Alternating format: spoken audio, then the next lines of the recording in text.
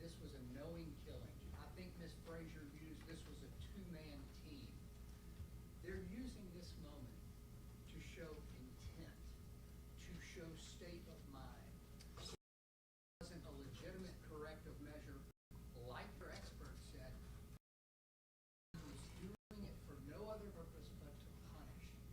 The state's theory is that they wanted to kill him. Right. Yes, sir. That's their theory.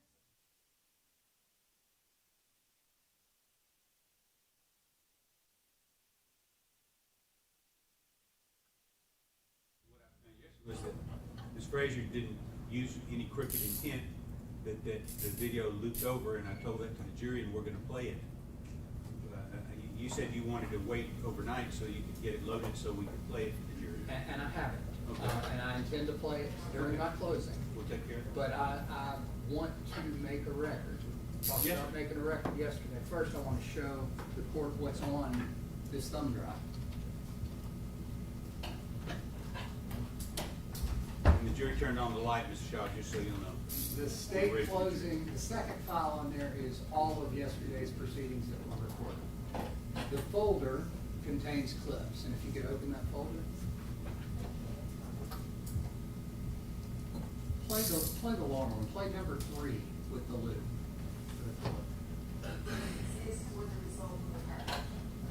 Stop. Hold on, we're gonna do it again. For the record, or audio played, but no visual. All right, play it again.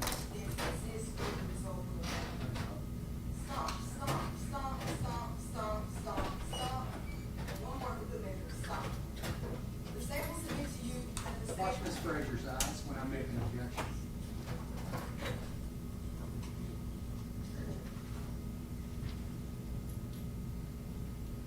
They can say this was an accident, but at what point do you quit getting the benefit of the doubt? I mean, I want to take the court back and put this on the record. We have the Keith Williams statement that was never turned over, which he said no use of, it wasn't excessive force. We have the TBI report in which an FBI agent was interviewed and he said no use of force. That was never turned over. We have the way this was introduced to the grand jury, the way it was presented when they didn't have excessive force or cause of death. We have the video, the only video that they gave both of their experts that has come out in this trial that was intentionally manipulated. We've seen several videos in this case. One, Stevon Jones gets off the man's back at the 8-minute and 35-second mark. The other, he gets off after over 9 minutes. The fact of the matter is, this entire incident only took 7 minutes and 41 seconds. You heard Derek Pleasance testify to that. He's the only expert that actually got the Brady Bunch video and timed what actually happened. This keeps going and keeps going. At what point does it stop? That's not a rhetorical question. At what point do they quit getting the benefit of the doubt? I'm sorry, are you making a motion for mistrial? I am. I'm making a motion for mistrial with prejudice, Your Honor. I didn't want to respond. Mr. Judge, we can switch this over where we've got the summation of what happened yesterday. All right, we're putting another video in the computer. Oh, Judge, I'd like to introduce that thumb drive to the trial record. All right, what letter are we on? G or H? H, this will be exhibit H, not to go to the jury, letter to exhibit. For the record, we have exhibits A through H. It's the video that was just played, which is a channel 24 recording of the closing argument Ms. Frazier gives.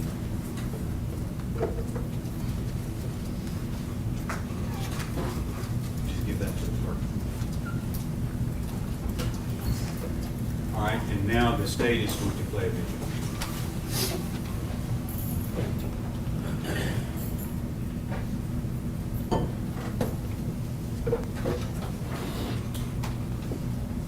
Mr. Judge, let's see that.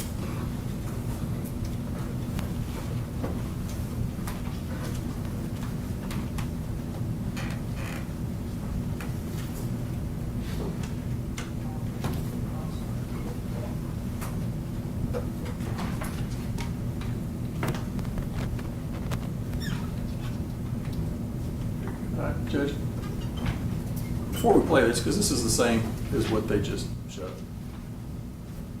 but what Ms. Chantley Frazier said was stomp, stomp, stomp, stomp, stomp, stomp, stomp, and one for good measure. Now, she's talking about the simple assault count of the indictment, and she has This is gone over. count 4, charging Mr. Jones with assault. Right. And she's spent her time summarizing a very long trial in a succinct way as possible to cover as much, and she's prepared this PowerPoint to the best of her ability to be able to try to get this done, and done it in time to be able to give that closing statement yesterday morning. And she gets to this point, and she wants to show to the jury as part of her PowerPoint this clip of video where Mr. Jones is stomping on the victim, Gershun Freeman. And she counts 7 stomps, and then she's counting the 8th stomp, and she calls that for good measure, for good reason. Because he does the 7 stomps with his back to Mr. Freeman, and he's stomping, holding onto the wall. And then as he finishes the 7th, his next to last stomp, he turns and faces Mr. Freeman, who's now on the ground and under control, and he does a front stomp, and that's the one that's for good measure. Now, because she was trying to narrate as closely as possible, 2 things happen. Number one, she cannot get out all 9 stomps that he does before the one for good measure. And so she stops at 7 because the video is already getting to the point where he's turned and facing and is about to do the front stomp. And so actually, the way she said it undersells the strength of the proof. And then, because this was on a loop, she manually tries to stop it right at the point of the last stop, but it does go on for half a second longer. And Your Honor has correctly instructed the jury that if they think that the first stomp as it loops for the second time was the stomp for good measure, then they should just count that. You've already given that period of instruction. But let's watch what she said. Let's watch what she said, just to make sure we've got a basis point to start. So go ahead. There's no audio. Circumstances surrounding the conduct or the result of the conduct when the person is aware of but consciously disregard a substantial and unjustifiable risk that the circumstances exist or the result will occur. Stomp, stomp, stomp, stomp, stomp, stomp, stomp, and one more for good measure, stomp.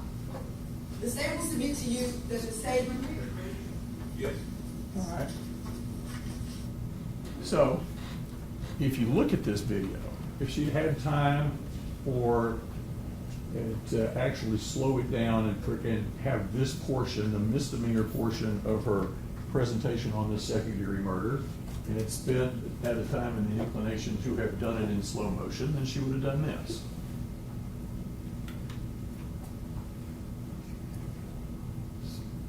Stomp, stomp, stomp, stomp, stomp, stomp, stomp, stomp, stomp, and now he turns and faces Mr. Freeman, looks at him, he's already down and under control, boom, stomp, one for more, and one for good measure. That's not a stomp, Judge. Well, that's up to the jury to decide.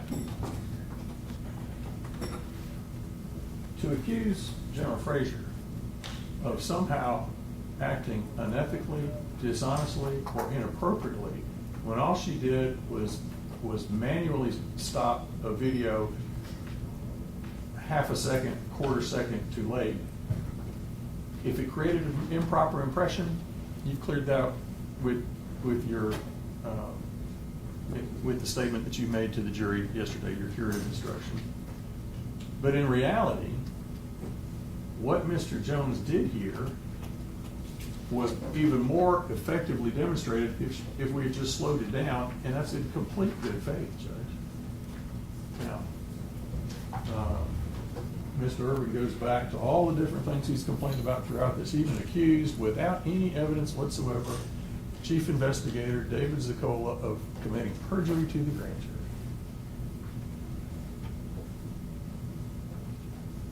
Judge, General Frazier's acted in good faith. We've acted in good faith. We've been professional throughout this entire trial, and his motion is not well taken. I've made my record, Judge. Yes, sir. And I would ask that this be made an exhibit as This well, would be- along with their. This would be I, exhibit I. I would say. Just a second, let's mark the exhibit.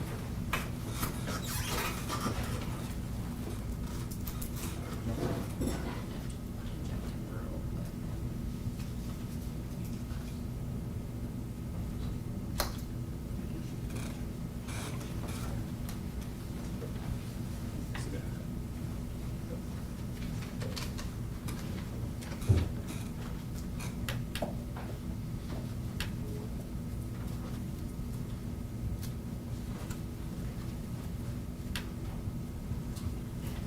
All right, yes, sir. I would just say that every single witness that sat in that chair said that he stopped once his objective was achieved. Every single witness said that. And the video speaks for itself. There is no other stopping. He steps to the side, and I know that's a fact-finding mission for the jury, but that's not what happened. That one more to go on is perfectly timed with the loop and playing it again. It just is. I don't know how else to argue. It speaks for itself. All right. And I understand you're making your motion and why you make it. However, the state has a theory in this case, and they're pursuing that theory. And although you disagree with their theory, it's like if we were trying a bank robbery and they showed a video of somebody robbing a bank and the defense objected and said, but he didn't do it, Judge. So they can't, I mean, they have a right to put their proof on. They have a right to put the video on showing what they say is stomping, that the jury can agree to do that. And they can agree with the state, they can also agree with the defense. We've got a lot of videos in this case, and they're subject to interpretation. So, but the main thing is, I do not find that Ms. Frazier acted unethically. The state has not done anything wrong in this case, as far as I can see. I immediately gave I gave an instruction to the jury so that they would know that this was a mistake. I don't know if you call it a mistake or just a happenstance, but in any event, the jury was told by me, and you can repeat what I said as well as the state, that if they interpreted this as a final blow, it was a recording of a different stomp, not the one after that series of stomps. And so they cannot misconstrue what she said, because I've told the jury that that's not what she meant to do. So for that reason, I don't see any harm to the defense, and I cannot find that she's done anything unethical or that the state is somehow falsifying evidence. I just cannot do that. And I understand the court's ruling, I'm going to move Sure. on, but you did instruct the jury that that's not what she meant to do. That's right. And while it was a misrepresentation, telling the jury it was a mistake versus intentional, I take issue with. I understand you take intention with it. Now, you're going to play the Channel 24? I'm not going to play video? all 7 hours of it. I just introduced So everything. if I could just so we have finish a my record. question, if I could finish my question. Yes, sir. Are you going to play that exhibit, which we've marked as exhibit H? I think, William, it's the one that you showed to me this morning. You're going to play that in your closing argument. There's no need, because my intention was to play it before when we brought the jury back in. But if you can do that in your closing argument, then I'll just leave that alone. I'm going to do it in my closing. All right, thank you. Anything else we need to take up before we bring jury in? No, sir. All right, bring jury in, please. Yes, sir. We need to get back to it.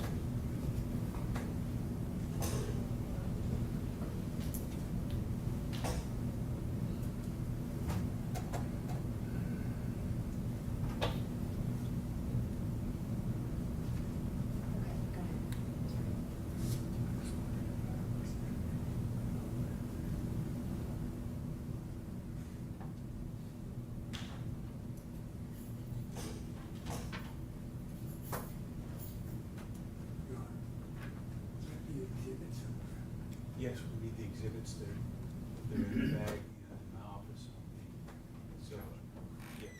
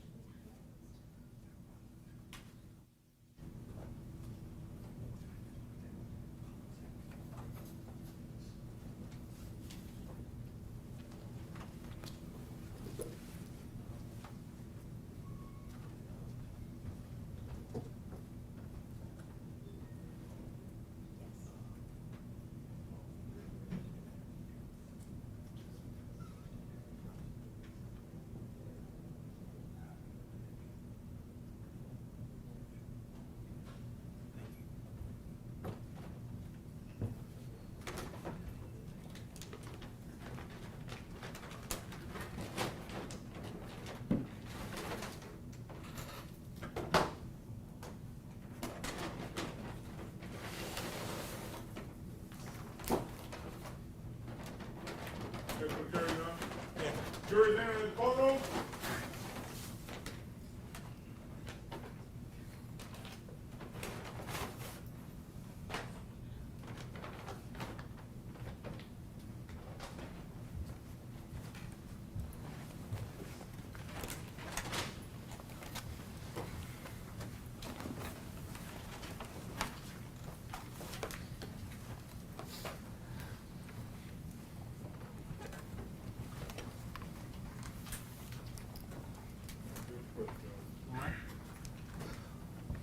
Good morning again. Good morning.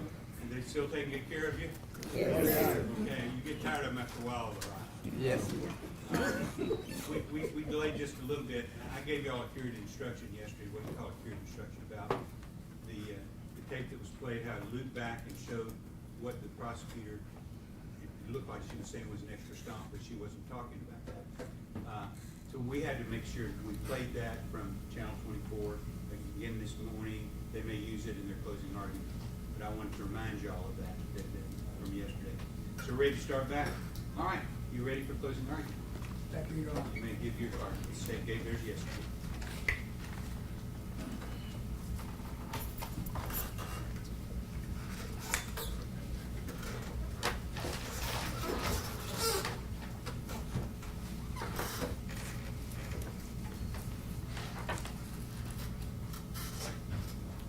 Morning.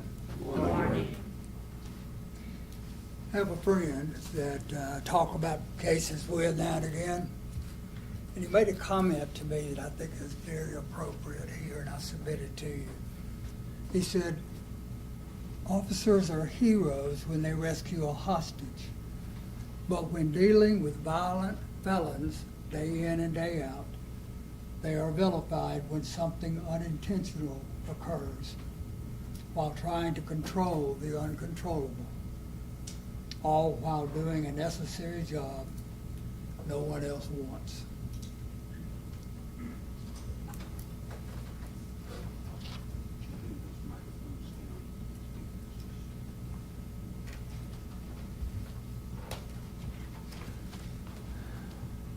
Truth. We talked about truth in board hour. We talked about how you wouldn't know what the truth is because we weren't there. Of course, we did get to see the video, which brings us on scene. But the truth of what's going on in people's minds, we don't know what truth is.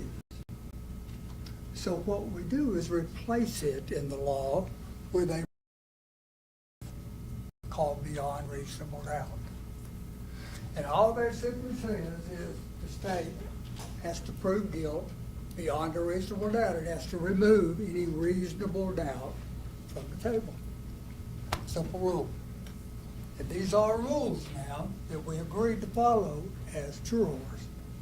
And we make a decision based on the evidence and the facts in the case and the law, not on emotion. Not on emotion. It's hard not to feel emotion. You just can't drive the decision-making process.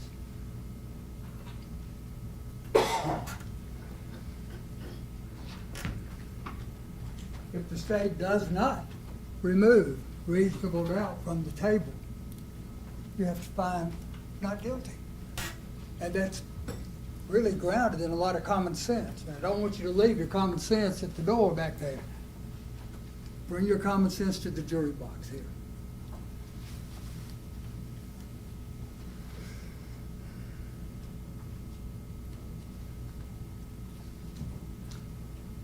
This setting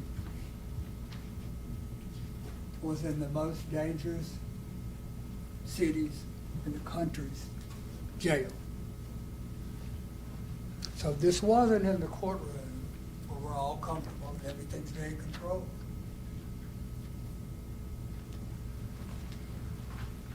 This was in the jail. And that jail is no doubt a danger zone. It's dangerous. It's dangerous to be there. Why? Because we're the most dangerous city in the country, and the people who get caught are killed there. And thank goodness, in that jail, there are people who pitch in and help, make sure people are safe. There are people who watch it being done. And there are people who afterwards criticize what those in the danger area did. The second guessers, the Monday morning quarterbacks, what should have been done, what could have been done, the suits, pointing the finger of blame. Thank goodness there is a group of women and men who are willing to undertake the duty of keeping the jail safe. That's their specific duty. They're called the DRT, stands for Detention Response Team.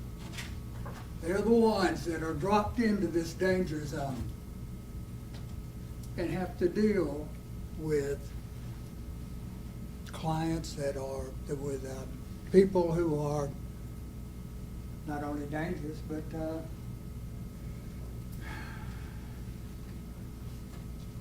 violent.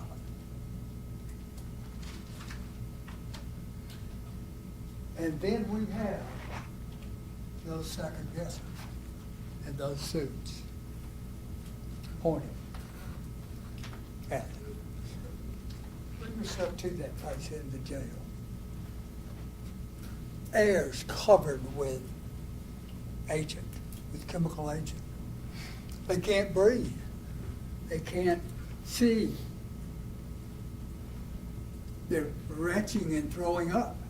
These are officers who get this spray as part of their training. Of course, you just get one spray. There were a bunch of sprays going on in that area. But that's the context.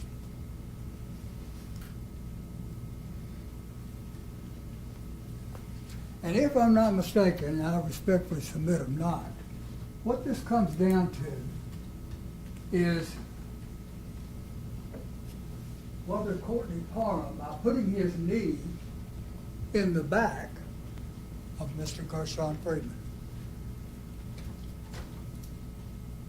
was reasonably certain to cause his death.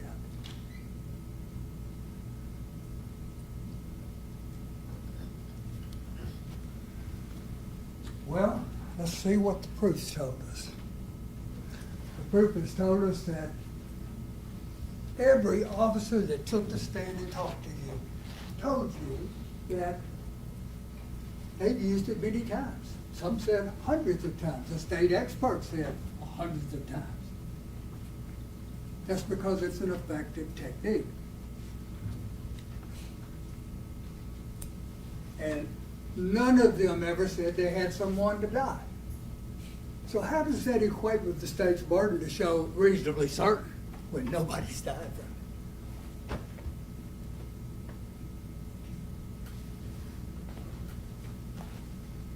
What they say is you got to use extreme caution and care. observe him continuously if you're going to use the knee in the back. Was that conduct reasonably certain to cause death? Reasonably certain.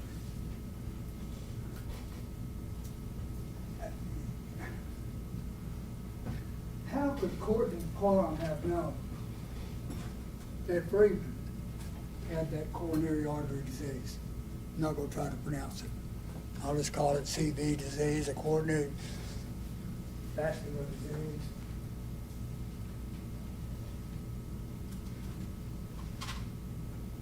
And is that coronary vascular disease and heart attack, are they an intervening cause? So is that what caused death? Not what these officers did. The state has relied heavily on this policy. Policy set out saying inmates may not be placed face down in the prone position. Notice says may, not shall. That makes a difference in legal stuff. Inmates may not be placed face down in the prone position while in restraints because of the possibility. And we're talking possibilities and versus reasonably certain burden of proof. Possibilities and reasonably certain are compatible.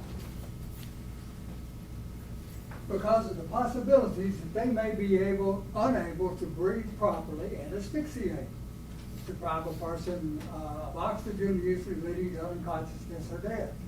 If an inmate must be placed face down in a prone position, he or she must be continually observed continuously by security staff, and employees must exercise great caution when placing their body weight on the inmate,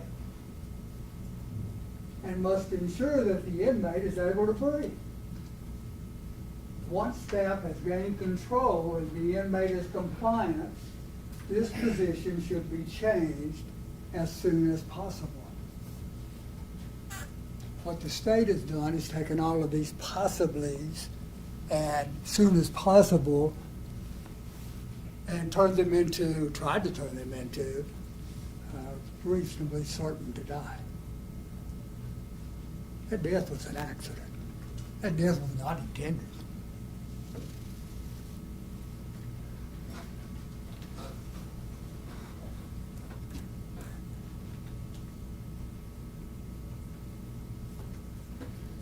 Go back.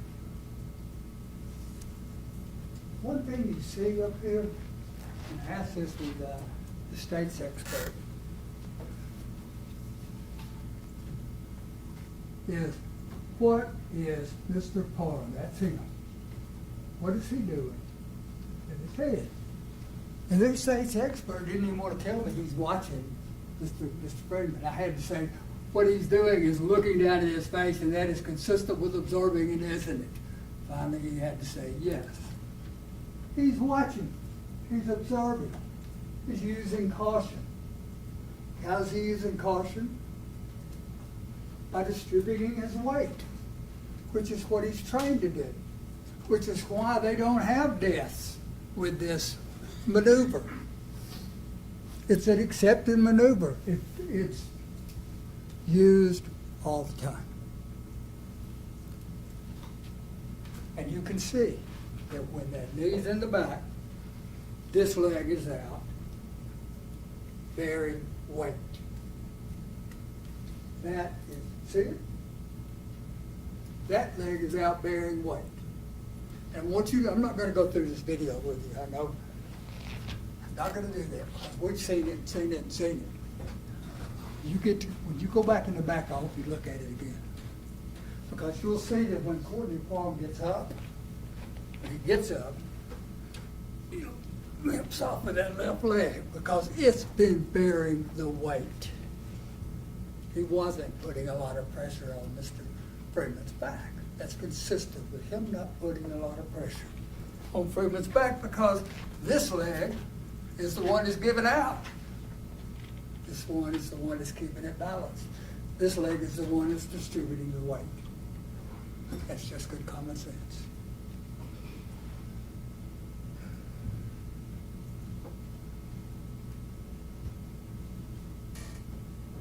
So, policy and use of force. I just don't know that it could be said any better than what Derek Pleasant said. And I want you, please, when you go back, look at the difference in credentials of showing that they know what they're talking about, and not there as a favor or anything else, but there to give an honest opinion. Mr. Pleasant, in talking about that policy statute, says this: policy is it's got to be clear, it has to be concise, and it has to have an element of flexibility. So when it's written, it's rarely absolute. Rarely do you see a use of force that is absolutely clean to policy. I've been involved in dozens of use of force in my career. One of the key takeaways I consistently have is that every use of force almost exclusively has things we look at in hindsight. That we could have done better. We adjust our policies to try to eliminate the likelihood we have to use that same force again. Policy lives and breathes. It has an element of flexibility built in. It lives within the law. But it's rarely pretty, rarely as clean as the policy was offered. In those circumstances where you said there were things you could have done differently. Rarely do you see a use of force that is absolutely clean. I've been involved in dozens.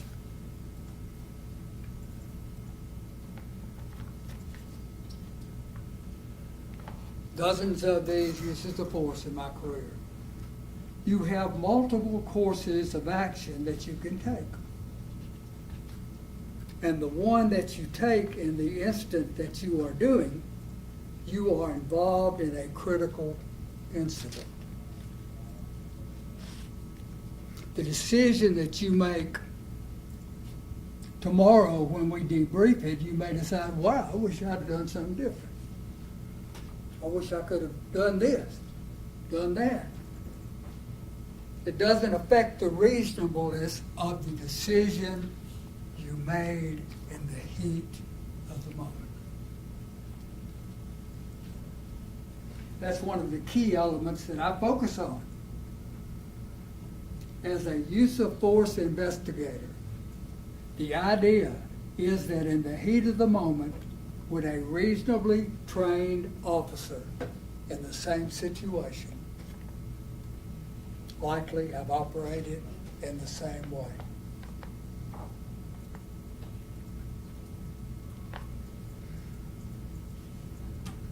That's how you balance it.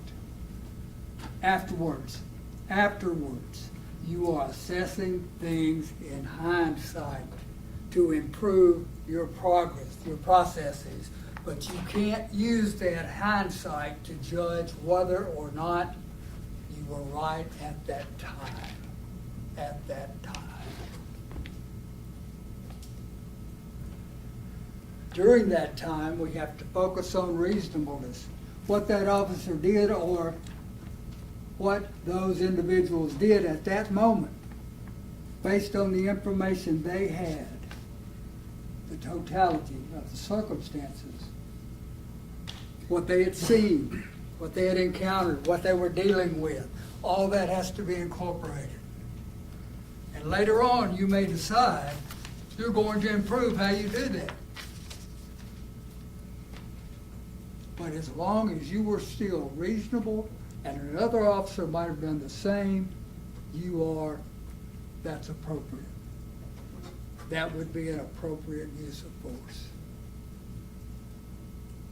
That's what the most credentialed use of force expert has told you. This is where you see Deputy Jones come off Mr. Freeman. Control is not established by restraint. Remember, he was cuffed and restrained with his legs. Restraints aid in control or are an adjunct to control. Control is a human endeavor. Last paragraph. Mr. Freeman, in this tragedy, he wasn't responding to the pepper spray. Some people do not. He didn't seem to be feeling the pain of it. So he's covered in it, and when an officer puts their hands on somebody, pepper spray burns everything it touches. It feels like a second-degree burn, and it's the best way to describe it. Using the knee gives the officer purchase. He's able to have the fabric of his uniform to help keep a grip on a relatively oily, slick subject. The knee allows him to have that purchase and not to have to use his hands, because officers have to be able to use their hands. That's very important. So they got to keep their hands free. That knee position does that for them. They've got their hands here. They can lean back, they can lean forward. He's watching down to exercise caution. He's not putting weight on Mr. Freeman's back any more than necessary to keep him down. Because there came a point that Mr. Freeman was not willing to get away anymore. And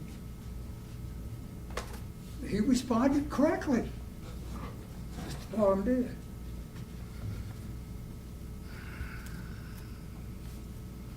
He's able to have the fabric to help him get a grip on a relatively slick subject. And this allows him to keep his hands free, because law enforcement officers have to keep their hands free. Hands or how I get tools handed to me. Hands or how I receive additional equipment. By using the knee, the fabric of this uniform is helping to hold him in position. That's not unreasonable. That's a common technique.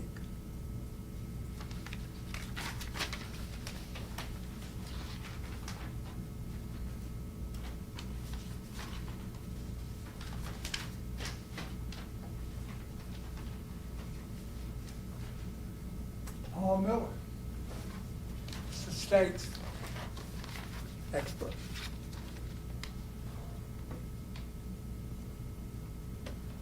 He was asked, any way you can tell looking at Courtney Parham, one knee off to the side and one knee on the back of Gershun Freeman, any way you can tell how much weight he's putting on one leg or the other? No. Can't tell. That's what their use of force expert says. I can't tell, but we think it's reasonably certain. That makes no sense. That's why you have to, at times, have a group of citizens come in and stand between the government and its use of power and a person accused. Courtney Parham has been described to this jury. Stand up, Mr. Parham. as a gentleman. A man that has never had a write-up since he's been in that jail, not once. That's the kind of person you're dealing with here. That's the kind of person that has the knee in the back. So, their expert witness can't tell how much weight is putting on one side or the other. A lot or a little pressure, you could do both. Which one? I can't say. When did it happen? I can't tell.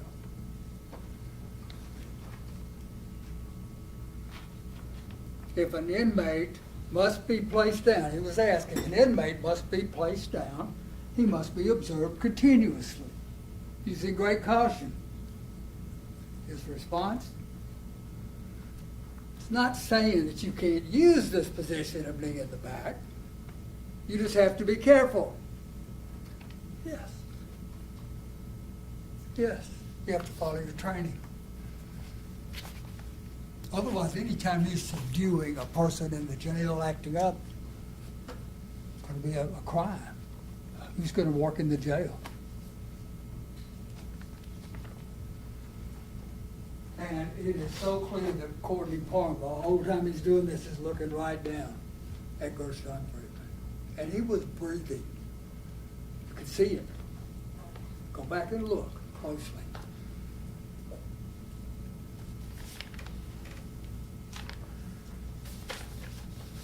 Then we have Michael Green. Talked about use of force. Michael Green, Captain Michael Green, Commander Captain Michael Green. Back to his officers. He said, I trained him. I trained Courtney Palmer. And I've watched this video a whole bunch of times, and his actions are reasonable and consistent with his training. That's a man that was on site. He was present in the court, in the jail that day.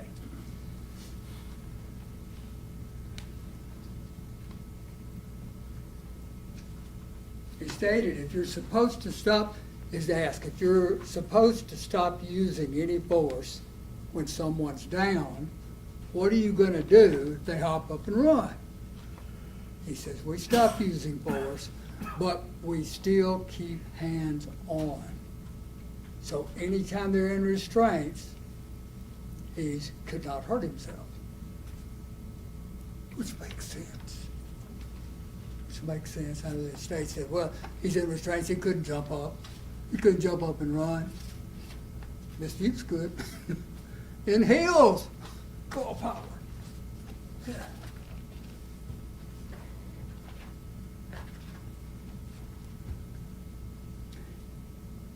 Is one of the restraints to be used the knee?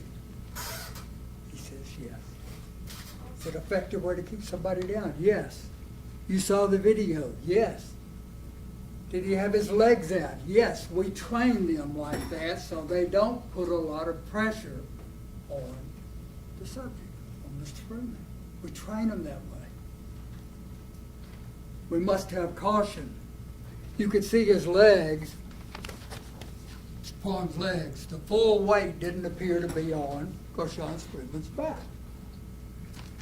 And you'll see that that assessment is consistent with Dr. Ross's medical opinion.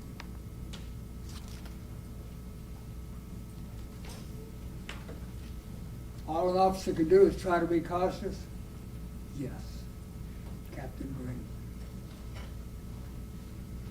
Try to do the best you can? Yes. Did the knee and the back restraining Gershun Freeman appear to you on the video to be punishing? No. Corporal punishment? No. Where in the world did that come from?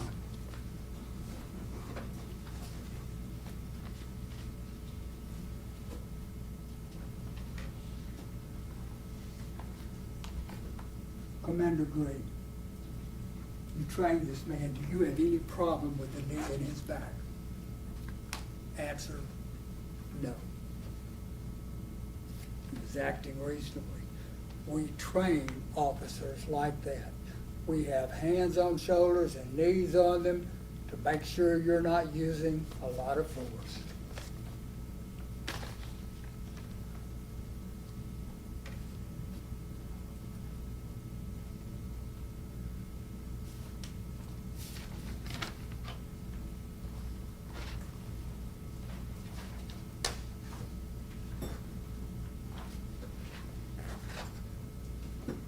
Setting of this case, we have a mentally unhealthy psychotic man who never should have been in that position. He never should have been in that jail. He should be taken to mental health area, mental health people to intercede. But that's not what Courtney Palm does. That's not his job. He didn't even know Gershun Freeman was there. Much less that he had a restricted order. Gershun Freeman was charged with aggravated assault and aggravated kidnapping.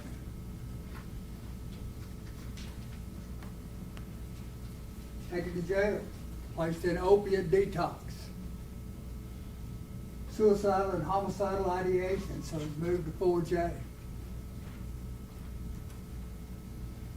Covering his camera, and when asked to stop covering the camera, or told to stop covering the camera, made threats saying, "I'm gonna kick their ass." He said he wasn't well.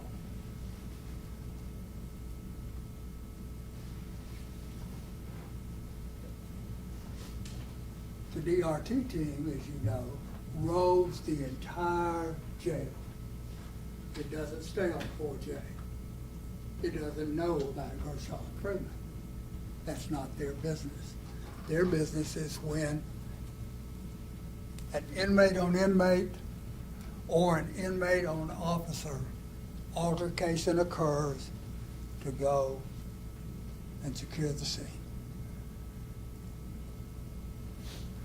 Tough job, dangerous job.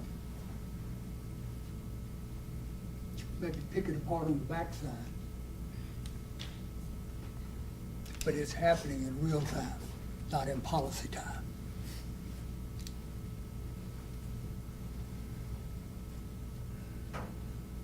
We know that Gershun Freeman, psychotic, naked, jumping off his bed, masturbating in the camera, paranoid, hyper agitated, covering the camera, gonna kick their asses, fighting with deputies, trying to get away, stabbed in a prior incident before he got to jail. See the patch on his back. He's violent.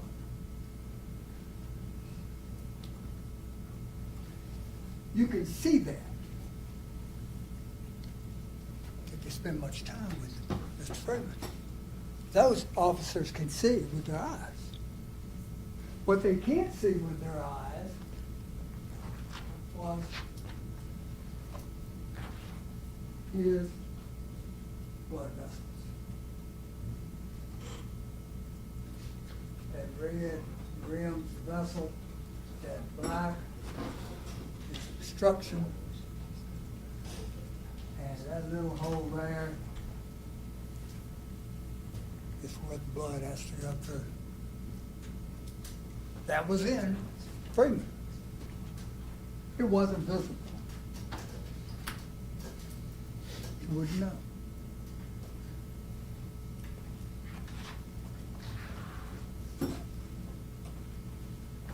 Escaped the cell.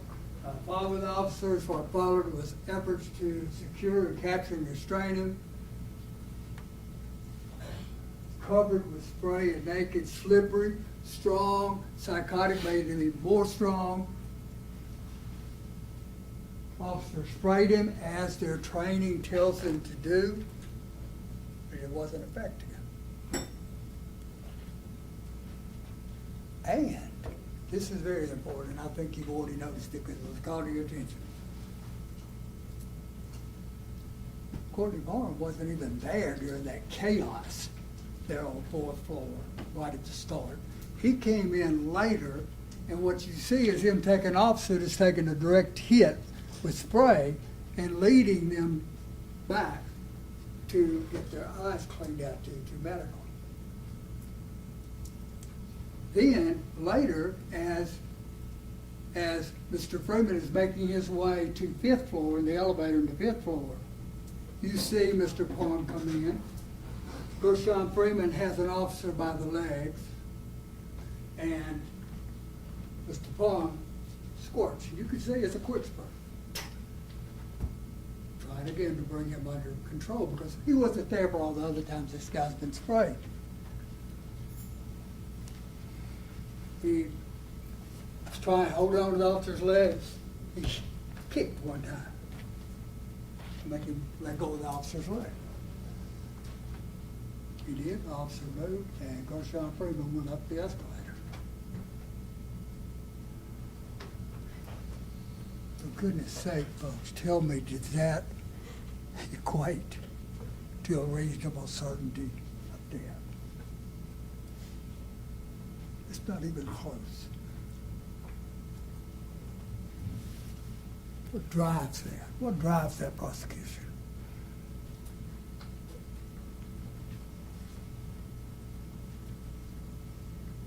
Caught on 5th floor, placed on the ground, prone, face down.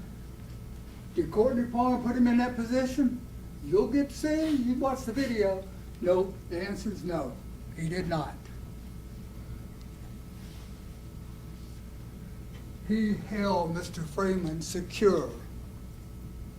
He maintained control because that's the human element that's required to keep control of the individual. Did he know he was having heart issues? No, he had no reason to know.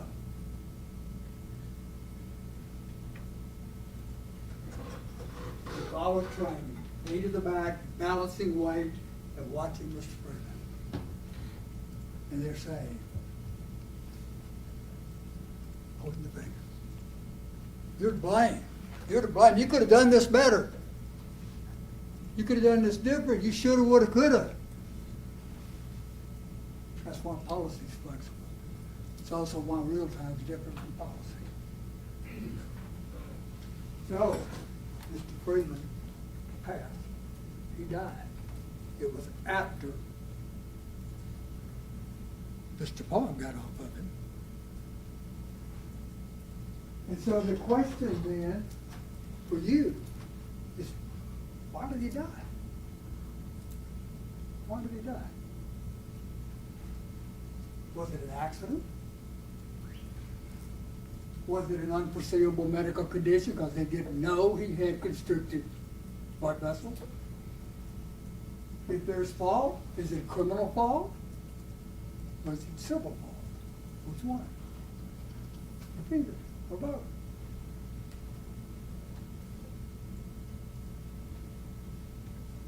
If blame is formally made after a death, you go to the civil court with lawsuits, as the family's done of Mr. Freeman. You can go to the criminal court or the criminal system and go through the grand jury. You remember we talked about the grand jury, one-sided. And maybe the only way you could get an indictment in this case. And an indictment came. What happened, looking back, put a little time frame to it, because I wanted you to see this. Death was on October the 5th, 2022. That's when Mr. Freeman passed. Dr. Ross, who's the West Tennessee Chief Medical Examiner, decades of experience, performed the autopsy the next day. The next day. And he's done over 5,000 autopsies. Not paid to testify, he definitely said it's not. There's no evidence of mechanical asphyxia. That's what the state's traveling on. mechanical asphyxia.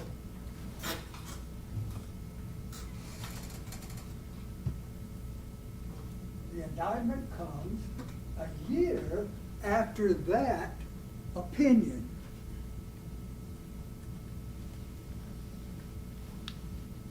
How did that indictment get here? Through that grand jury. Because there was not even a cause of death expert at that point that said it was mechanical asphyxia.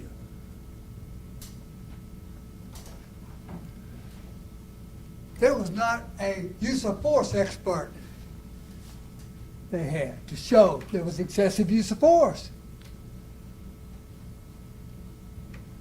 Running this timeline on out, you have death, October the 5th, 2022. You have Dr. Ross doing his autopsy on October the 6th, 2022, the day after, where he found the cardiovascular disease. The vessels were restricted because of all the activity and the stresses of what was going on. The heart needed more blood and couldn't get it.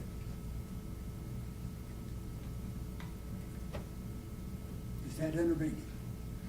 Or should Court and Palm should he have known? Should he have known? Should we just say, hey, he should have known? No. How could he have known? Then, 2 years after the indictment, Dr. Lee is brought in. 2 years after the indictment and 3 years after the death and after Dr. Ross's autopsy.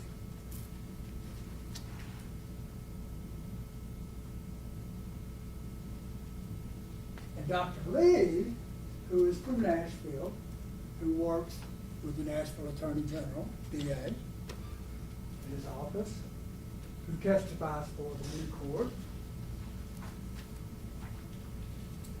he says, oh, this was mechanical asphyxia. How do you know? Oh, watch the video.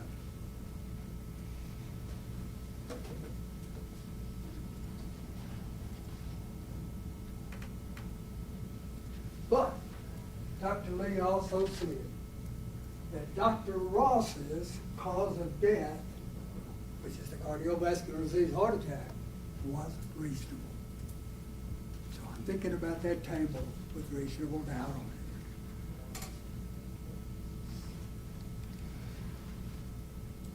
Then, this year, we have Paul Miller comes in.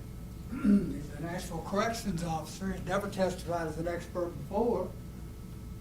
Comes in and gives you an opinion about, well, the weight on his back. That's what causes death. That's put too much weight on his back. How much did he put? You can't tell. But when did he put too much? You can't tell.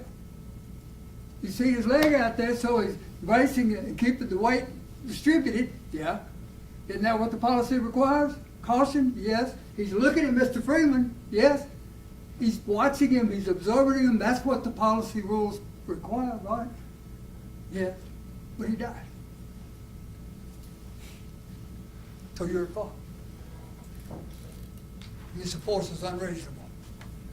This is exactly why you can't go from the back to the forward, from the end to the start, when you're looking at the reasonableness of the officer's conduct.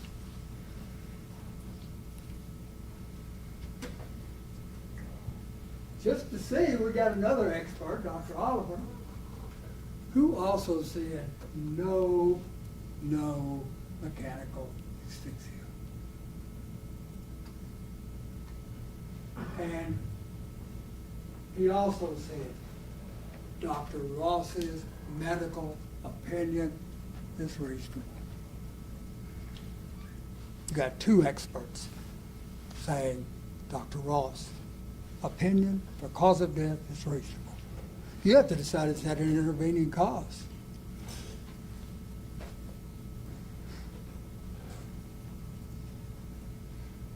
So let's look at what Deputy Parham did.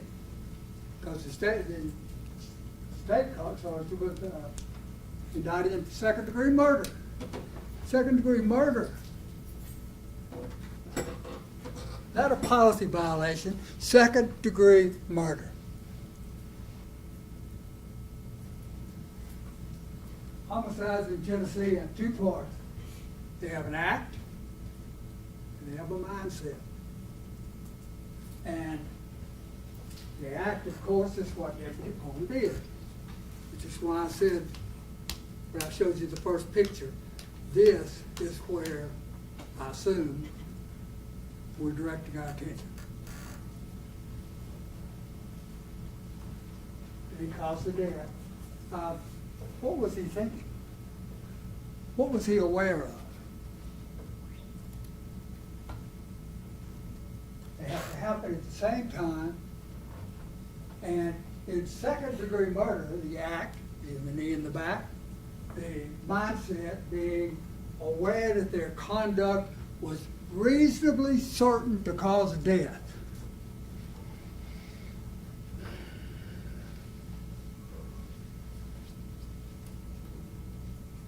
And aggravated assault. Act causes bodily injury.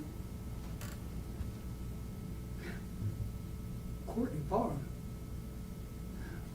where is his act that's aggravated assault that resulted in death?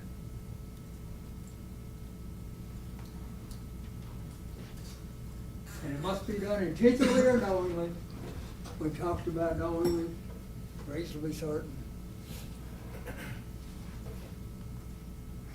So, homicide is an unlawful killing and charged second degree. They're saying, Mr. Freeman, you died and you did so because Courtney Parham was on your back, and even though he was reasonably certain that you were going to die, he didn't care. He didn't care. Yeah, put some more in. He didn't care. That, from a man with no write-ups, I submit to you that's very inconsistent with that character. This man was trying to do his job. And that's what they've got to prove for second degree. Voluntary manslaughter, it's the same thing as second degree or first. It can be done intentionally. But the putting the knee in the back has to be based on a state of passion, based on adequate provocation, sufficient to make a reasonable person act in an irrational manner. The way they used to tell it to us in law school was, you get off work early one day, get some flowers, get a little bottle of wine, tiptoe home, you're going to surprise your mate, tiptoe in the house, catch him in bed back there with somebody else. You open the door, pull out your 9mm, and pop both up. And by George, you meant to do it. A jury can say, you shot him and that's wrong. But we understand why you did it. You were in a state of passion. Based on the adequate provocation of seeing your mate in jail. That's what voluntary manslaughter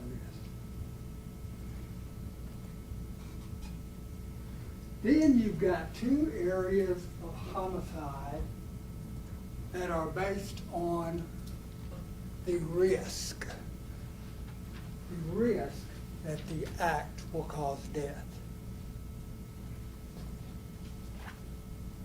A substantial and unjustifiable risk.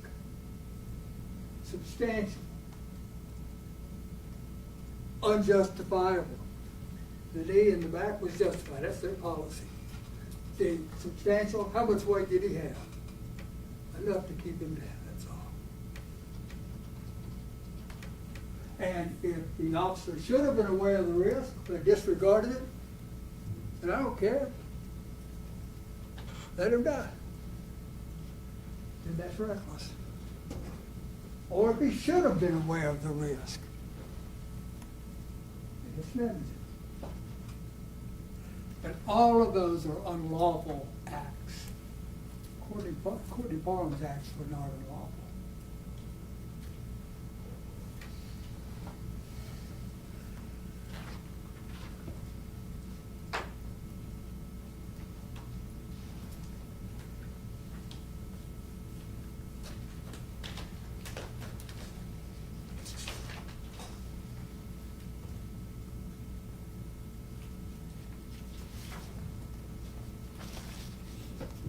The aggravated assault resulting in death. For you to find Mr. Farm guilty of this offense, the state must have proven beyond a reasonable doubt the existence of the following elements. There's two of them. That the defendant intentionally or knowingly caused bodily injury to him. And secondly, that the act resulted in death.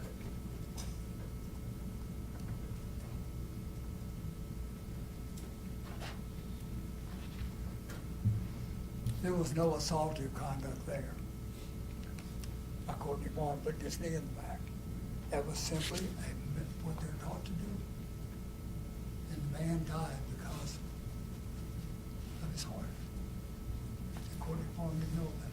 That's where we are. That's the middle of this whole dispute. State may want to talk about, he didn't give him CPR, he didn't give him a rollover, he didn't roll him to the covering position, he shoulda, woulda, coulda. And it had already happened. How? Courtney Barnes up.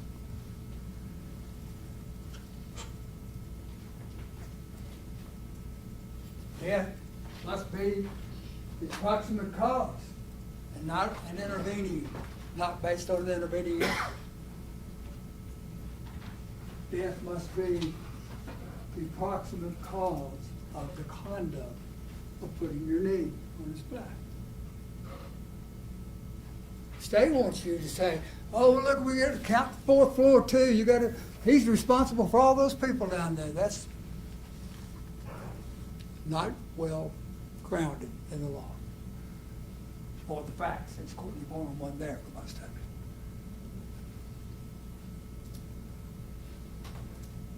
There can be more than one reason, more than one cause for death. And you'll have to look and see what you think. This is why we have a jury. But it's a defense if death resulted from an unforeseeable intervening cause or from other circumstances unrelated to Courtney Barnes' conduct, like a heart giving out. Looking at our medical experts, Dr. Ross, we got to know, why did he die, right? That's a big issue here. Why did the man die? Dr. Ross, who did the autopsy the very next day, says it's severe cardiovascular disease, with restricted blood flow to the heart, no evidence of asphyxia, no evidence of asphyxia the next day after the incident from a man that received no payment to come here and testify.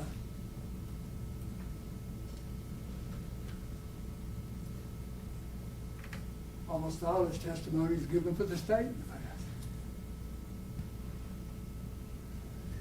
He said the physical activity required to engage in the altercation and struggle exacerbated this artery disease, restricted blood flow, and his heart couldn't keep up with it.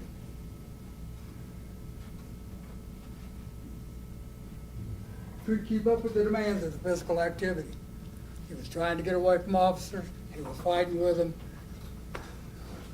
and the heart gave out.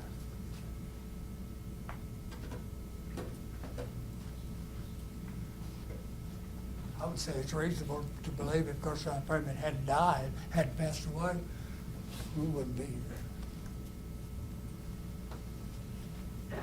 They started at the back.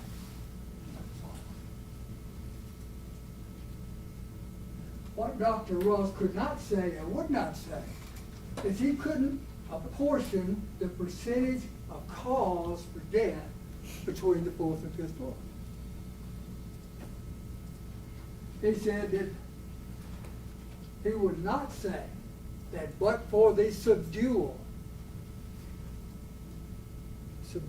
control, that but for the subdual, Mr. Freeman would have died. So you can't say that's the cause. Approximate cause.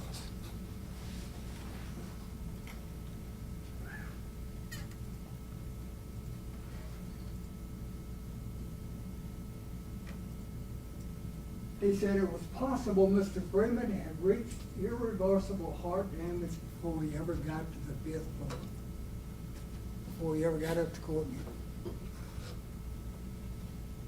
And they want you to find that they proved this case beyond a reasonable doubt. When 2 out of the 3 experts, well, no, really 3.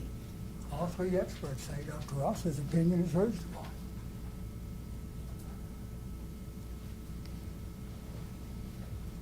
The government's not good at admitting they're wrong.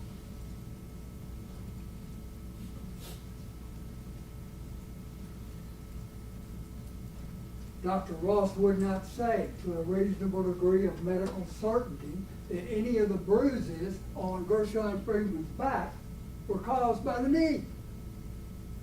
He couldn't even attribute it to the knee being in the back. Did that indicate a lot of pressure or just enough to keep him down? And I respectfully submit it's just enough to keep him under control. And that's all. Not corporal punishment. He said that there were no rib fractures that were usually seen with mechanical asphyxia.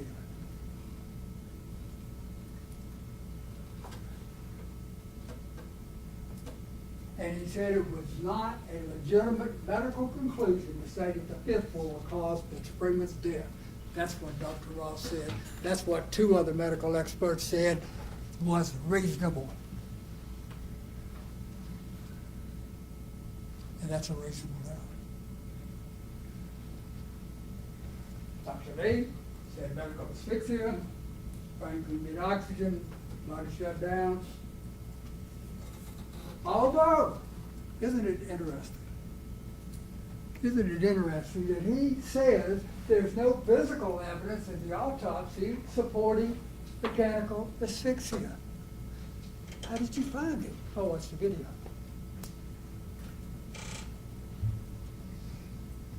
How do you know what's going on inside Gershun Freeman? Watching the video.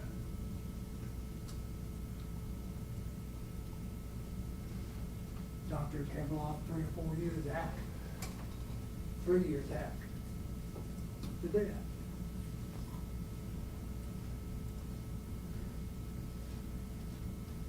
And Dr. Lee, the state's expert, says he can't say whether the amount of pressure placed on Gershun Freeman by the knee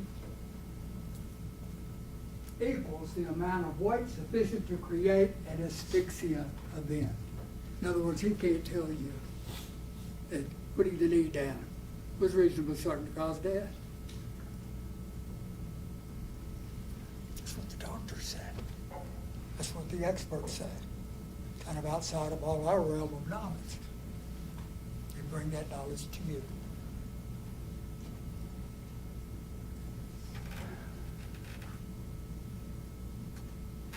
He says Dr. Ross's opinion is reasonable. Dr. Oliver, he disagrees completely with Dr. Lee's opinion.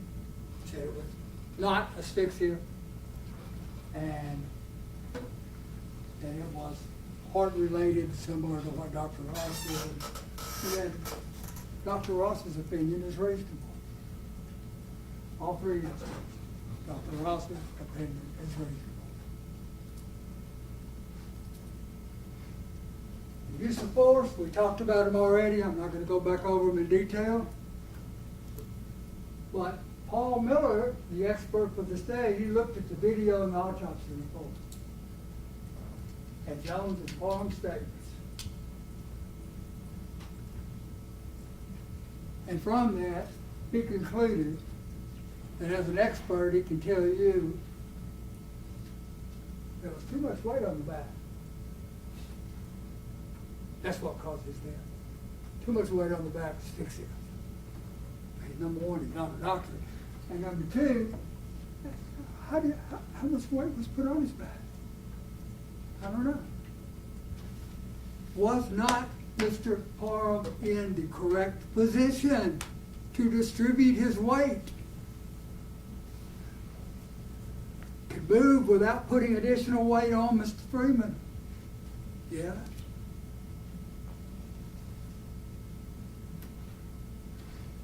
But he's gonna say what he's gonna say. He came up from national as well.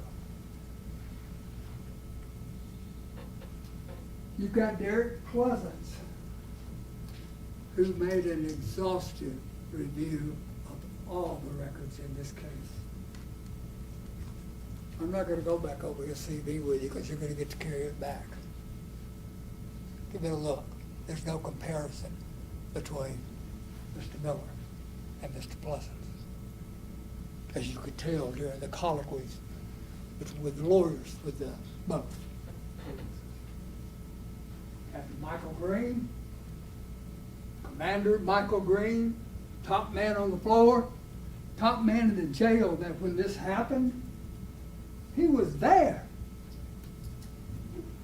And he said officers followed training on the 5th floor. Didn't like what happened on the 4th floor. The officers followed training. He said that the knee in the back was properly executed and reasonable, according to him.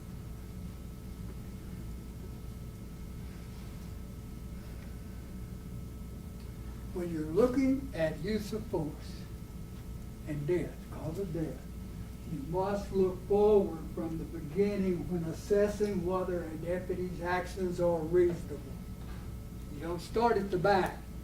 You don't start by wringing your hands and going, oh, they didn't put him over in a recovery position. He's trying to breathe. He's trying to breathe. And you're keeping him from it. No. You go from the first to the back.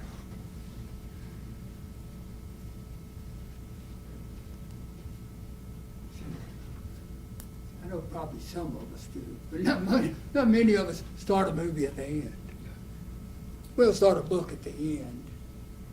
You start at the first and you find what's happening, why it's happening, why the result occurred. And this result occurred because the man's heart gave out. Something that Courtney Palmer didn't know anything about.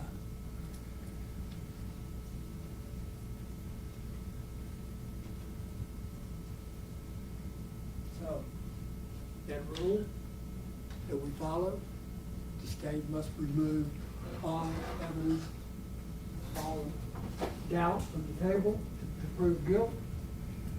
I'll give to you the medical experts, the use of force experts, all the officers that testified except for Harris.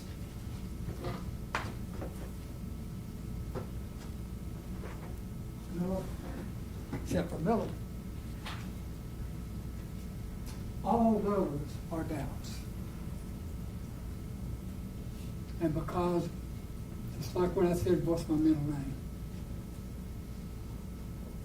If I'm singing it, I got to be bringing it. You can't ask a jury in a criminal trial to guess, to speculate, to base their opinion on emotion instead of the law and the facts.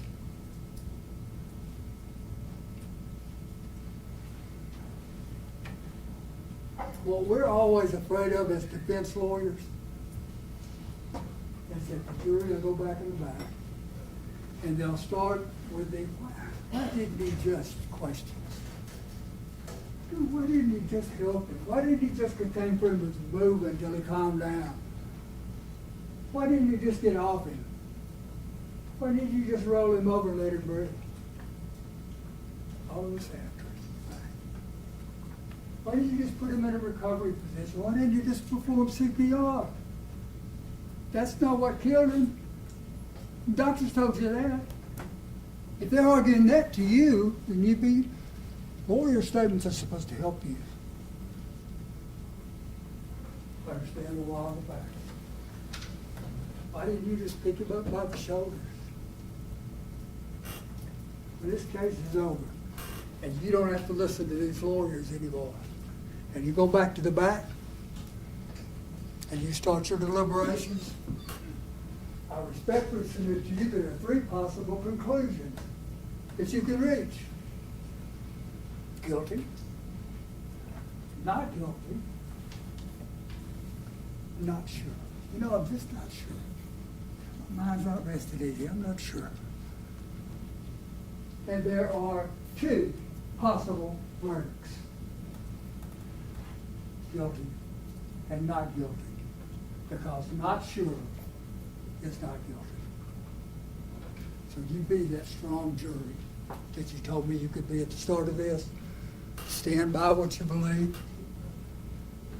and you deliver a verdict that represents the law and the evidence. Thank you. Thank you, Mr. Mason. You may need a break. We did that. All right, let's take a short break. Come back to y'all in a few minutes. You're excused. Get the clipboard to the chair, face down, please.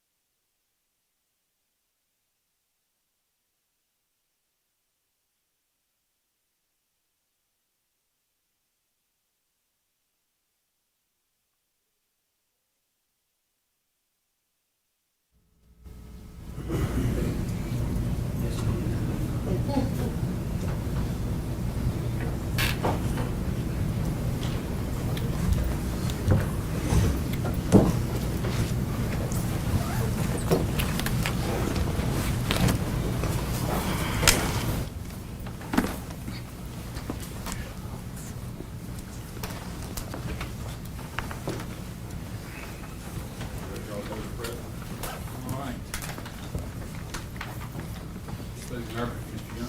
Thank you, Your Honor.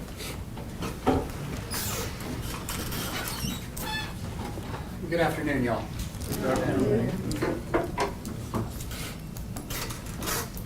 Follow the facts.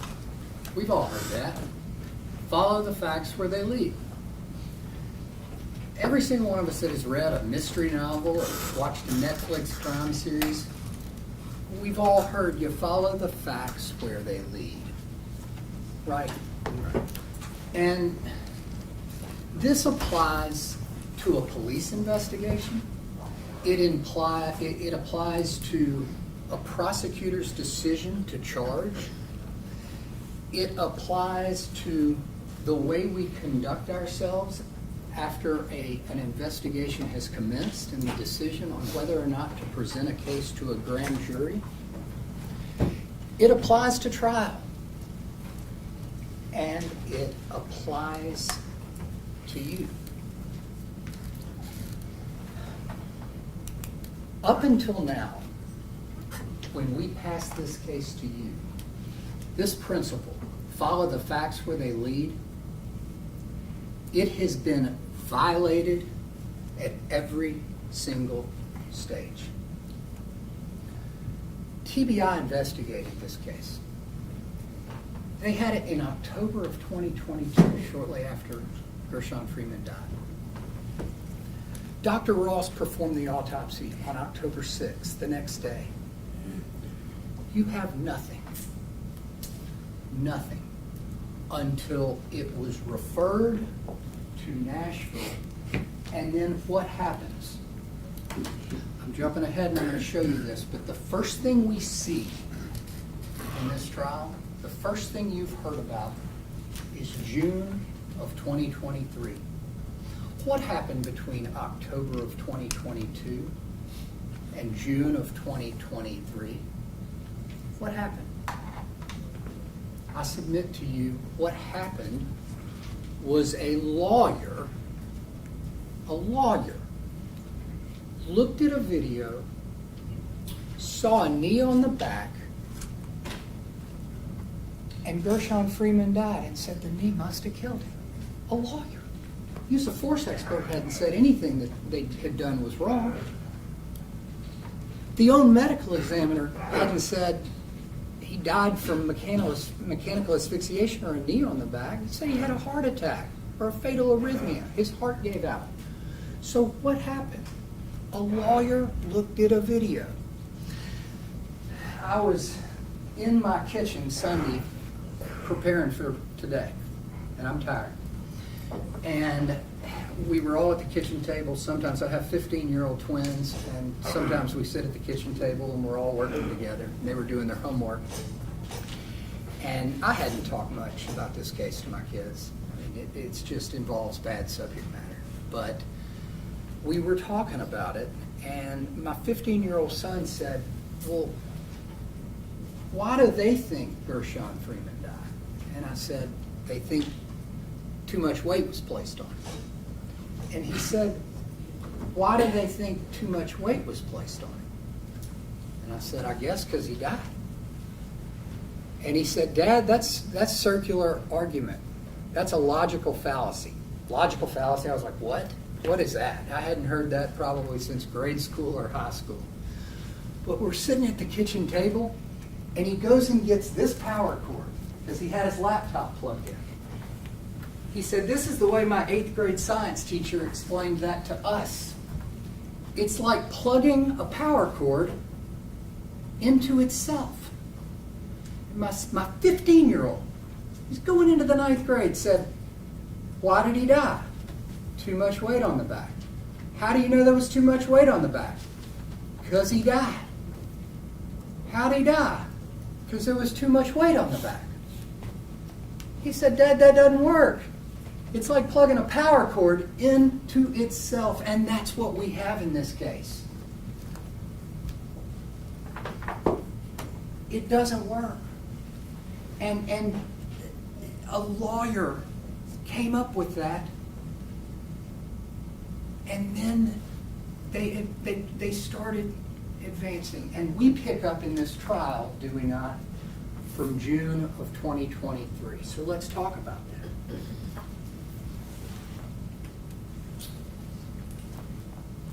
Follow the facts. June of 2023. That's the interview with Captain Green. For some reason, the TBI was cut out of that process. Mr. Baker's in the courtroom today in the back. Y'all remember him? He didn't even know about it. Why? And I'm going to be asking y'all that question a lot during this closing. I hope it's short. But why? That's the meeting. TBI's cut out of the interview. And I hope y'all remember when I stood here during opening, we didn't know what Captain Green was going to say, but do y'all remember when I said, if he's consistent and he's honest, he will tell y'all that what Stevon Jones did, waiting for those leg irons and putting them on, it was reasonable and within his training. And guess what? That's what he came in and said. But the state had that in June of 2023. They had talked to Captain Green, and if you think for a minute that Captain Green changed his story, they had a transcript of his statement. They would have impeached him with it all day long on the stand if he had changed his story. You heard Ms. Hunter impeach him about one thing. Didn't you rate this from 1 to 10? And then I correctly pointed out that no, he was talking about the 4th floor. He was completely consistent with his assessment of the 5th floor.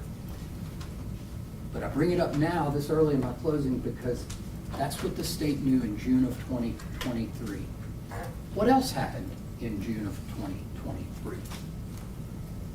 The interview with Dr. Ross. And they pushed Dr. Ross, and they pushed Dr. Ross. And Dr. Ross said, this man's heart gave out. It was because of the struggle, not anything one particular jailer or jailer did. I cannot say that. I can't say if it was the 5th floor. I can't say it was the 4th floor. That's what they knew in 2023. They had talked to Captain Green and they had talked to Marco Ross. What comes next? The indictment. The indictment comes next. September 2023. That's what we got. And these men are indicted for murder. And then, what happens? What have we seen in this trial? Dr. Lee and Paul Miller.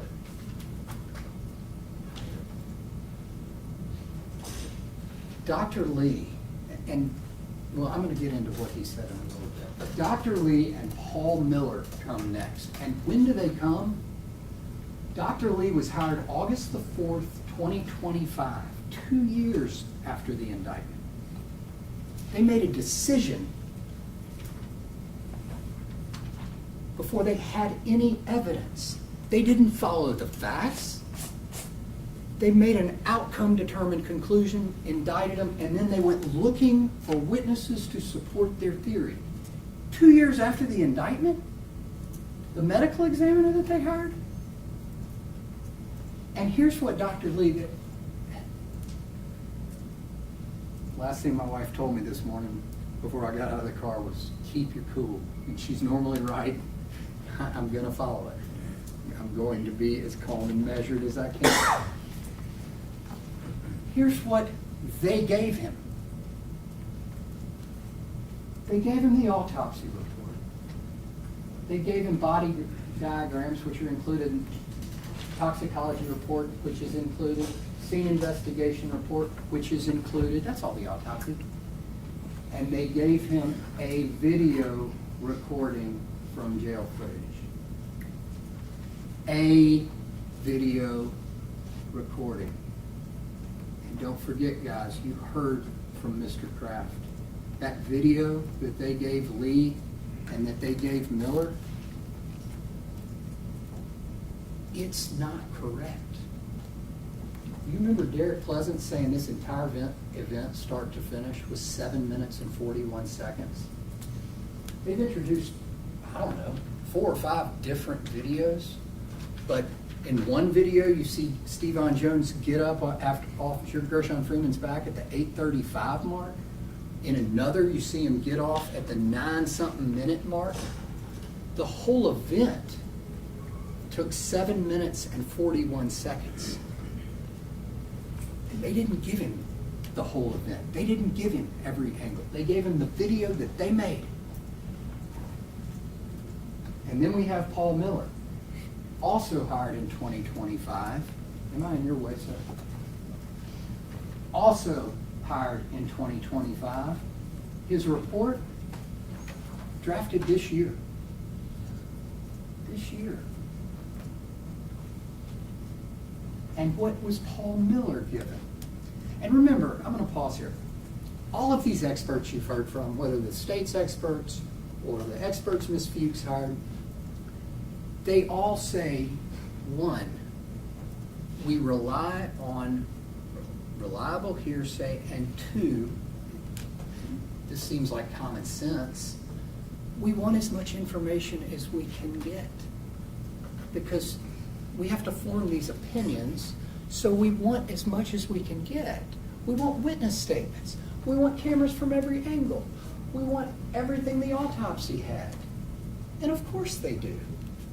They're offering major opinions in a homicide case. Of course they want everything. They weren't given everything. What the state gave them, again, a video of the incident, autopsy reports, and then the Shelby County Sheriff's Office major incident packet. Do you remember he said the incident packet only had Howell's statement in it, and he didn't know who Howell was? Y'all remember that? And then TBI interviews with only the defendants. No Cleaves, no Lawson, no Perry, the men that were up there that day, none of the nurses, none of the people on the 4th floor. It's the state's choice. Why not give them everything? Why? Why? Why not give them everything? Both experts, 2 years after the indictment, the state only gave them a fraction of the material and a video that wasn't accurate. That's what they gave their experts. Why? Follow the facts. Now, part of my job is not just to summarize the evidence for y'all. Y'all have heard that. Mr. Massey covered everything I could possibly want to cover, and I'm not going to do it again. What I want to help you do is walk you through your decision efficiently, okay? You've had to digest a lot of material, and I want to walk you through how to answer these questions efficiently and easily for you. And as we do this, I want to remind you of the state's burden. Remember, I told you, the state's on trial. Remember when I said that in opening? It's, did they prove their case beyond a reasonable doubt? And when you're assessing that, you have to ask, have they removed every reasonable alternative as to every essential element? What that means is you apply the reasonable doubt standard to each element of the crime. And if one fails, you've answered your question. You don't even have to look at another element if one has failed. So let's start here. Did the state prove beyond a reasonable doubt that anything these officers did cause the death of Gershun Freeman, and without which death would not have occurred? Do y'all remember my SAC example? Okay. If we could lower the lights.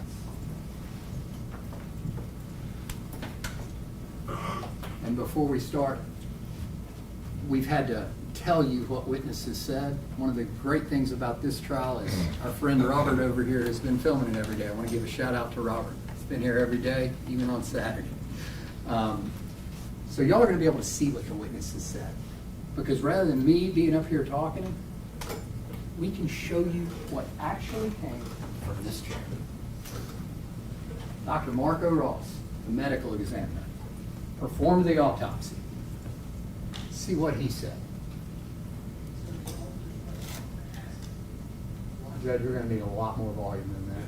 It's turned all the way up. I'm told.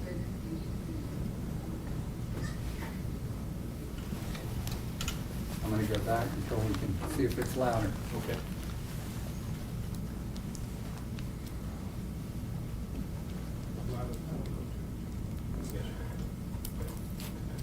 That's as loud as it goes. We may have a problem with the rest of these guys. But I may have to narrate, but if we can be quiet, your volume doesn't work at all, Ms. Fuchs. This is the remote, which says 100%. All right. Y'all please try to listen carefully.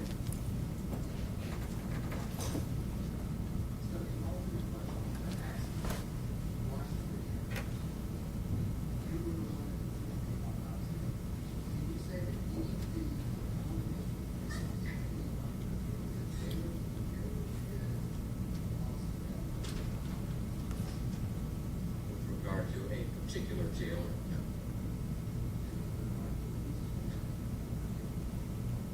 I cannot say.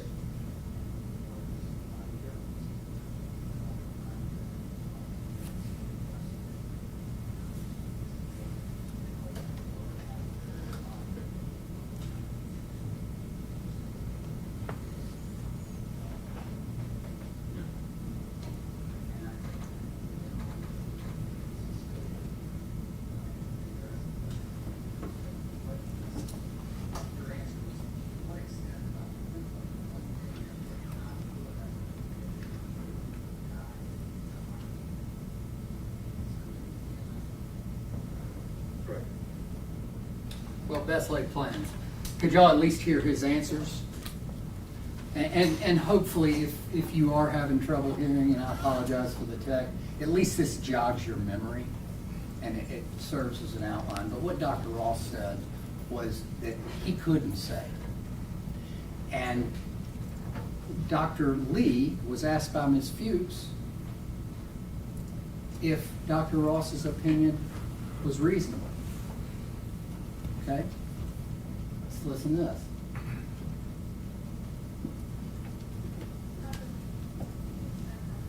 Yes. Yes. Yes. You know, yeah, definitely I respect.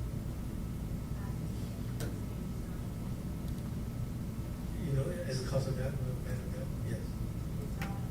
Yeah, you know, I will respect his opinion. I think the difference is the person on the stand has that channel 24 microphone and the attorneys don't. I think that's right, Judge.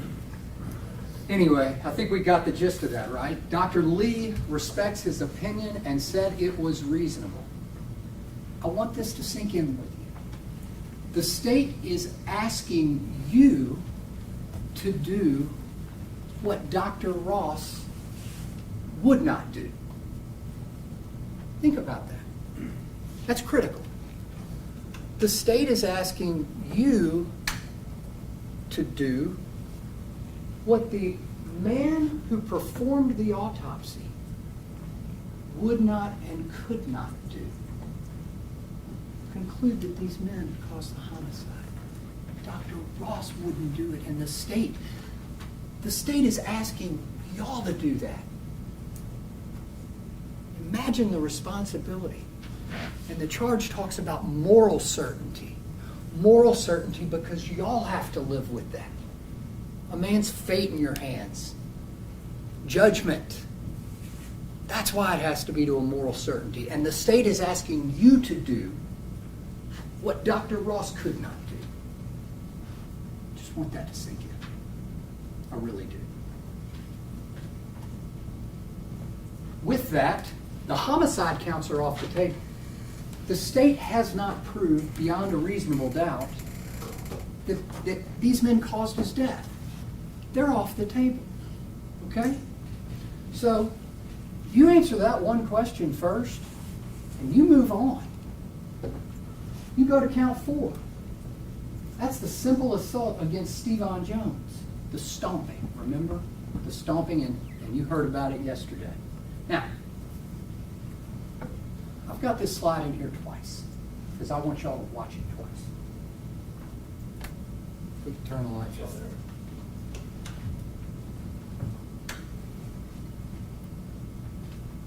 This is what the state showed you yesterday.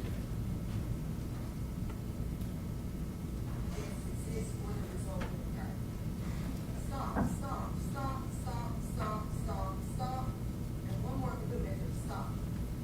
Disabled? Did y'all see that? Let me play it again. Yes, exists for the result will occur.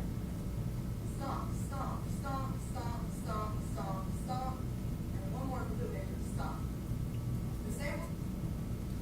Now, when I sit down, they get to rebut my argument.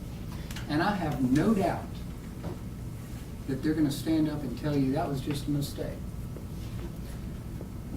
I'm not going to point fingers. I'm not going to accuse anybody.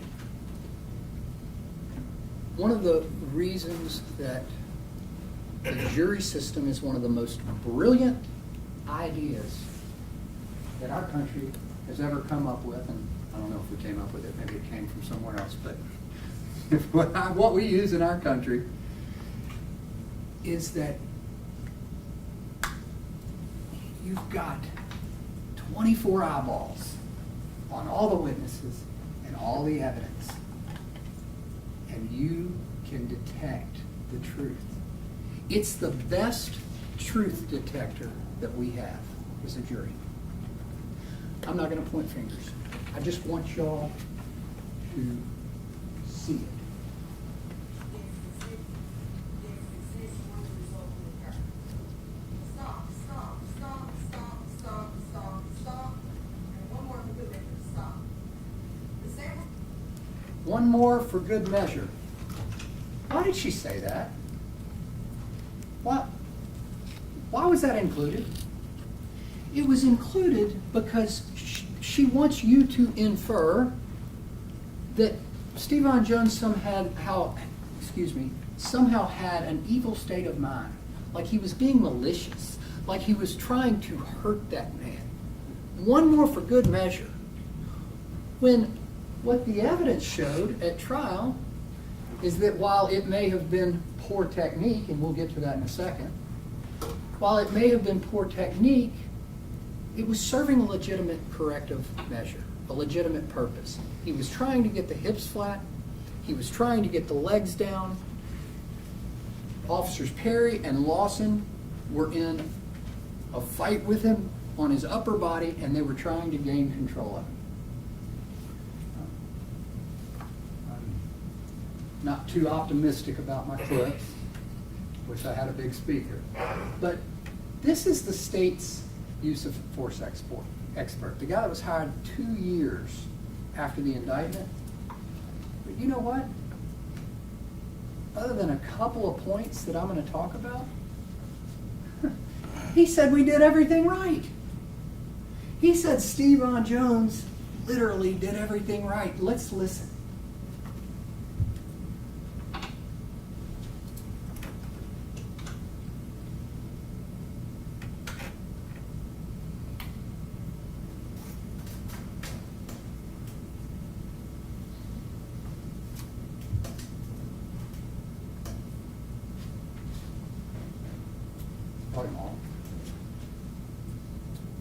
There we see the tape-in, right?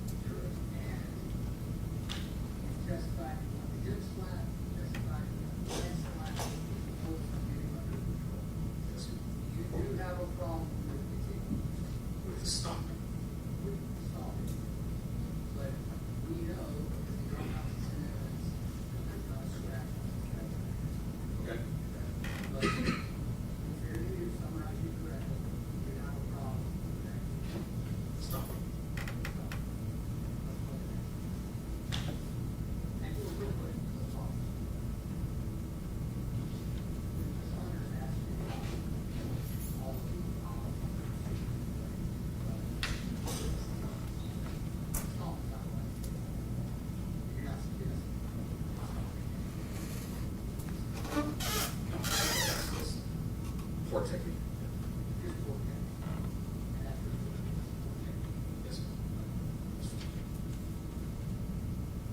poor technique. Poor technique is not a crime, y'all. We have to judge what they did. We have to judge whether it was objectively reasonable under the circumstances. And I've got a note to y'all. It was effective. It worked, right? This is the first time they got him under control. And the state has another problem with discount. Poor technique's not a crime. And defense of a third person. That was during the struggle when Lawson and Perry had gotten punched in the face, remember? And Lawson and Perry had taken him down. Look at the instruction. Under the well, can everybody read that? I won't read it out loud. I'll let you look at it for a second.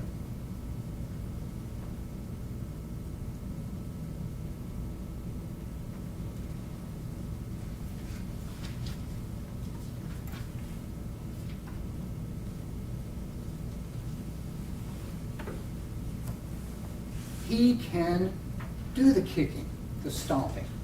And I think Pleasance told us the reason you use stomp is not because it's like some magnitude greater in violence, but just the downward is the stomping. I forget it, this is food. He's justified in doing it if he reasonably believes that the intervention is immediately necessary to protect the third person. And here's the thing. It's what's called a general defense, not an affirmative defense, meaning we don't have to prove self-defense. If it's raised by the evidence, the burden falls on the state to prove beyond a reasonable doubt that self-defense doesn't apply. Does everybody follow that? The burden is on the state to prove beyond a reasonable doubt that self-defense does not apply. If they don't, not guilty. Not guilty. You can stop. I'm not going to stop. I'm going to keep going. But you can stop. When you go back in the jury room, you can stop now.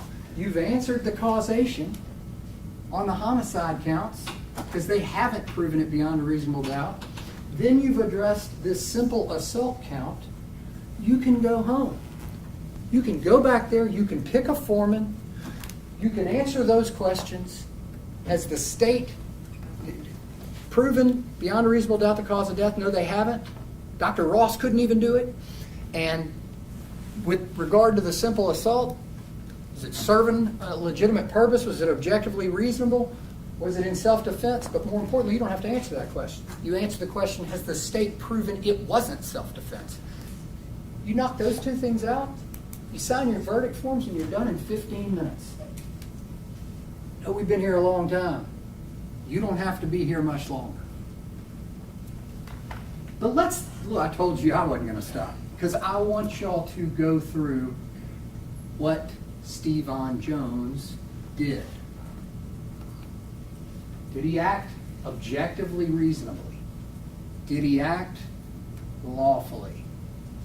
And I've got 5 or 6 more Miller clips walking us straight through this. I hope that y'all can hear him, because it doesn't sound like y'all are going to be able to hear me. Can we go lights? Yes, sir. Let's try to get quiet as a mouse. Oh, before we get there, Chief Inspector Michael Green, that was their witness, right? He was asked if Steven Jones did anything wrong. Here's his answer. And so he waits, and then we see in the video, the man at the end of the line outlaws the Yes, sir. and Lieutenant Police hands him the letter, and we see him put not difficult to see, but it looks like he does this, and he gets one leg, and he does this, and he gets the other leg, and pulls him up. He gets up, drops him, and he walks away.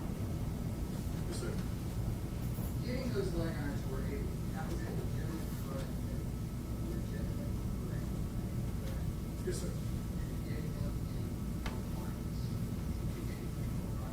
And after Stephen Jones' objection was complete, he got up and walked away. Yes. You don't have any problem with that. No, sir. Your testimony today, and again, I'm thinking there's one that someone, not the force one, not the man that you train these folks in the schools. You don't have any problem with No, sir. You don't have any problem with anything Stephen Jones did that day? No, sir. That was the state's witness, and the state had talked to him in June of 2023, 3 months before the indictment. 3 months. Now, we're to Paul Miller. You're gonna be hitting that light. We're not telling you. Paul Miller is the state's hired use of force expert. And I've already shown you what he said about the stomping, the poor technique. I'm not gonna replay that. We're gonna go to after the takedown. And these are clips where we walk through what Stephen Jones did, okay? Let's play the first one. All right.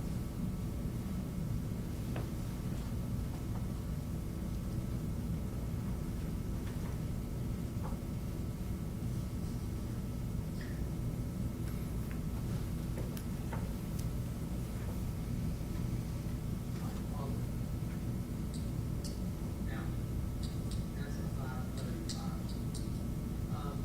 What we just watched there, you understand, and you're the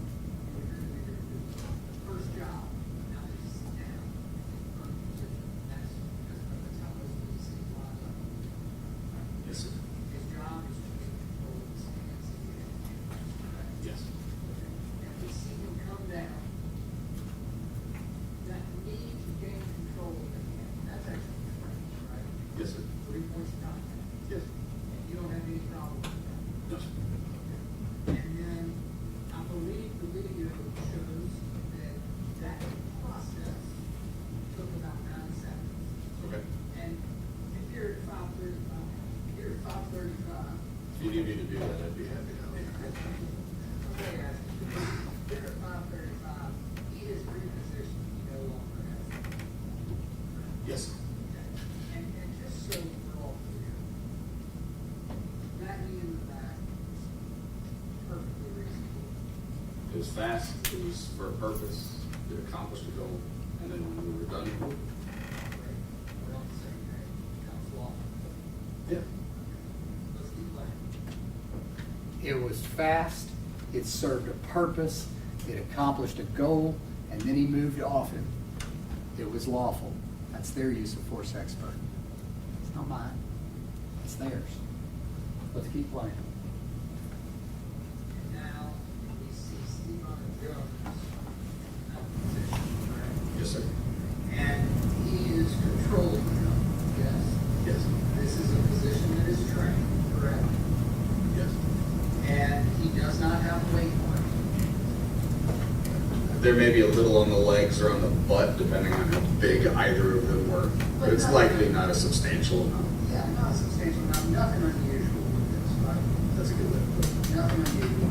You don't have any problems at all with this position. My only concern is that when somebody is handcuffed down the back and you are going to mount them, that there's only about a 3 to 6 inch window that the hands can move. And if you put yourself in a position that would allow them to grab you, hurt you, pinch you, scrape you, whatever the case may be, that can be dangerous, so that has to be a concern for officers. It's no different than if I'm going to displace your head, not putting my forearm across the middle of your mouth, because that's a great way to get bit. And I'm actually going to pause you there, because this is a good segue. Your only complaint is not that it's unlawful, it's not trained. Right. It can be dangerous to the officers. Yes. And the reason is, one of the known problems is that the inmate has his hands on his back, and the officer may be grabbed, right? Yes. That's known, right? Yes. And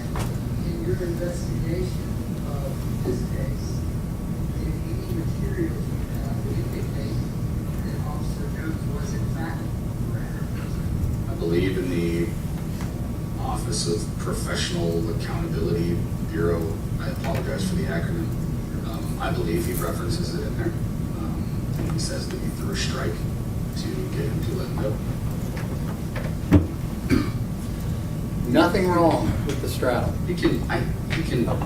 This other officer's in the way, you can see a hand move. It's reasonable to assume that that's what it was. But you don't have a problem with that. You've put yourself in a bad position. I don't love that. I'd rather you're in a better position, but nobody's ever going to be perfect. So you have a duty to respond to that type of behavior. So yes, I don't necessarily have a problem.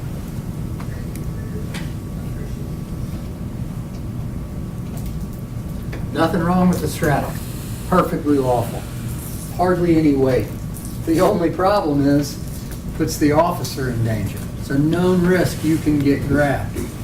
And what did Brandon Lawson tell you happened from this witness chair? Steven Jones' testicles got grabbed in a way that is a known risk. That's their use of force expert, saying that there was nothing wrong with that. Let's play another one. This is the first time we've seen Court lay a hand on your correct? Right, it's not a hand, let's say lay a hand. Puts a knee on it. I believe so. Okay. And that is done in response, you can't really tell why that is. Right. But it's done in response to something, correct? I would agree. And it's done in response to personal grooming quickly. And it's done in response to Steven Jones punching back quickly. Sure. Which you don't know because you haven't read the The Bureau of Professional was what I got from these two. But outside of that, you're correct.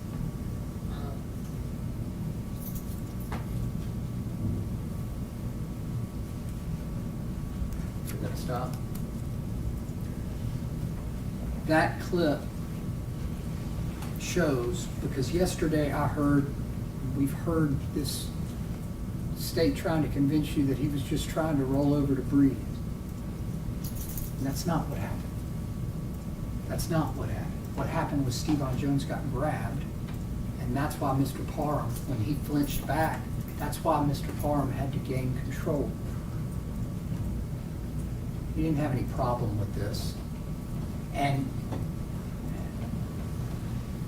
every fiber in my being wants to argue how ridiculous that theory they're advancing is. And I'm gonna hold off because it doesn't matter what their theory is. It doesn't matter what they insinuate. It's what have they proved beyond a reasonable doubt? And have they ruled out this possibility? Of course not. Of course not. I'm wearing you out, I know, but we're gonna turn them off again. He needs the exercise. Let's go all the way off. I promise you, I'm not gonna replay the whole trial. We're not gonna be here for the next 2 weeks. Good.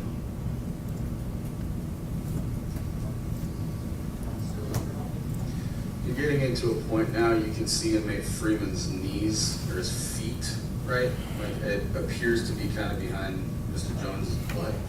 So it looks as though he's moved into what we call folding the legs.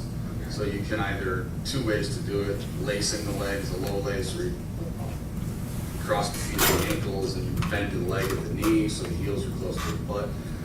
Or, sorry, let me keep going. Or you fold one leg over behind the other knee pit and bend one leg up, and then you can really focus on that one leg. But both positions, you can apply leg irons in, techniques can be utilized with leg irons on or without while they're in that position. That's what it looks like. And while he's doing that, that's serving a legitimate question.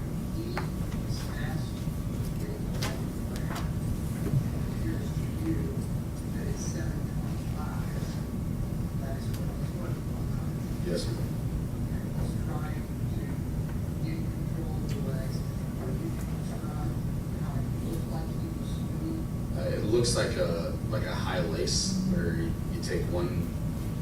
Imagine if somebody's laying prone, they lift one leg up, fold it over so their ankle's behind where their knee fit, and then you pick that second leg up, heel to butt, and then the feet are kind of in this position. And that's what it looks like he's doing. It does. And that is correct. Yes, sir. And you love him. Yes, sir. He's okay with that. It's a known technique. He's actually describing something that's trained that Stevon Jones is doing. That's their expert, not mine. That's Paul Miller, guys. And when Miss Frazier yesterday, she stood here and she said, Stevon Jones' lawyer is going to get up and he's going to tell you, what did Stevon Jones do? And she said, let me tell you what Stevon Jones did. He took this man down, he tackled him, he put him in handcuffs, and he put him in leg irons. Yeah, he did. And their own use of force experts said everything that happened was lawful and reasonable and necessary. Let's keep playing. See if you get that in, Brandon? Appears to be the leg irons coming. Okay. Now walk us through what's going on. So he's going to climb to one ankle at a time. It's essentially just a large handcuff with a long chain in between the two of them and go foot to foot.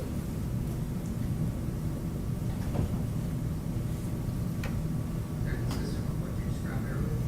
Yes, sir. Okay. And he's up. Positive. Okay. Him putting on the leg irons, you have no problem with anything we just saw. I don't love how long it took, but that doesn't make it inherently criminal or anything like that. Okay. It took a little longer because they don't carry. Right, that's not standard to carry leg irons on the inside of the jail. They're heavy. So you don't love how long it took, but you don't have a problem with anything Stevon Jones did. And it's not there. You don't have a problem with it. No. And he put the leg on it. You didn't have a problem with that. And then he got up.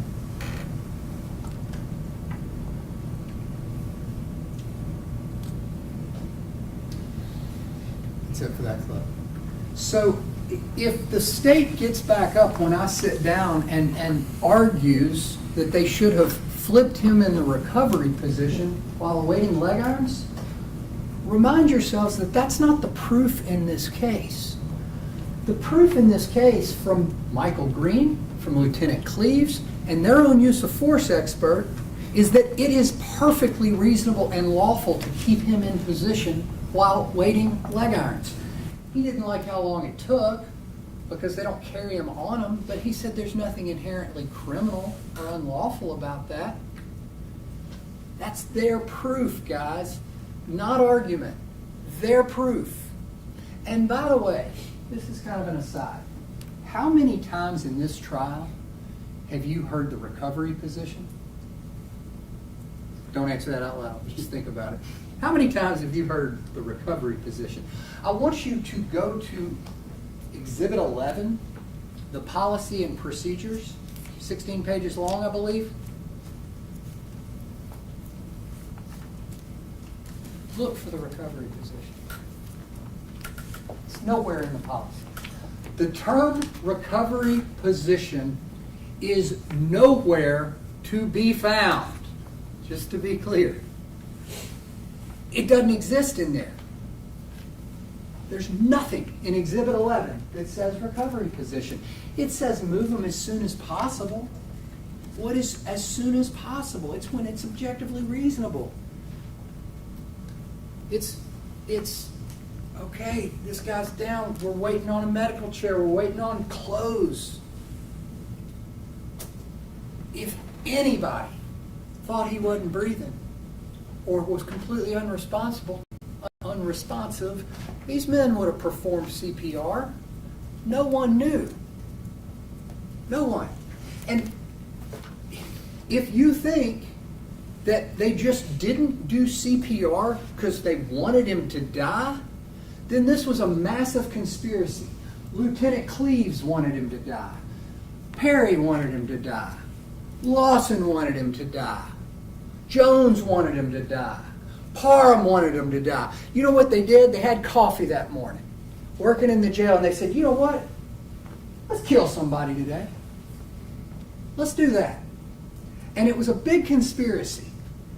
And they figured out a way for Gershun Freeman to break out of his jail, and then they said, you know what? Yeah, we're going to get off him, but we're going to let him die. That's what they'll do. Y'all know that's not true. I don't have to waste any more time on that, do I? Of course not.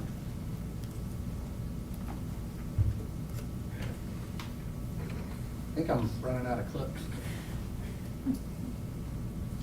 Here's another one.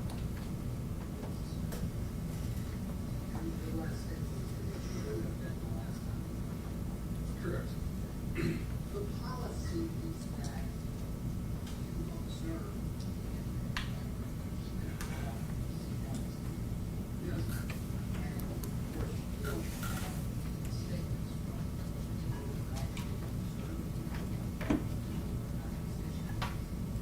Correct. Because I don't know, I'm just answering that I don't have. Yeah. Reasonable if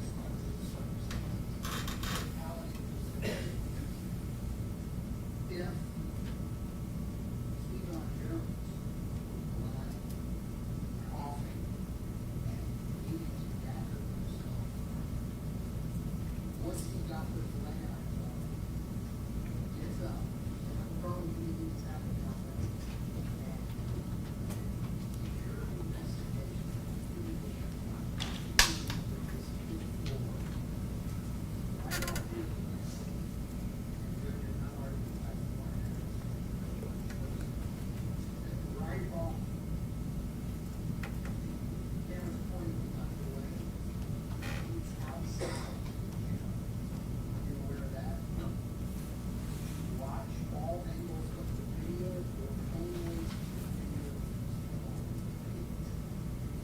I watched this video. You did not see any other videos of this case? You did not see any other videos of this video? The angles of this video are the ones I have. This is literally the only thing they take. Yes, ma'am.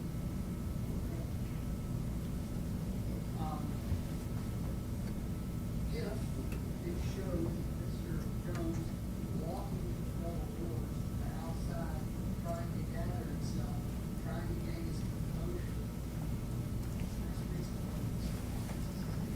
After you put somebody in the cover position, absolutely. There are 4 officers listed on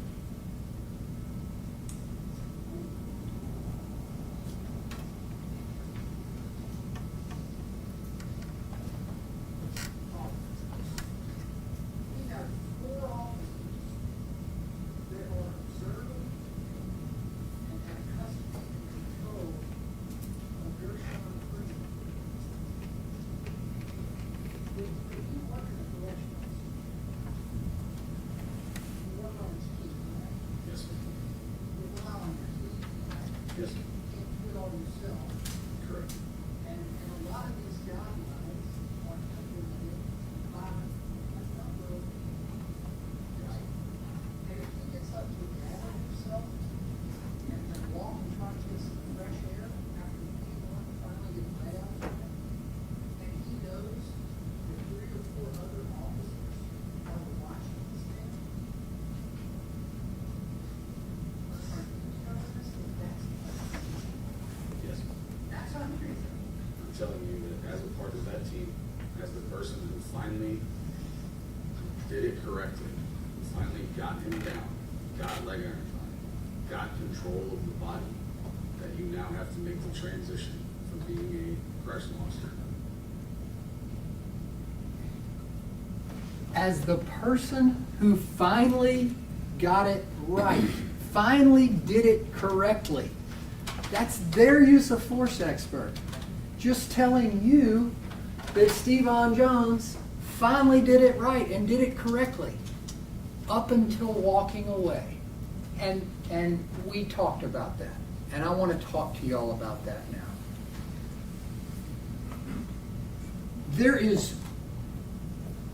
It is undisputed.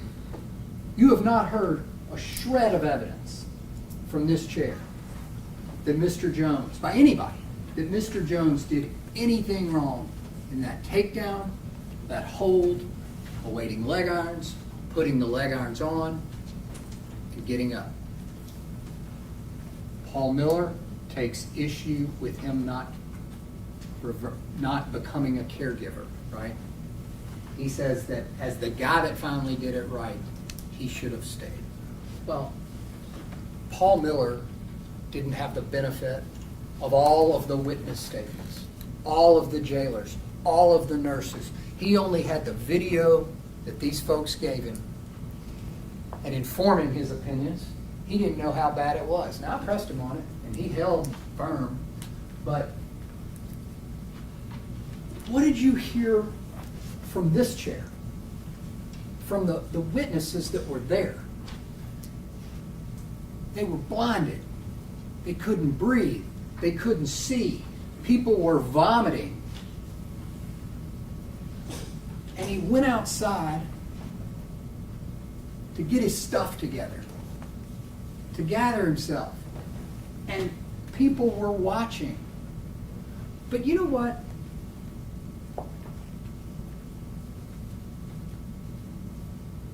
I want to ignore that for a second, because I don't have to belabor that point. Y'all know that's reasonable for him to go try to gather himself. That's what Captain Green did when he went down to the 3rd floor. Remember when he tried to tackle him and couldn't? Had to go downstairs?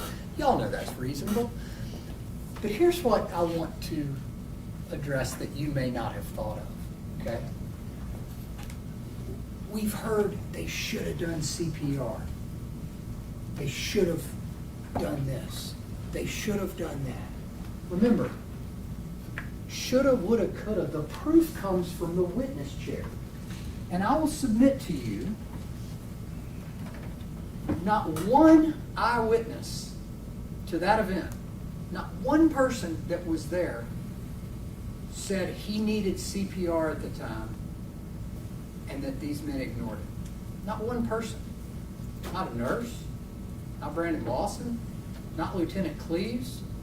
Nobody said he needed CPR at the time, or that they had reason to know he had CPR at the time.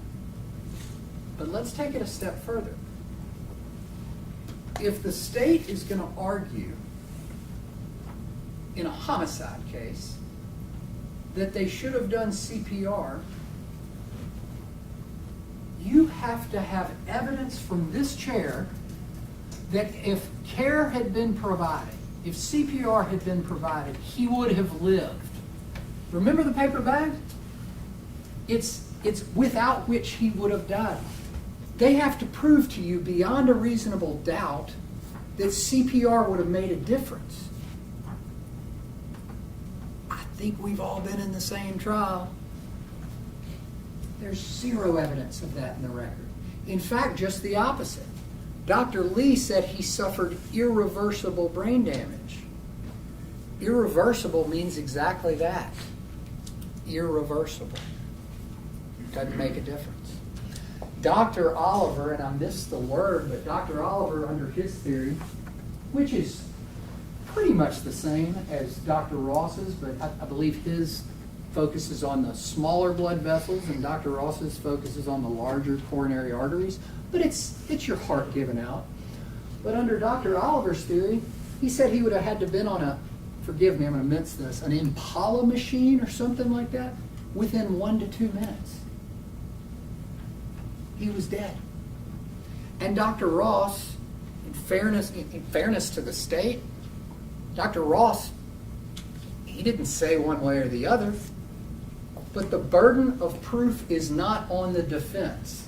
If the state wanted to advance that theory, then they had the burden to ask Dr. Ross, would CPR have saved his life? And they would have the burden for that answer to be yes. And then you could consider it. And only then could you consider it. Right now, that is speculation that the law does not allow a jury in a criminal trial to make. You can't do it. Now, I want to shift gears because I think it's pretty clear. I don't have to beat a dead horse. I think it's pretty clear about Stevan Jones, right? So I want to move to criminal responsibility because this is a long instruction, and it's an instruction that y'all could, I mean, I still have trouble reading the whole thing, okay? But here's what I want to stress, these facts. First, criminal responsibility is a higher burden for them than the regular crime. It's harder for the state to prove criminal responsibility than it is to prove the underlying offense. And here's why. First, a defendant is criminally responsible for an offense if acting with the intent to promote or assist. What does that mean, guys? What it means is that they no longer have to prove a knowing killing. They have to prove that Stevan Jones knew about the knowing killing and intended, literally intended to join it. Has there been any proof in this trial of Stevan Jones wanting to join a murder or join and promote any level of homicide? Of course not. I mean, come on. Of course not. Acting with the intent to promote or assist the commission, and then it goes on to define intent. It means that a person acts intentionally when it's the person's conscious objective or desire to engage in the conduct or cause the result. Let's substitute words here. When it is Stevan Jones' conscious objective or desire to kill a man or cause his death. Think about how ridiculous that is in light of the testimony and evidence you've heard in this trial. Solicits, directs, aids, or attempts to aid another person to commit the offense. We don't have that. And mere presence is not sufficient to support a conviction. That goes without saying. That's common sense, right? We all bring our common sense. Just because you were there doesn't mean you're guilty. I think the state even used the bank robbery example. If you happen to be in the back seat when your buddy hops out and robs a bank, you're not guilty.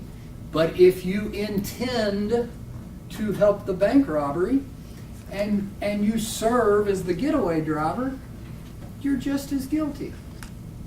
But they have to show you intended to be part of the crime. And we don't have that here, guys. It's not even close. You've got no causation. You've got no unlawful force. Not guilty. And if we could have the lights on. I know you're all ready for me to sit down. That'd be a good chance to. But I just want to talk to you for a second. Okay? This case has been going on 4 years. I'm tired. My suit needs to go to the cleaners. I need a good night's sleep. But this is the last chance I have to talk to y'all. And moral certainty is required because you're going to go back there, and this is going to be one of the most important decisions you've made about a human being ever. Ever. For the past 4 years, Ray Bartlett and I have had Stevan Jones' fate in our hands. And when I sit down, I'm passing it to you. I'm passing it to you. And we talk about following the facts. Following the facts. And that hasn't been done up until now. And when we pass this case to you, you have an opportunity to actually follow the facts to where they lead. And you've got a huge responsibility, absolutely massive. You have a man's future in your hands. I know I'm talking about my kids, I think everybody talks about the kids, but last year, my twins in the 8th grade read To Kill a Mockingbird, and that used to be one of my favorite books growing up, and I reread it with them. And one of my favorite quotes in that book is, he tells Scout, the highest honor you can bestow upon someone is to trust that they do the right thing. We trust that you do the right thing. Thank you. Thank you. Would y'all push the bench for a sec, please?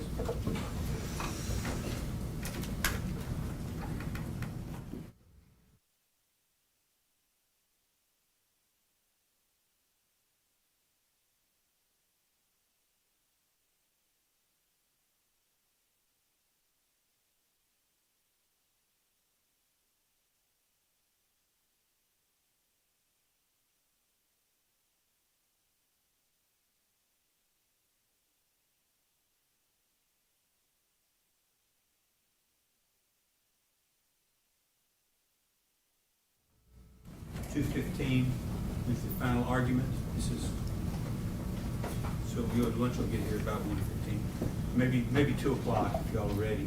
But we're going to break at this time. Please don't discuss the case with yourselves or anybody else, and we'll see y'all right after.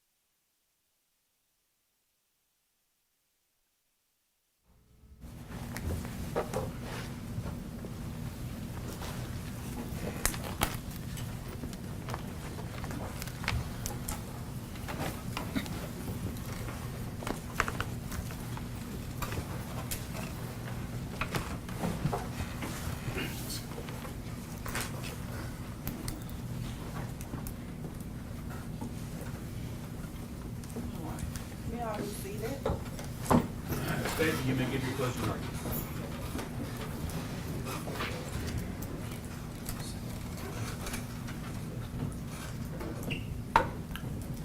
Members of the jury, 201 Poplar belongs to you. It is your jail. Through your taxpayer money, you pay for the building, you pay for all of the equipment in it, and you pay for the salaries of the people who work there. You pay the salaries of Stevan Jones and Courtney Parham because it is your jail. And through this trial, we brought you indisputable video evidence that Stevan Jones and Courtney Parham committed a murder there in your jail. And the murder they committed wasn't against just an inmate. The murder was against a real victim who was a real human being, who was a real man, who had a real name. And his name was Gershun Freeman. And he was a son, and he was a husband, and he was a father, and he mattered. And he is the reason that we are here today.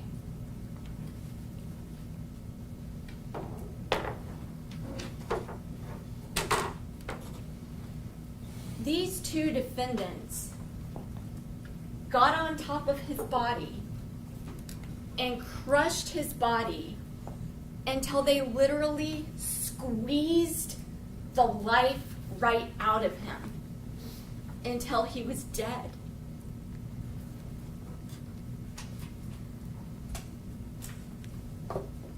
From the time that he walked into the Shelby County Jail, he was at their mercy.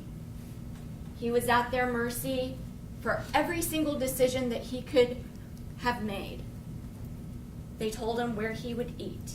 They told him what he would eat. They told him when he would eat. They told him what he would drink, when he would drink, where he would do it. They told him where he would sleep. They told him when he could take a shower. He was at their mercy for every single thing. And they showed him absolutely no mercy. And after the sheriff's office was responsible for Gershun Freeman's death, they were content to do the investigation themselves. Here's what that looks like. They know that they're responsible for the death. They know that he was at their mercy. So here's what that investigation looks like. It looks like this. We are going to ask ourselves questions. We're going to come up with the questions. We're going to come up with the answers. We're going to come up with who we're going to give information to. We're going to control the narrative about what happens there. That is no investigation at all. I submit to you, they would have been thrilled had this video that we have shown you over and over again never saw the light of day and certainly didn't come in front of you. And Mr. Massey would have you believe that everybody's just a second guesser, a suit. No ma'am and no sir. You all are jurors. You are deciders. You are the people who get to decide what happens in this case, and most importantly, you are the boss. That's your building. You pay their salaries. You're still paying their salaries. The decision is up to you. And I submit to you that today, through your verdict, you have an opportunity to let everybody know, and I promise you they are listening, whether or not it's okay with you, the boss, whether or not it's okay with you if murders happen at your jail. Thomas, can you play the video?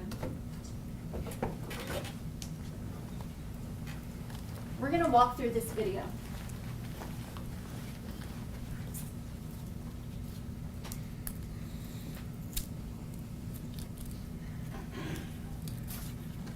And I want to talk to you while we're getting this up. I want to talk to you about what that evidence shows and why it's so important to have you all to be able to look at it rather than listen to a narrative that's being forced upon you.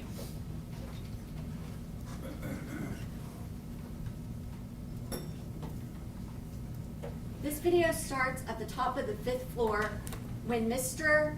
Freeman has just had about at least eight people against his one person.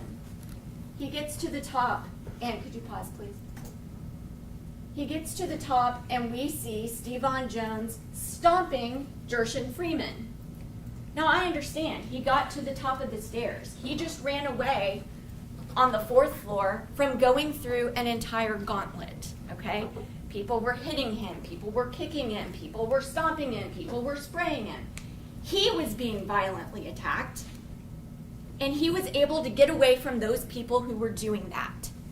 And he goes up to the 5th floor, and when he gets up there, he turns around, and there's people up there, and they are coming at him.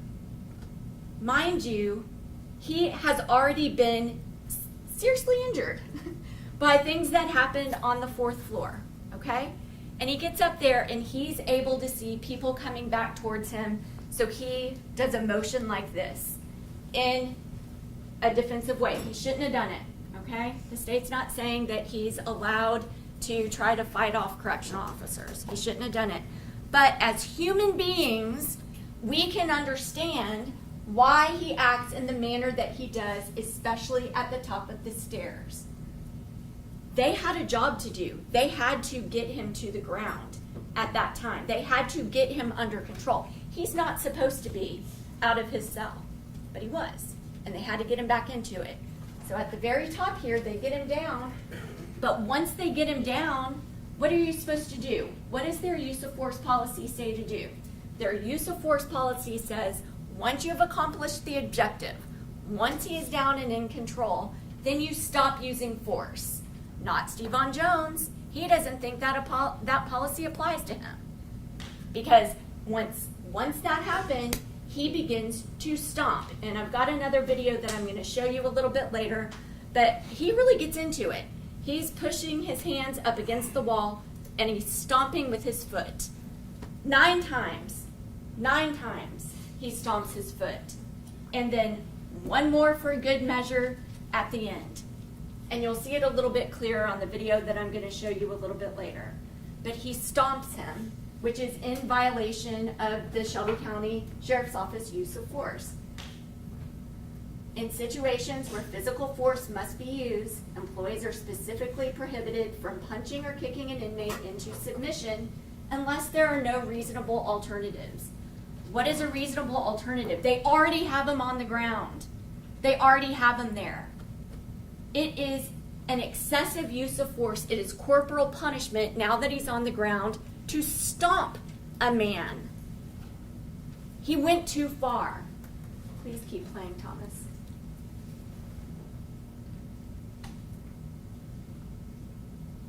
Now they've got him, he's down on the ground,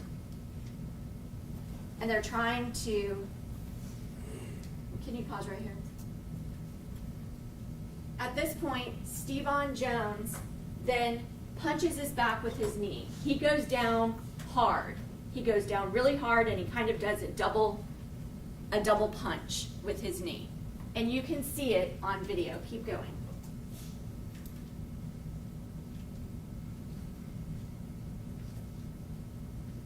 Now the officers are doing what they should be doing. They're putting handcuffs on Mr. Freeman.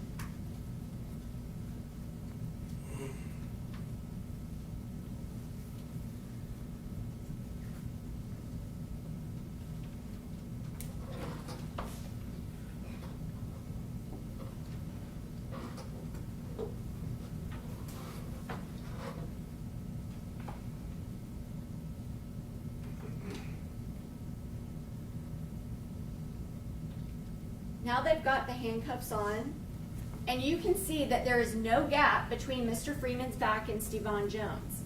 He is right over top of him. So all the questions that you heard from his lawyer about he's not even touching his back, he's not even doing that. You can see from the video there is no light there. There is no gap in between there. Remember the use of force policy. First of all, they're not supposed to be keeping anybody. The handcuffs are already on. The handcuffs are already on.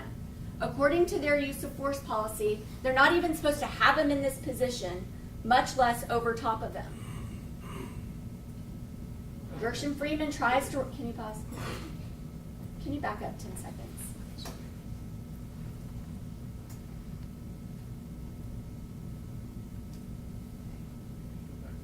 Yeah, go back about 10 more seconds. Thank you.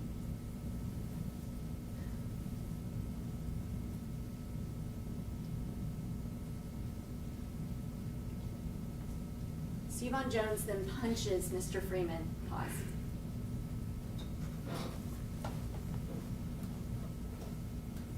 You can see Mr. Freeman struggling. He's already been in a prone position. He's already had his hands behind his back.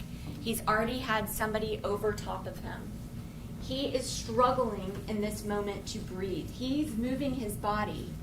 So he is no threat to anybody, by the way. No threat to anybody at all. Not even a little bit. And he is struggling to breathe.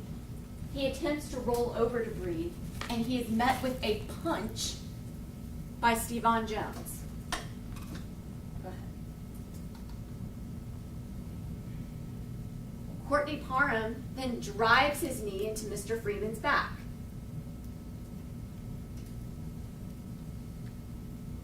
Can you pause?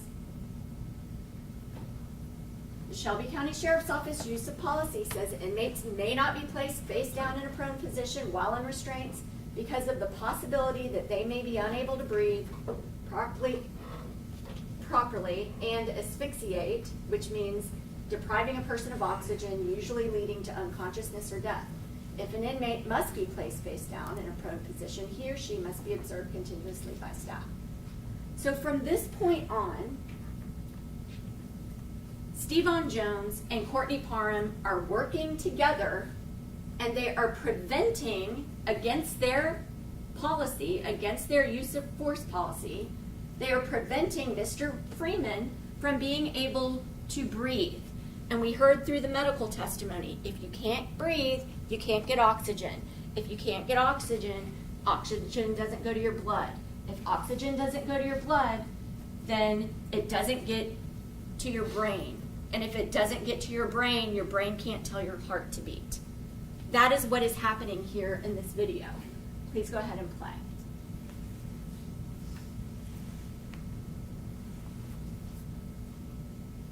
Courtney Parham continues to kneel on Mr. Freeman's back. And you've just seen him struggle again so that he can get a breath.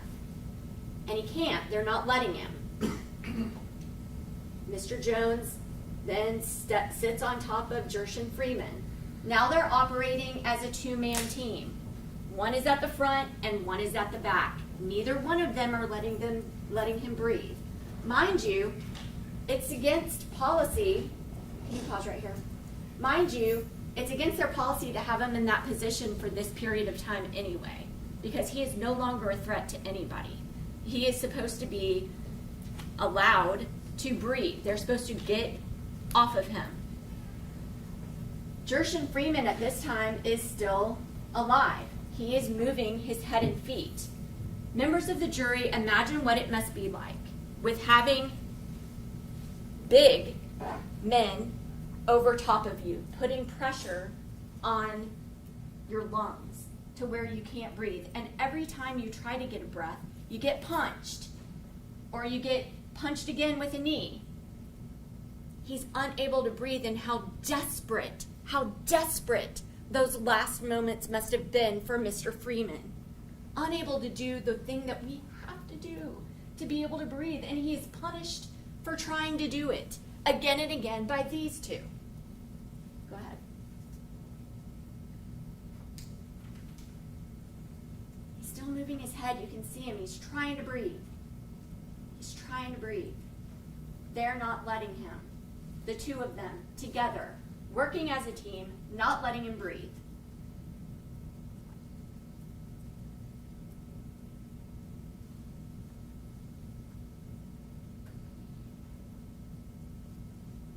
They would have you believe, oh, well, he was such a danger, we had to stay like this while they went and got the leg irons.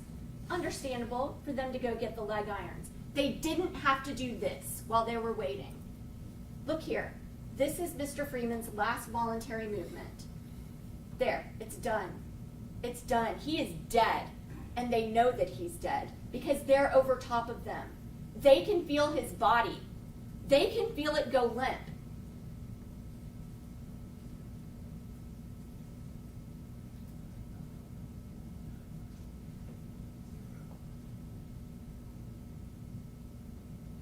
Can you pause right there? They'll tell you, well, we had to wait for the leg irons. We had to wait for the leg irons. We had to stay over top of them. That's not true. You heard testimony from Paul Miller, who told you that it is not a requirement to do that. It's understandable if they wanted to go get the leg irons, but they don't have to stay on top of him, especially in a prone position, especially when they're putting pressure on his back. And what I was saying before, they can feel him. They know when his body becomes lifeless. Stevon Jones is the one who applied the leg restraints. And once he got those on, what did he do? He understood. I submit to you, he understood when he felt Mr. Freeman's body go limp that he was dead, that he had passed, at a minimum that he was unconscious. Because when he got up, he just lets those legs drop. He lets those legs drop and watch those legs drop. And then his body language when he walks away. I'm going to show you a video clip of this later on, but he knows what he did. Watch his body language. Go ahead.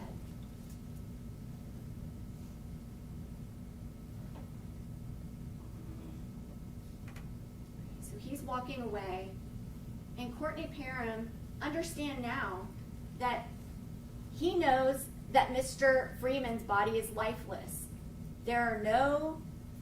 He is not moving. He is in handcuffs. He has leg restraints. And we started a timer here. Time in pink, Stevon Jones, time on Mr. Freeman after his final movement. He was there for almost half a minute after he knew that life had left Mr. Freeman's body. And now we're still counting for Courtney Parham. He knows he's not moving. He knows he's not struggling. He knows all of that. We've got a close-up on Mr. Freeman's head. He was very much alive before trying to gasp for breath. Now he's just laying there still and lifeless, and he's dead, and they know it. They know it.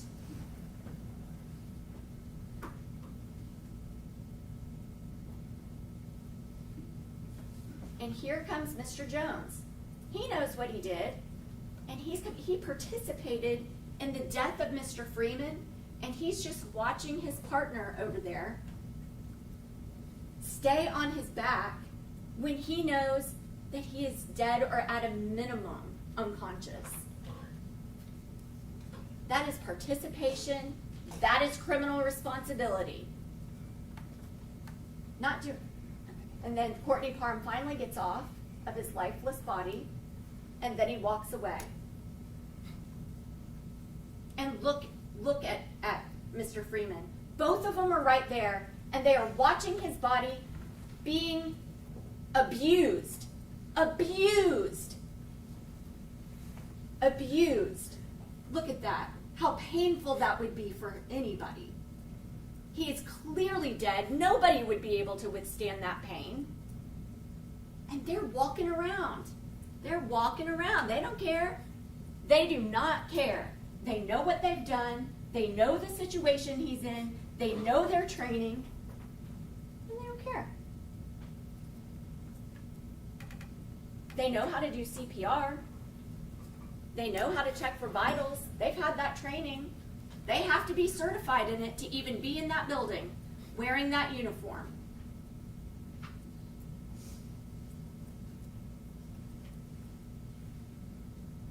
There goes Stevon Jones, walking by, watching that. He's seeing that. He's seeing that. And his attorney would have you believe, oh, well, he's observing. That's within policy. You think that's within policy? Walking by, seeing that when you know what just happened to him? You know what you just did? Not lifting a finger. Not a finger to help this dying man. Already dead man. And look at that. They drug his head across the dirty floor. And there goes Stevon Jones. A-okay. No big deal. Not going to lift a finger, not going to help him. Nothing. Nothing. No CPR. Knows how to check for vitals, all of that. He's just going to let him lay there. He's just going to let him be in that position right there. So undignified to the dead.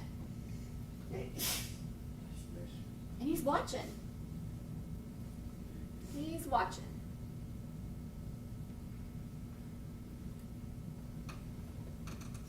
There's somebody at least tapping him.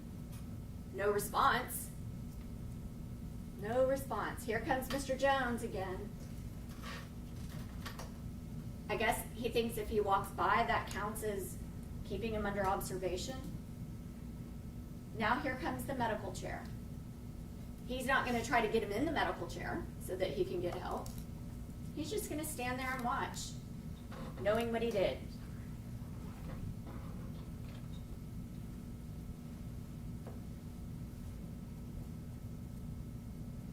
Now medical has gotten there. And here's Vasti Willis. Miss Willis testified that she was the only, or you can see from the video, she's the only person who was able to take a pulse. Here's Michaela Armstrong. She's trying to check for a pulse, and you see how long she was down there. She wasn't able to stay long enough to keep seeing if she could get a pulse or not. Here comes Vasti Willis. She testified that she doesn't recall ever getting a pulse. And there's the first time she checks. She testifies that she never saw him talk, never heard him mumble, never saw him move, never saw him breathe. She testified that she kept checking in different places to see whether or not she could locate a pulse, and she does not recall ever getting a pulse on him. We know through the medical testimony that means he's dead. You don't have a pulse, you're dead.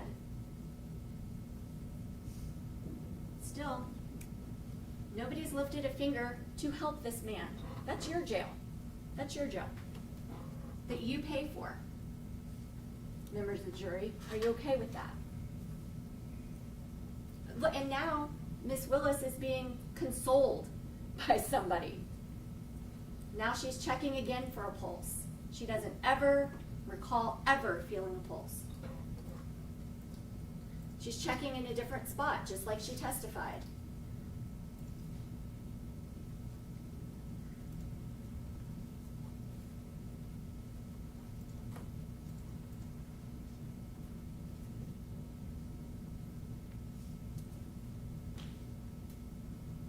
Checking for a pulse again. Still checking. Doesn't ever recall getting one. Ever. Ever. Never saw his chest rise and fall. And look how close she is to him. She testified she never saw him breathing.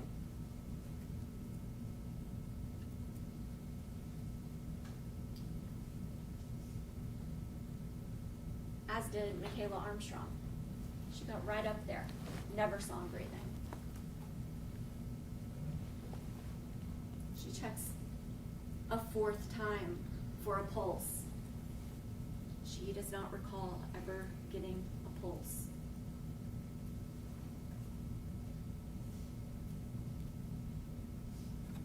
Here comes Stevon Jones again. Observing or something. Not helping.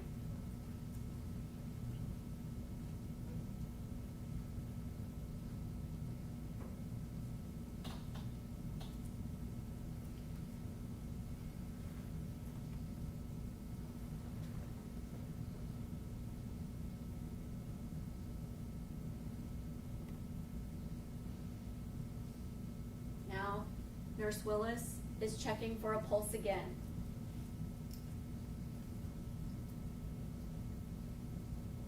Still unable to find a pulse. Now, since she was never able to get a pulse, another nurse goes and gets the AED machine. We've heard about the AED machine. It's a defibrillator. And they put the pads on Mr. Freeman. The reason for this exercise is because they want to see, having not gotten a pulse, they want to be able to see whether or not the machine will be able to detect a pulse, and then the machine will tell them what to do. If there is any electrical pulse or electric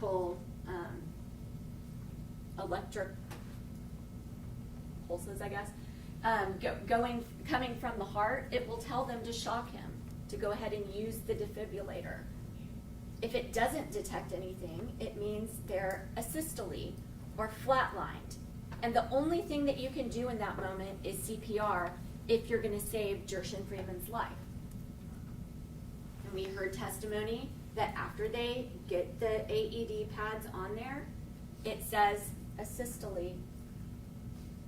It gives that information to them, and it says go ahead and start CPR, meaning he is gone. He's gone.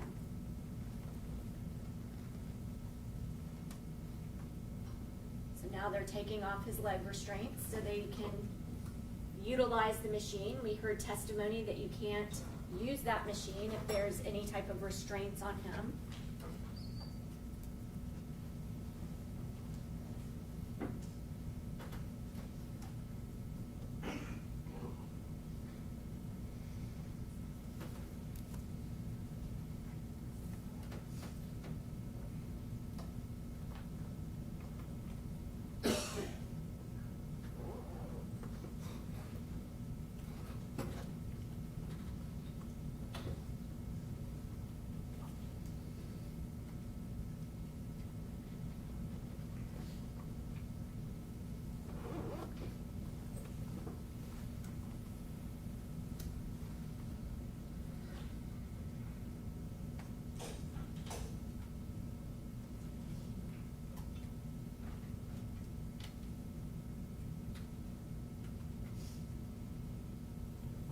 His mother's everything. Dead on a floor at the Shelby County Jail. The only thing that can be done at this point is to try CPR. But we heard testimony that they keep the machine on and they do CPR, and then the machine tells them again there's no point in even using the defibrillator. Continue CPR.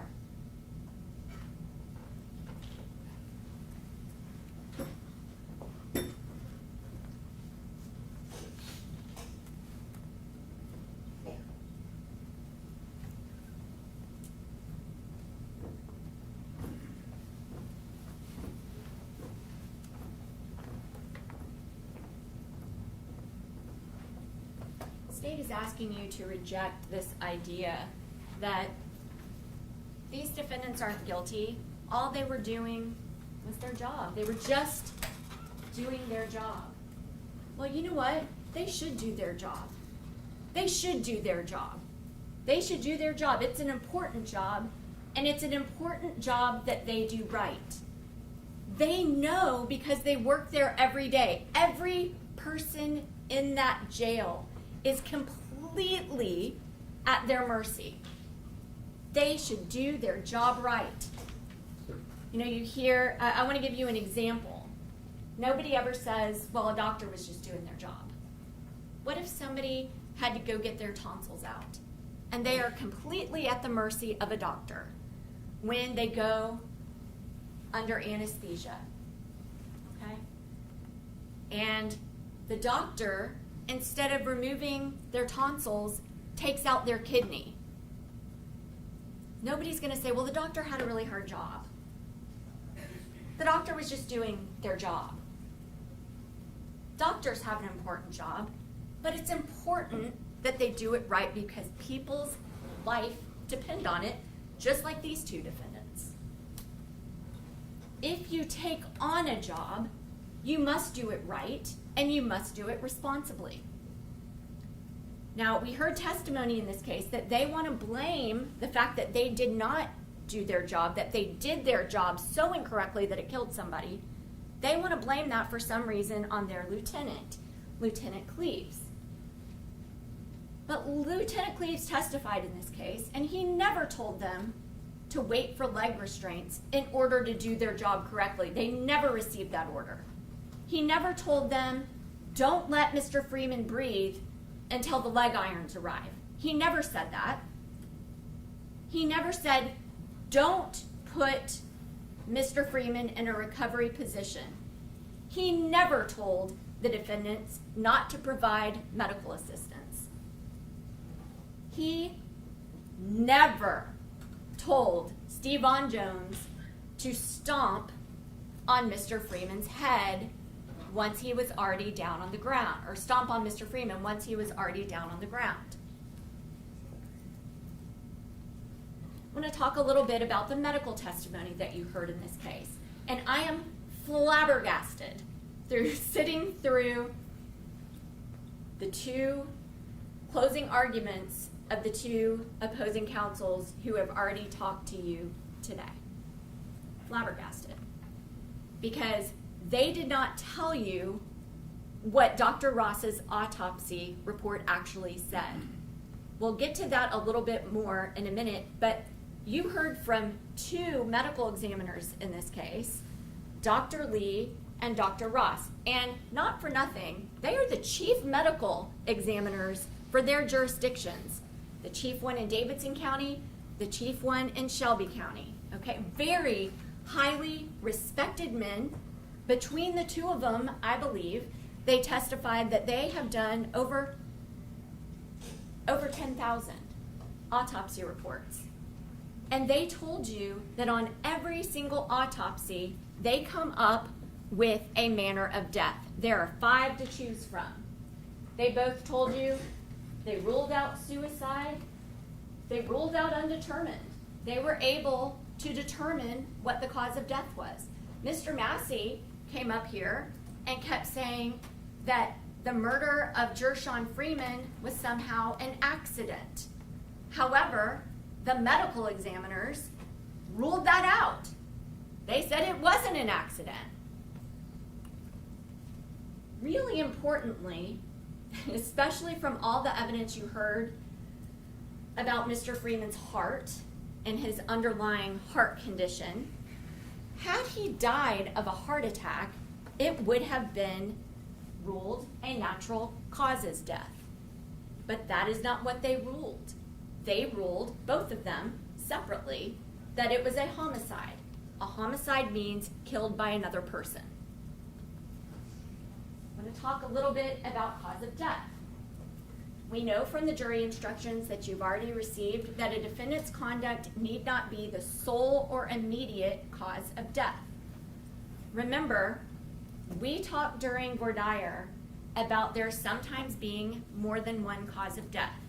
During voir dire, we talked about a person who's a hemophiliac, who has an underlying situation, okay? They have an underlying disease. If somebody comes and stabs them and they die because they're a hemophiliac underlying disease and because they got stabbed, there can be 2 causes of death. I submit to you that is what happened here. Mr. Freeman had an underlying disease. It doesn't have to be foreseeable to know about that. The defendant's actions caused his death. The defense during this entire trial was basically talking about Mr. Freeman's heart disease. Basically like, well, he could have died at any point, he could have died anyway. Well, he didn't. You can see that he didn't die on the 4th floor. He didn't die when he was running up the escalator to the 5th floor. He didn't die when he was standing at the top of the at the top of the 5th floor when he was assaulted there again, and he even tried sort of to fight back a little bit. He didn't die when they got him on the ground. He didn't die when they handcuffed him. He didn't die at first when Mr. Jones was over top of him. He didn't die initially when Mr. Parham was over top of him. He died after all of that. Okay? So this idea that, oh, he could have died at any moment is basically like saying if somebody is in the hospital on life support and you go and pull the plug on them, that somehow isn't murder.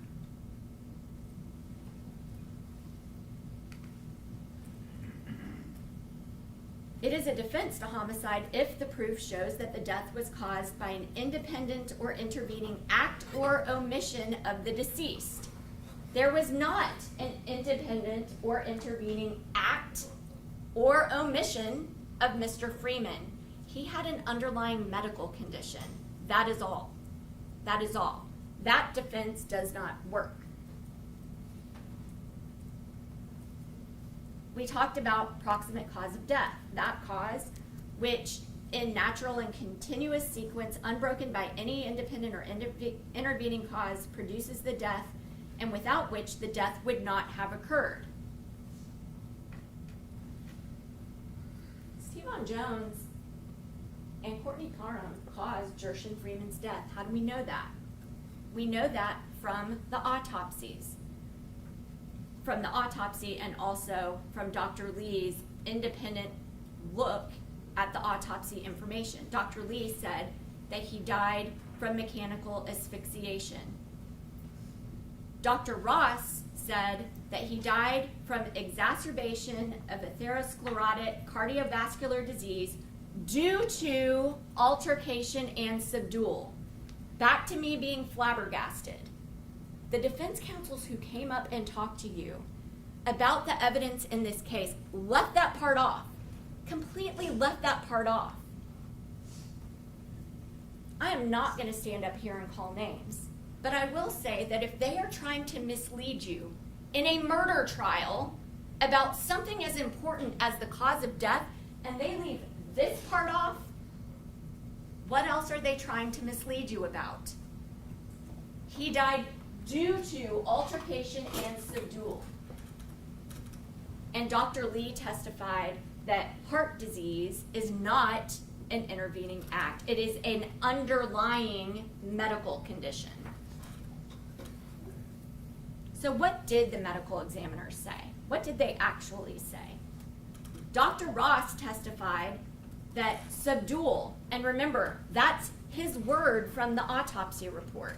In his expert medical opinion, he said subdual is the process of subduing an individual. That's what we just saw in that video, the subdual of Mr. Freeman. Dr. Ross said that both the 4th and the 5th floor subduals played a role in Mr. Freeman's death. That's what Dr. Ross said. Both of those subduals played a role. Just because there may be some cause on the 4th floor doesn't mean the 5th floor didn't happen. Because Dr. Ross, the chief medical examiner of Shelby County, said that both subduals played a role in Mr. Freeman's death. He said, Dr. Ross said that Mr. Freeman was alive when the subdual began. He said that the death happened after the subdual. And Dr. Lee, when asked about subdual, said that subdual included the handcuff and leg restraints when both men were on him. The evidence in this case shows that Steven Jones and Courtney Parham worked together to asphyxiate Mr. Freeman. You saw this in the video that we just played for you. Remember the testimony of Dr. Ross. Dr. Ross said that the internal injuries are consistent with force on the back. And remember what those internal injuries are. They are subdural hematomas. That is internal bleeding on his back. Drs. Ross and Lee testified that there were mid and lower back and chest hemorrhages. So he's being pushed on the back There are also hemorrhages in his chest. Where are his lungs? Also in his chest. That corroborates Dr. Lee's finding of asphyxiation. Dr. Lee also testified that he was able to look at all of the photographs that were taken during the autopsy. You have autopsy photos that we offered into evidence. You do not have all of them. We didn't show you the pictures of the inside of his body. But Dr. Lee saw them, and Dr. Lee testified that in his cerebellum, there were changes in his cerebellum that are consistent with asphyxia. And all of that corroborates what you all saw with your own eyes in the video. Alive, alive, alive, alive. In restraints, on his back, dead. That's asphyxiation. The very thing that their use of force policy warns them about and puts them on notice about. We heard in this trial a lot of questions about asphyxia. And the defense even hired experts to come in here and try to lead you all to believe that asphyxia is not a thing. That it's so ridiculous that Dr. Lee would ever come up with a cause of death being asphyxia because it's not real and it's not a thing and it doesn't exist. That is not what the proof showed. First of all, we know that asphyxia is a thing because Dr. Lee testified that that's what killed Gershun Freeman. Dr. Ross even said, when he was testifying, that he could not rule out the fact that Mr. Freeman died from asphyxia. There is an organization that you heard about during this trial called the Institute for Prevention of In-Custody Death. Their whole job is to prevent what we just saw in that video. And they have a training in September that is training on how to keep people from asphyxiating when they are in custody. They think it's real. Correctional institutions still make it a part of their use of force policies, and they train on it. And Shelby County requires training on it every single year. Even Deputy Lawson, who didn't want to agree with much of what the state had to ask him, testified that he knew that he's supposed to roll somebody over to the side to avoid asphyxiation. Dr. Lee testified that so many people have died from it, it has led to policy changes. Dr. Oliver testified that asphyxia does actually occur. They're expert. Derek Pleasance testified that one should always be aware of positional asphyxia.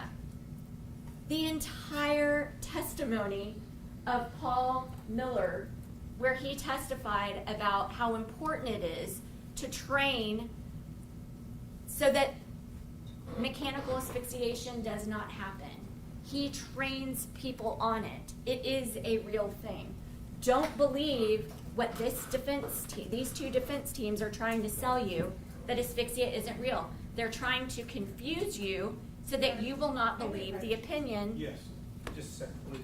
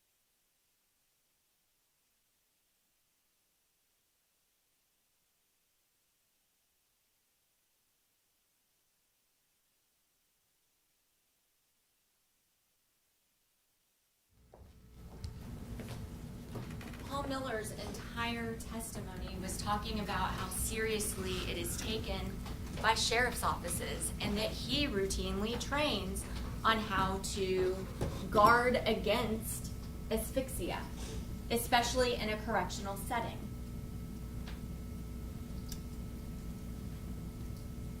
The credibility of the defense witnesses from the Shelby County Sheriff's Office, I respectfully submit, was not good. Their credibility was not good. And remember why. I understand. They're in a tough spot, okay? They're testifying here. They are still members of the sheriff's office. These two defendants are still members of the sheriff's office. But when you come into a courtroom, you've got to tell the truth. When you take an oath to tell the truth, you've got to tell the truth. And I submit to you that their credibility, it was not the best. Remember Deputy Lawson. We see him on video. He could reach out and tap the shoulder of Stevan Jones. And he says, I did not see Stevan Jones hit or kick Gershun Freeman. But then later on in his testimony, he said, I could see Gershun Freeman breathing. Those two things cannot be true at the same time. Yet, he wants you to believe that later on, he was also able magically to see a testicle grab that did not happen. Remember the testimony of Lieutenant Cleaves. He still works at the sheriff's office. Again, he's in a tough situation, but if General Funk would have said Amy Hunter's dress is green, he would not have agreed with that. You remember him testifying. He wasn't going to agree with anything that the state had to ask him. And he admitted, we called him. We tried to get in touch with him. He hung up on us. We tried to talk to him in person. He would not do that. You remember his demeanor on the witness stand. Even this gimme question that General Funk finally asked him, just to see if he would agree with anything that he had to say. He said, is there anything wrong with allowing Gershun Freeman to breathe? And Lieutenant Cleaves said, I can't tell you.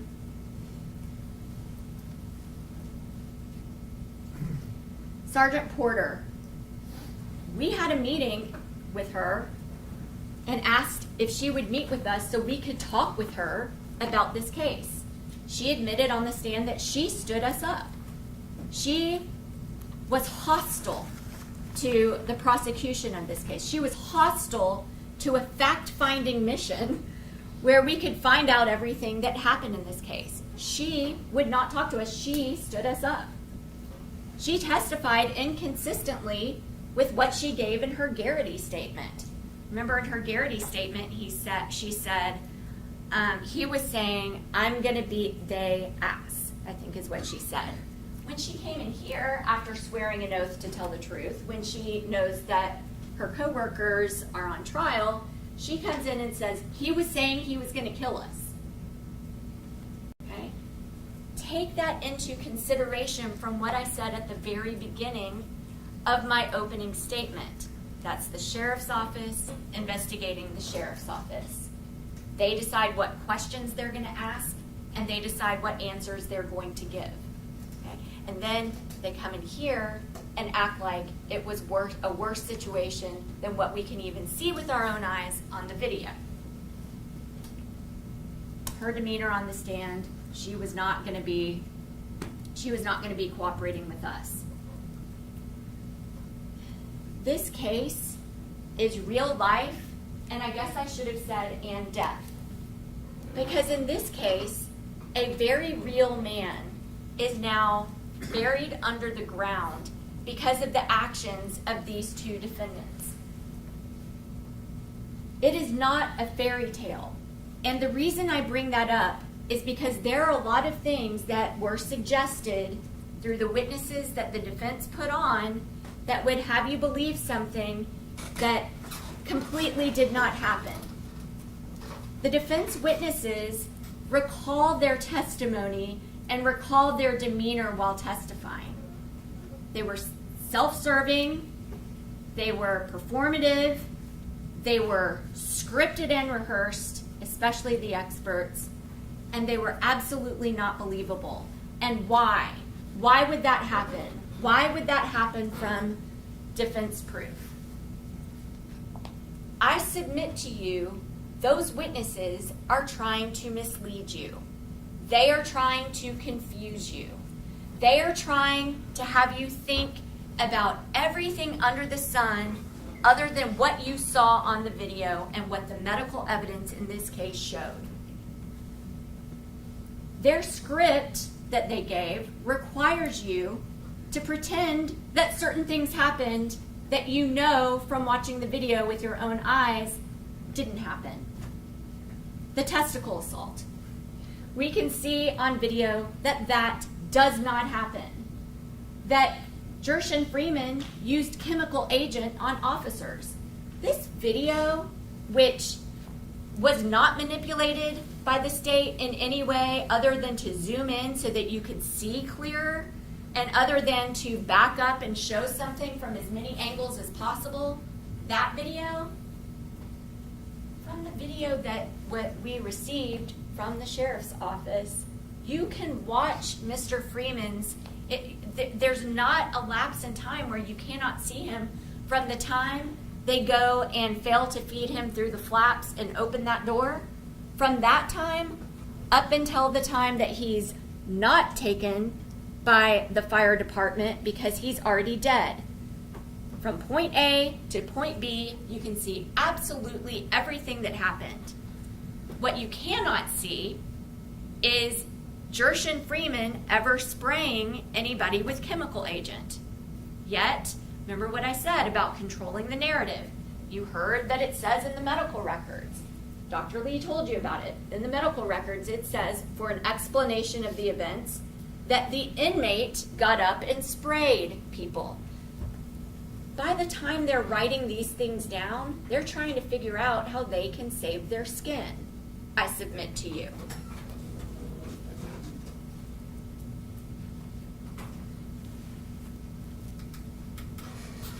The defense witnesses testified that Courtney Parham did not put pressure on Gershun Freeman. And they would have you believe that they were able to tell that he didn't, when he was down on a knee, that he wasn't putting any weight on that knee. You can see in the video that at times he basically punches him with his knee, and he stays over top of him on that knee, controlling Mr. Freeman and not allowing Mr. Freeman to be able to breathe. We already talked about asphyxia. I want to talk about the graphs that were shown to you during Dr. Ross's testimony. Now, when Dr. Ross was describing the state of Mr. Freeman's heart, he was testifying about pretend like you're, it's basically like a pipe. And then if there's something in here that's in its way, that's how I'm talking about whether or not blood can pass through there. When the defense came up and showed a graph and actually offered it into evidence, you have it in evidence, the circle on there showed a very, very small circle, way less than 20%. Way less than 20%. And it was there were concentric circles around it. Think about, and it was like one of 10 circles or something like that. So they're saying, okay, well, this is 10%. Well, everybody who's ever been to a track meet or run track or anything like that, you know the reason why people are staggered is because when you run around, if you're at the inside of the track, it's a smaller, it's less of a distance. If you're in the next one, you have to be staggered and start at a different place because when you go around, it has to be the same distance as this shorter one. And it goes on and on and on. General Funk was able to think on his feet and have somebody go and get a diagram that showed an actual 20% blockage, which was night and day different than what they offered to you. the defense witnesses, as well as the arguments today, kept trying to pretend that Dr. Ross did not find that the subdual, in this case, was a cause of death of Mr. Freeman. And defense experts, remember Pleasance, he testified, he even has it in his written report that y'all have back there, where he forgets to mention at all. He said that Mr. Freeman, in his report, he said that Mr. Freeman died only of his heart disease. He does not mention the due to subdual part of it.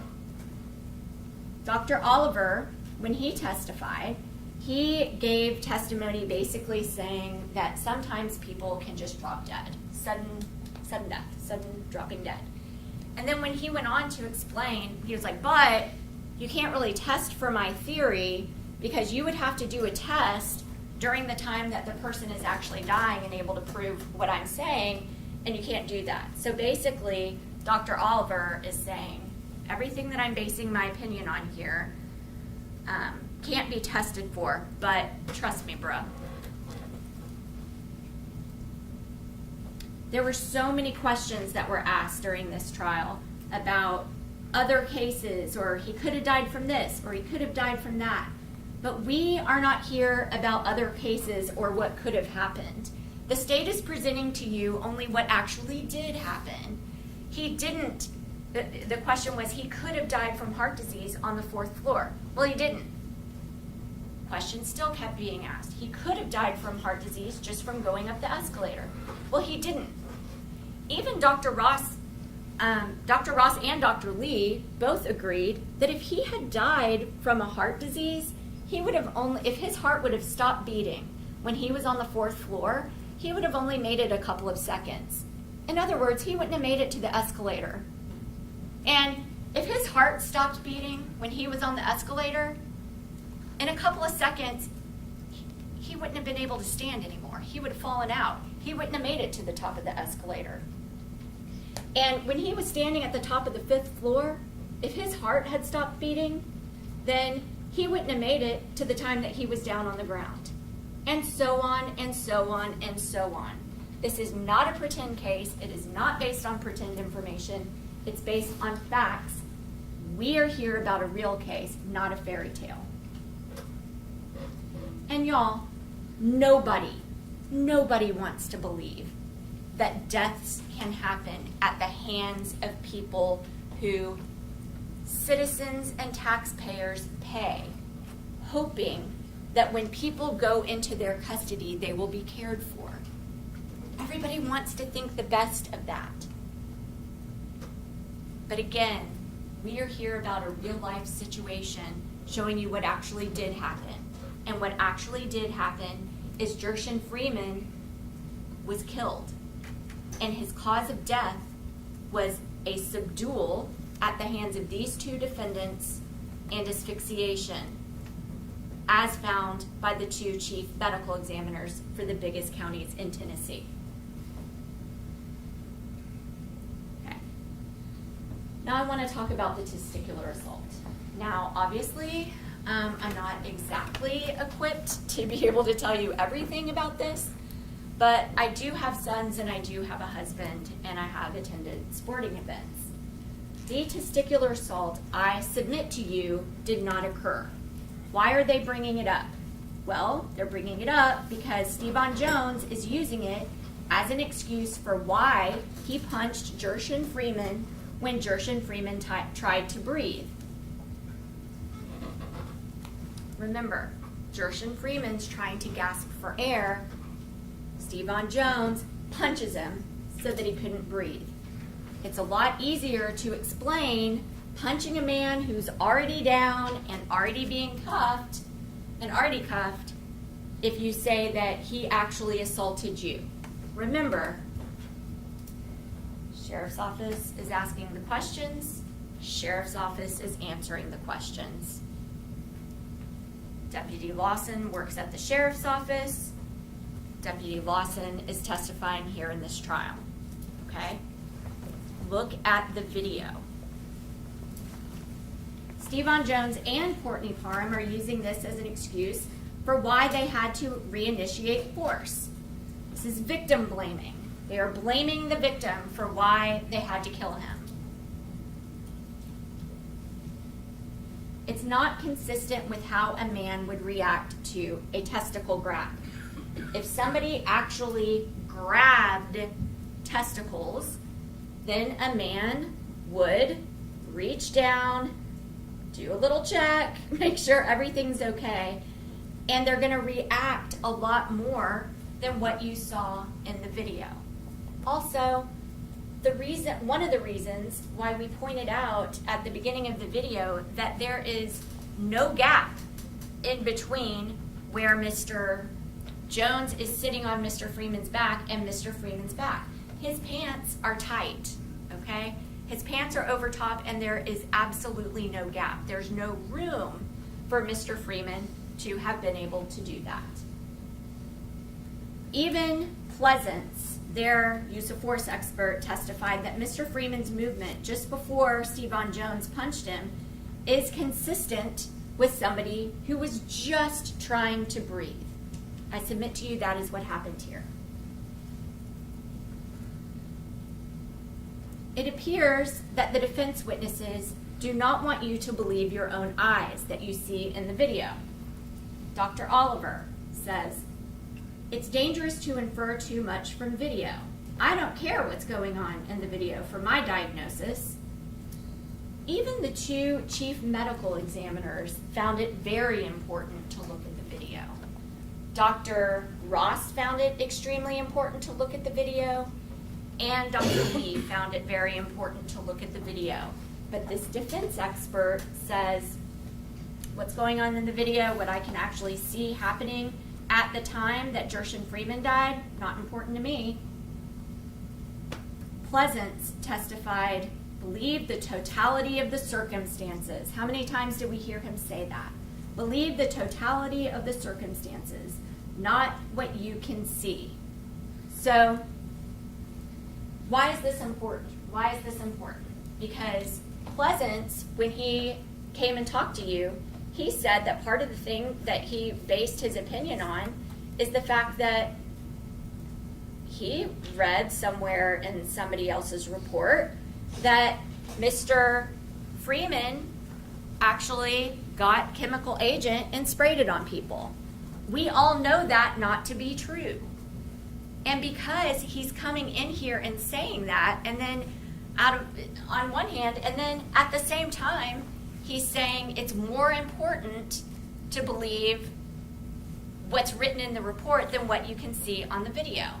There's another example of that when he said, well, the totality of the circumstances. Well, when I read in the reports, I read that they couldn't feed through the flaps.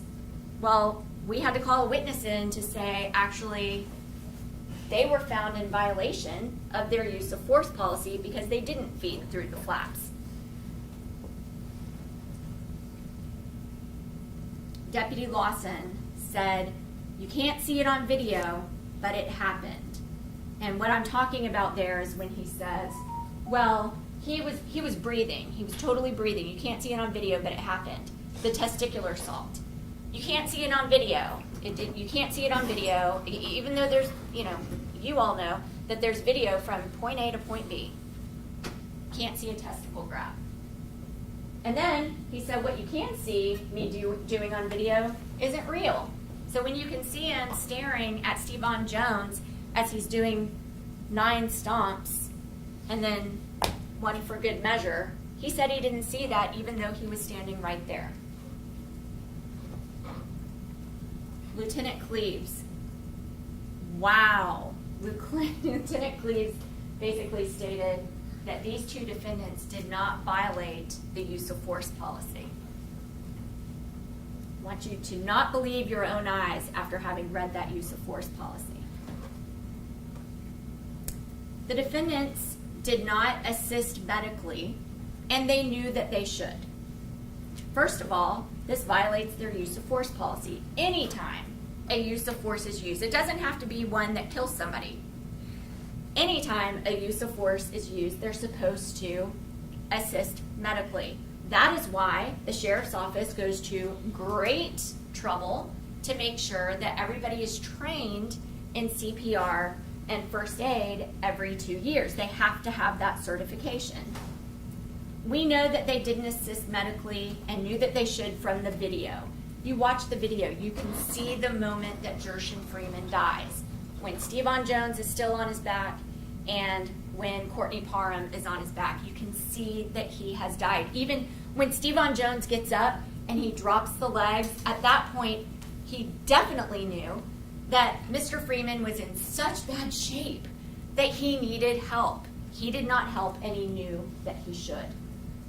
They didn't put him into a recovery position. We heard that over and over from Paul Miller. We know that he was unable to breathe. And if we know it from watching the video, they knew it from participating in it. You can see Mr. Freeman maneuvering his body, desperate to gasp for air, and they did not help him. They blame this on Lieutenant Cleaves. Once again, Lieutenant Cleaves did not tell them not to put him in a recovery position. And remember, importantly, during Lieutenant Cleaves' testimony, he said he doesn't even remember telling them that they had to put the leg irons on. He said they probably just heard me say to somebody, go get the leg irons. He never even gave them a direction.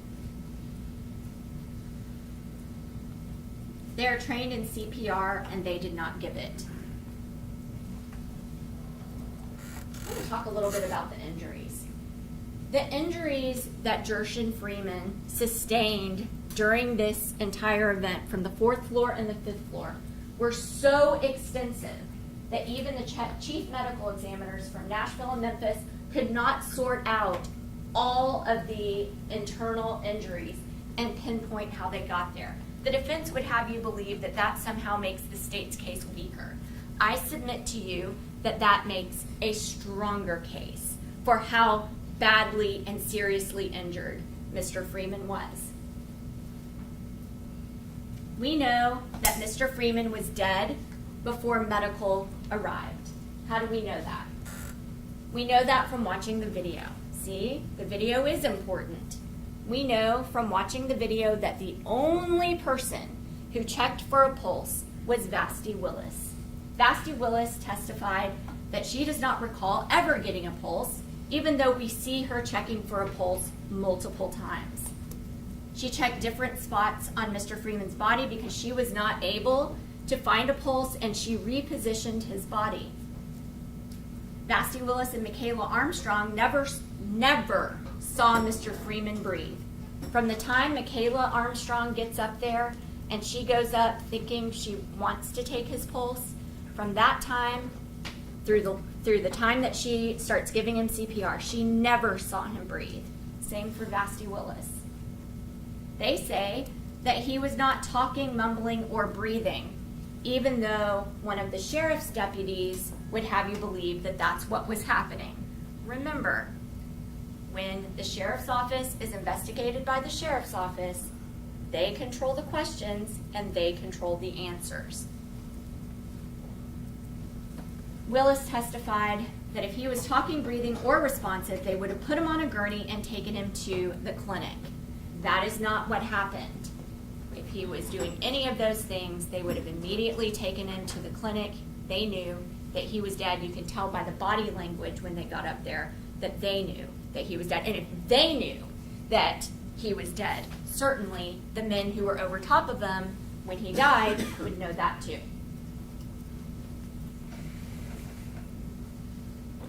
And then the AED machine, we've already talked about that. Once that was hooked up, it was very clear that there was no electric pulses going through Mr. Freeman's heart. Even the machine said that he was asystole or flatlined by the time they got that on him. So what did Gershun Freeman actually do? We heard that he's this violent, awful person in the jail. He's so scary. He scared everybody who was in the jail. What did he actually do? Well, the first thing he did was ask for help. He realized that he was having a situation. I'm not okay. It wasn't like somebody turned him in, you know? He took himself to medical. He said, I am undergoing a problem, or something to that effect. He took himself there and asked for their help. He threw a blanket. You can see on the video that when the people are coming up on the 4th floor to give him his food, he throws a blanket out, and at the time that he is throwing his blanket out, that's when the sheriff's deputy has his chemical agent already up, and then you see Gershun Freeman reach out to avoid being sprayed. Watch that video at slow motion if you want to see that for yourself. He exited his cell and he tried to grab that spray. He reacted to a fight that was sometimes 8 people versus him, where he was being punched, kicked, stomped, hit in the head with chemical agent canister. That is what Gershun Freeman did. Jury needs a break. It's all right this time. Let's take a short break. Don't discuss the case with Cesar. Anybody else? We'll get back with you in just a few minutes. Okay?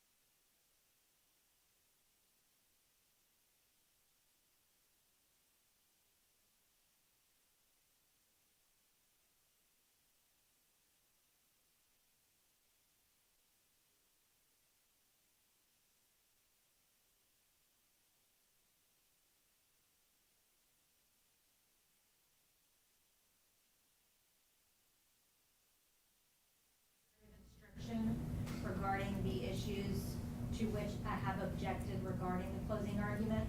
And I would also like to put on the record that I'm objecting that this is not isolated statements by the prosecutor, but a continuing theme of the argument that is designed to disparage defense counsel, express personal beliefs and opinions as to the truth or falsity of testimony presented at trial, and references matters outside the record as far as the jurors being taxpayers are concerned. I would ask the court to give curative instructions to all of those, particularly on the use of homicide and arguing that the medical determination is a legal determination. And then I'll just join, just for the record. Thank you. All right, if you'll mention all four of those one at a time, please. The first one. Your Honor, I would ask for a curative instruction, I'll go backwards. Ask for a curative instruction regarding homicide being argued as a legal determination rather than a medical determination, which is a misstatement of the evidence. And asking the jury to make an inference that it should not make based on the evidence. Okay, so go on to that one. You're asking me to tell the jury what? I'm asking you to tell the jury that the proof showed that the medical determinations are not legal determinations. All right, the medical examiners testified, and it was gone into on direct and cross about why something was homicide. Sometimes it could be a homicide that's perfectly legal. And so I don't think any curative instruction is needed. Next one. Your Honor, I would ask you for a curative instruction regarding Ms. Hunter's argument that the defense attorneys are telling you that asphyxia is not real. That was not an accurate statement of the facts.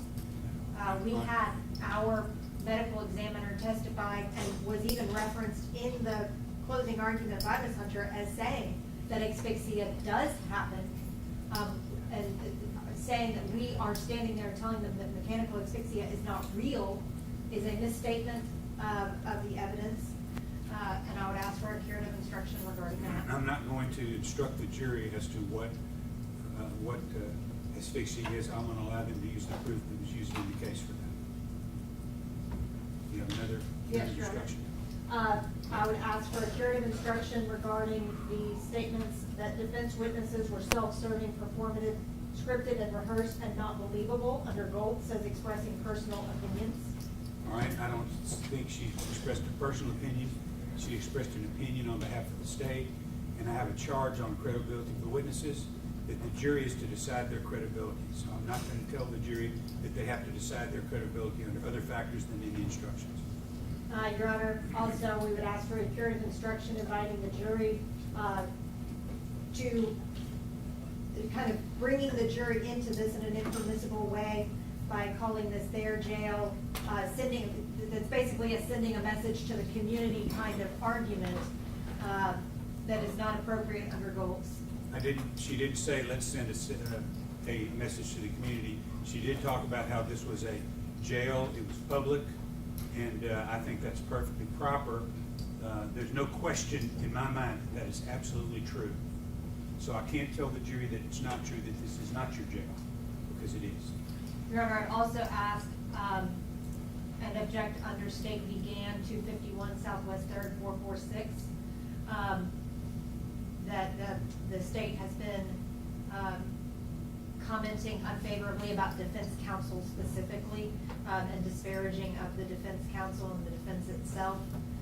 Again, those are personal attacks that are not appropriate in a closing argument and expressions of personal belief under Gold's. She never said those were her personal beliefs, and I find that both sides have been guilty of what you say you're guilty of, and neither side, in my mind, has disparaged other counsel. They have disparaged the proof of the other side, but not the attorneys. And they did not say, it's my personal belief that. They've not done that. They have a right to espouse beliefs to the jury, that the jury should get those things from the proof in the case. Thank you for letting me make the record, Your Honor. We're ready for the jury. Stage ready. Bring the jury in, please.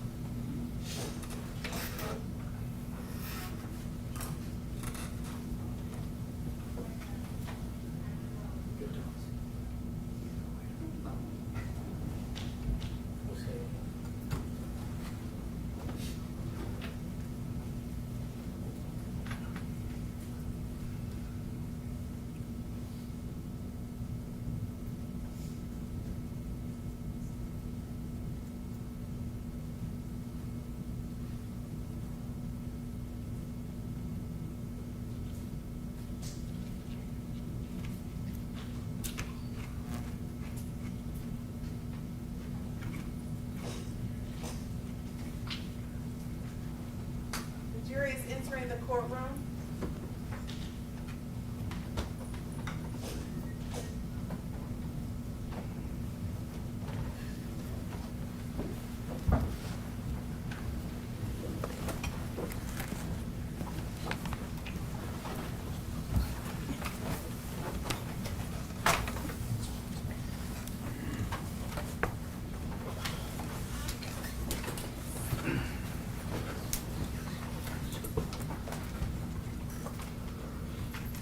Now be seated.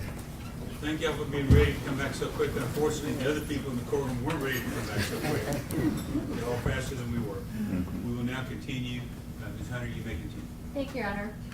So we just talked about what Gershun Freeman actually did. Now let's talk about what he did not do. He did not grab Stevon Jones's testicles, giving him a reason to punch him once he was already on the ground. He did not spray chemical agent. He was no threat to anyone on the 5th floor after he got down on the ground. I want to talk a little bit about victim blaming. I talked about this briefly,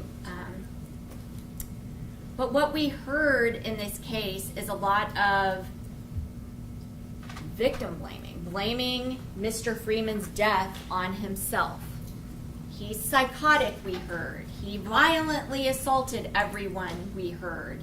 It's his fault they didn't use the food delivery system, we heard. It's his fault everybody sprayed too much chemical agent, we heard. And I want to spend a second on that.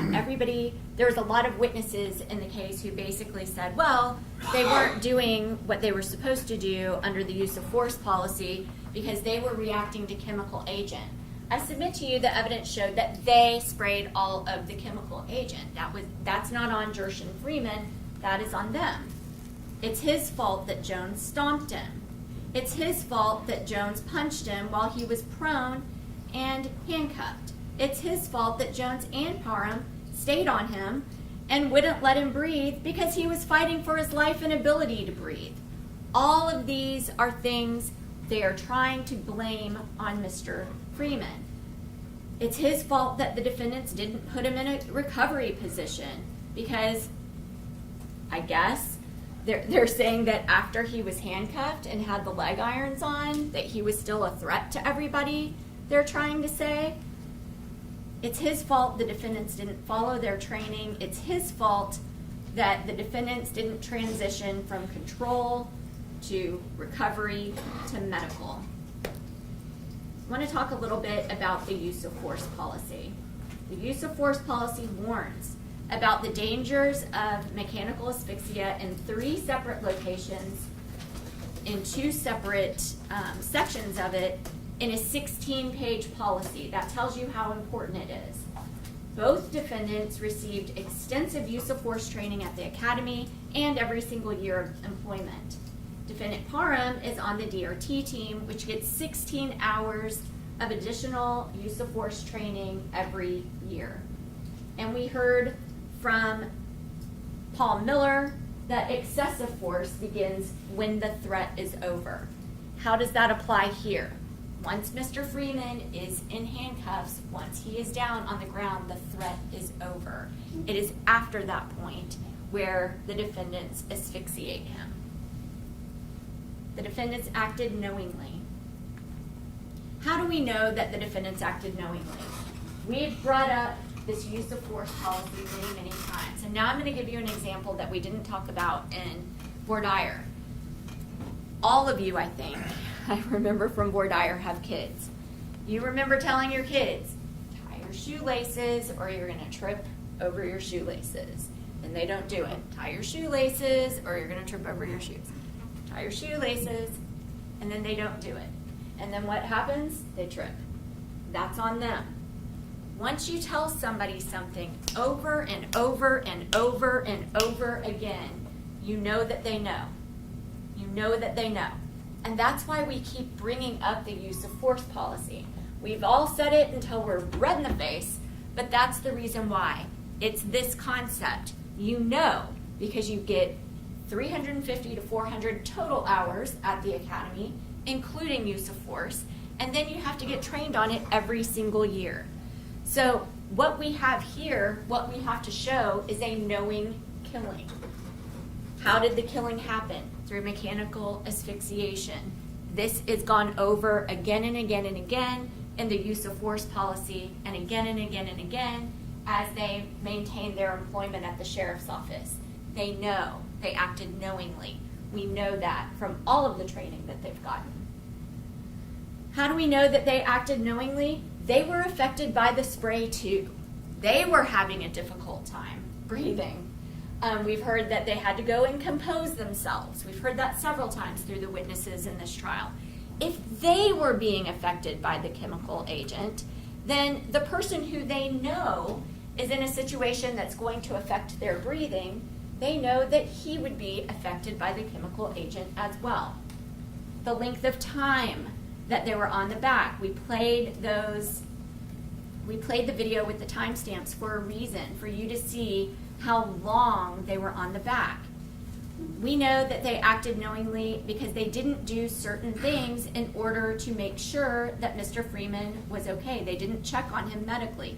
They didn't check his pupil, they didn't check his pulse, they didn't check his breathing, they did not perform CPR, they didn't take him to medical, they didn't put him in a recovery position, and Parham, I put in quotes, adjusted every time Mr. Freeman was trying to breathe. I submit to you that evidence shows that every time Mr. Freeman was trying to breathe, that's when Courtney Parham adjusted himself to put more force on Mr. Freeman's back, which caused him to die. I want to talk a little bit about Dr. Avery's testimony. She testified that jails are familiar with the fact that people in their care may have mental health difficulties. She also testified that those with mental health difficulties should receive additional or special care. She also testified, very importantly, she was the defense expert on aggression. And during the entire time when the defendants were on Mr. Freeman's back, she testified that he was not exhibiting aggressive behavior. And that's really important when they're claiming self-defense and defense of others. Their own experts said that he was not acting aggressively. I want to address a little bit the remarks by opposing counsel about the investigation of this case during the trial and during closing arguments. They have made it very clear to you all that we're not from here.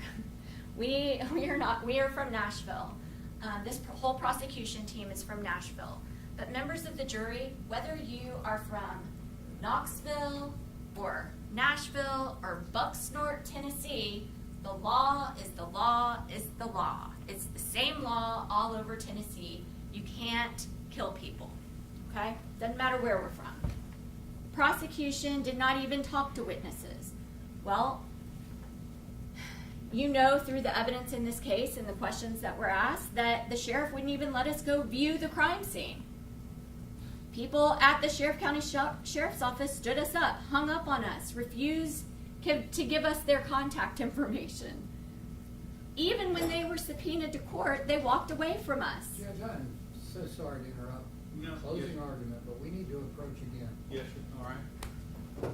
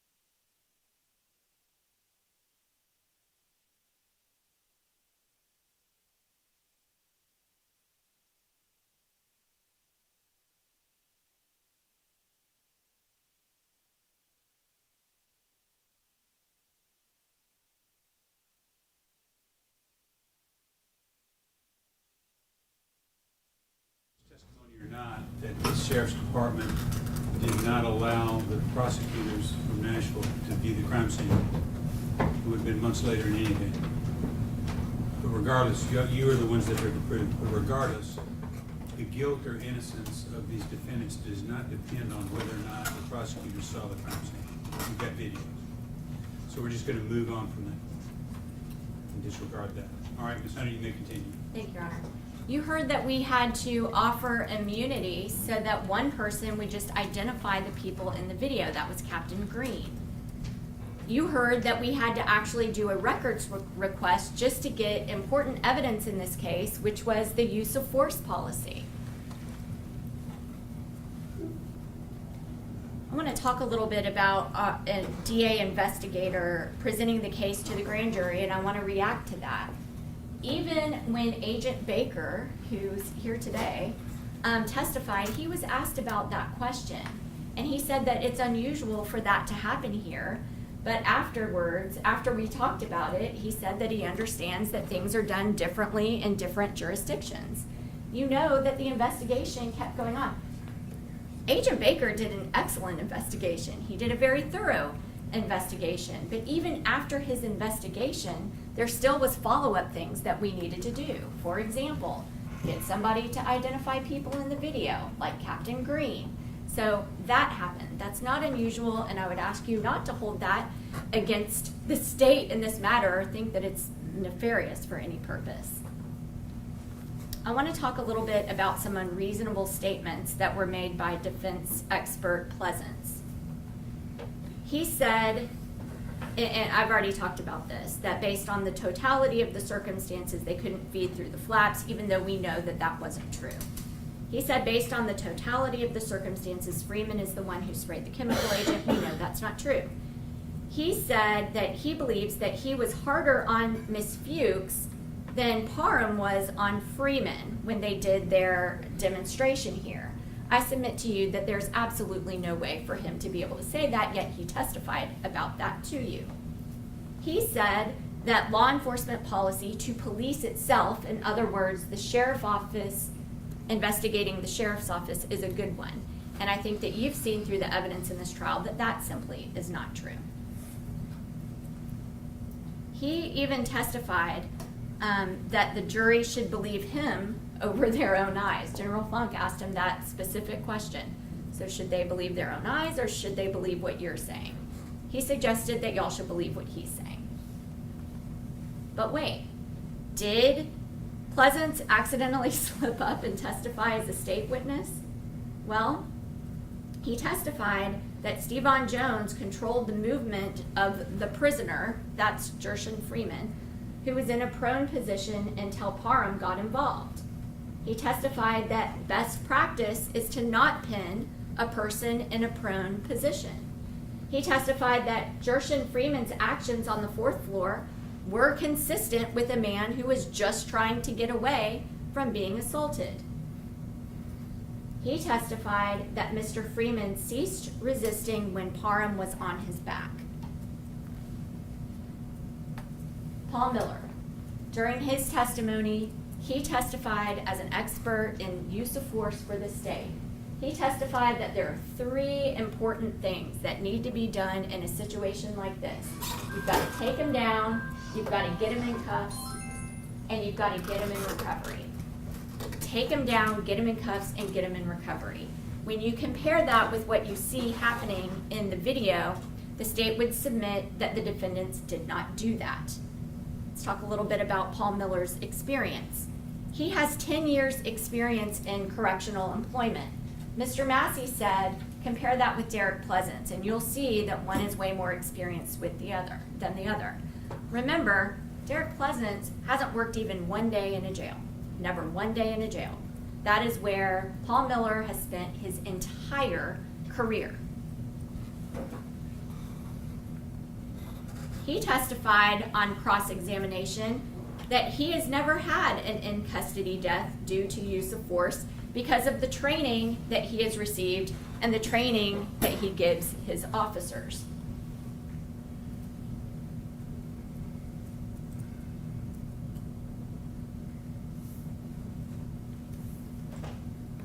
I'm having a technical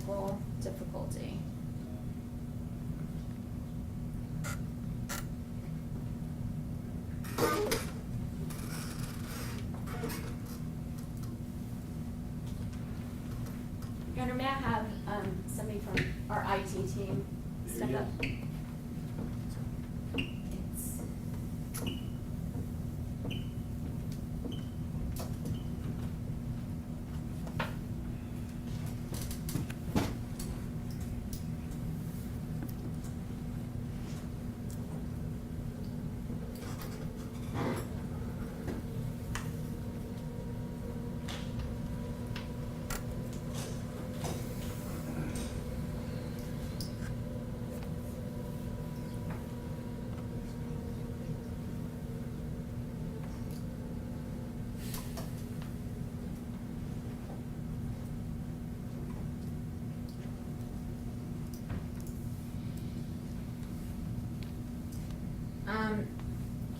You saw from his testimony that he's a straight shooter. He's professional. He's gonna call balls and strikes. Mr. Urban, played a portion of what he said about the fact that he needed to get down in handcuffs. And when he saw that he was handcuffed, he said that was a good thing, that needed to happen. He wasn't testifying in any type of rehearsed manner or anything like that. He was testifying in a way that was truthful and that a way that you can believe. He testified very, very specifically that Mr. Freeman should immediately have been put in a recovery position. He testified very clearly that he violated their use of force policy. He testified that you've got to cuff them, get them in control, and get them in recovery, and that getting him in cuffs was just fine. Now I want to talk a little bit about count 4 of the indictment. Count 4 of the indictment is the assault where Stevan Jones stomped on Mr. Freeman.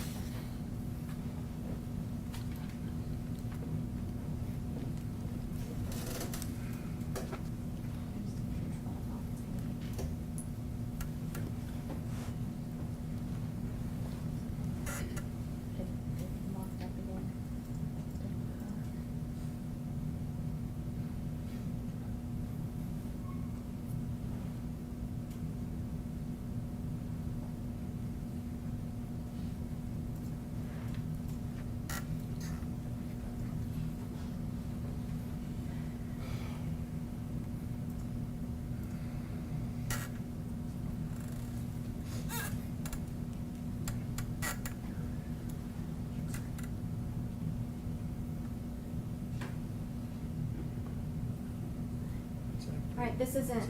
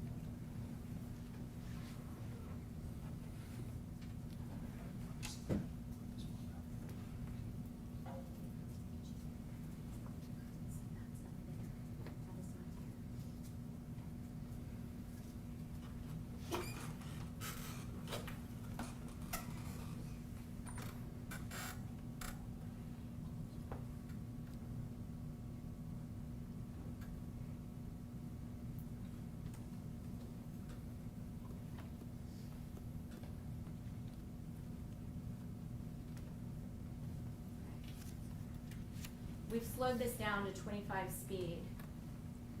Notice the number of stomps that you see on here. And I'm going to play it again for you. Watch how he's positioning himself up against the wall. And then he does this last stomp. The one that Ms. Frazier was talking about, and one for good measure.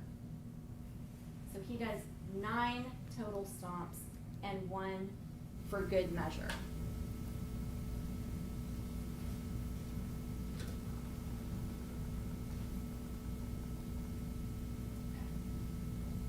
One way that you can see in the slowed down version that it's actually 9 stomps is if you watch Mr. Jones's waist up here, you can see him moving and you can also see his foot.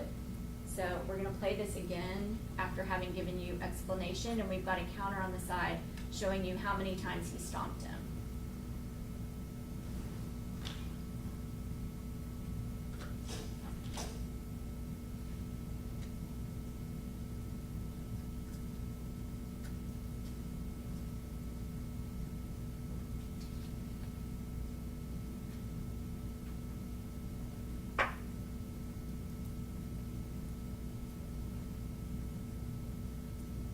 So we could have we could have charged him with 10 separate counts of assault there, but we only charged him with the 1. I told you earlier in the closing argument that I was going to show you a video where you can see that Steven Jones knows exactly what he did. Notice his facial expression and what he does when he gets up. Notice what he has just realized. This man is dead, and now I'm going to have to answer for it. I submit to you is the look that's on his face. Watch this.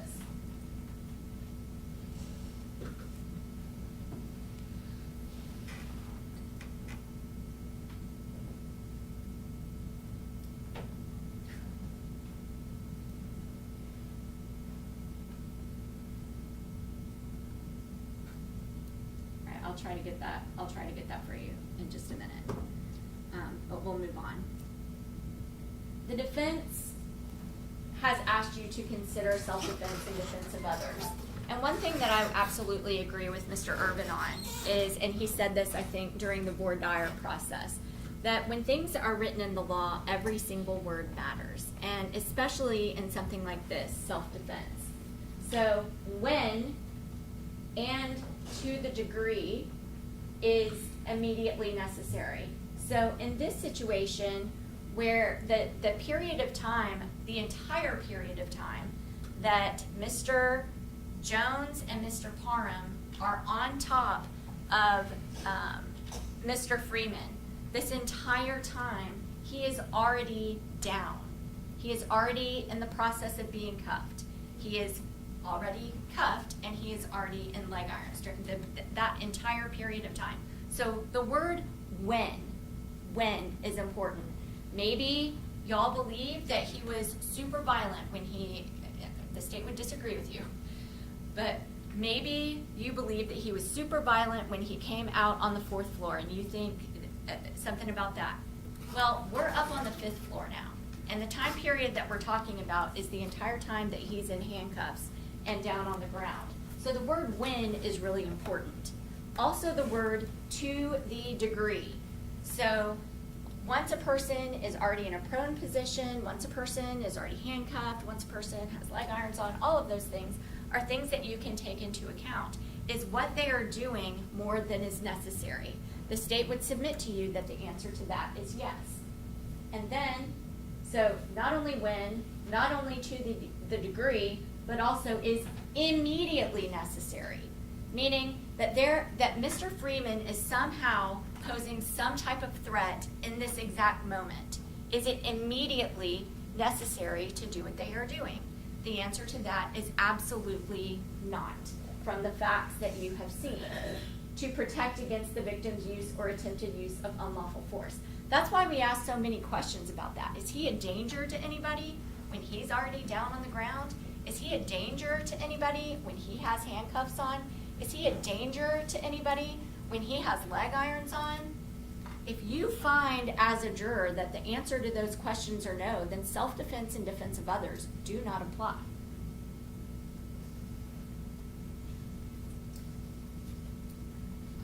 One thing that the court is going to tell you is that the defendant's belief of imminent danger or death had to be reasonable.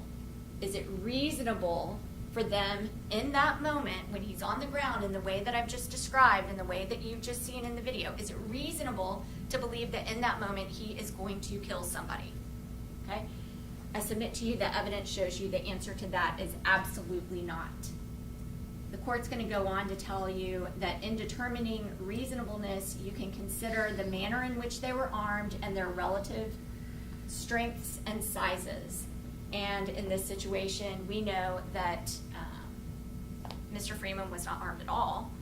We've heard testimony that people, if you are a correctional officer in a jail, your only weapons that you have, or your only instruments that you have, are restraints and chemical spray. Mr. Freeman didn't even have that, and he was outnumbered, as you could see from the video.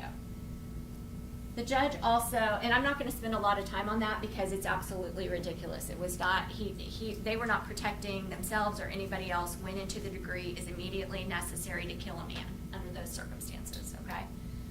Judge also instructed you on the defense of necessity, so I want to talk about that, and it's a lot of the same words.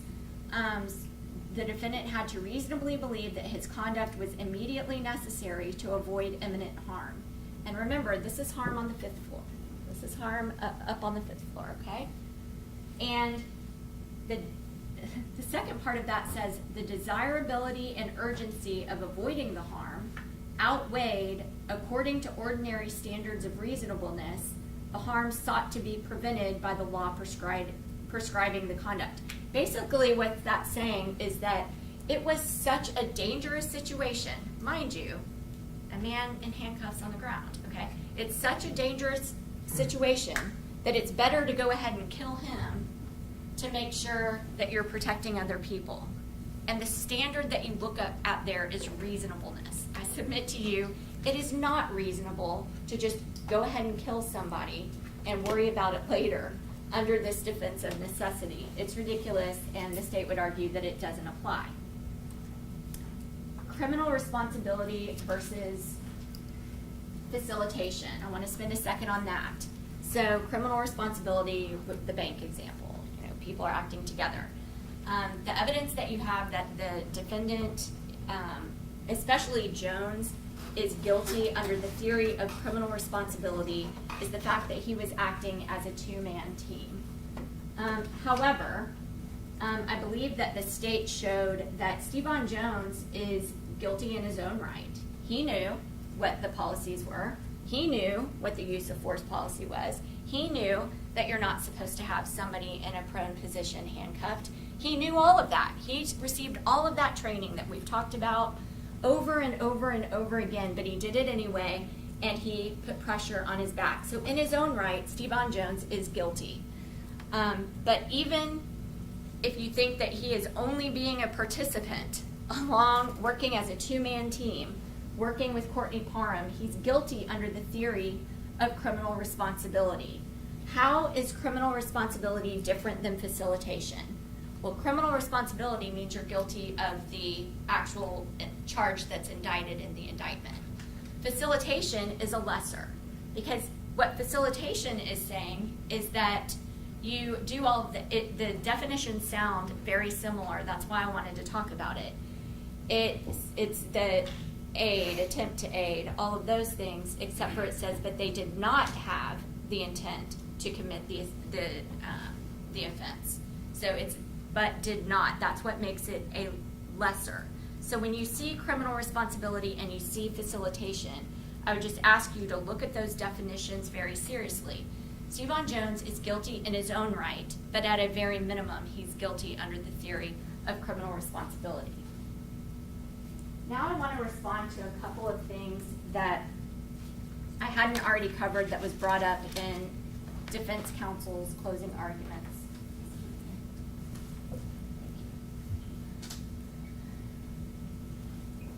I've covered a lot of these, so don't worry, y'all. I'm not going to say everything that's on here.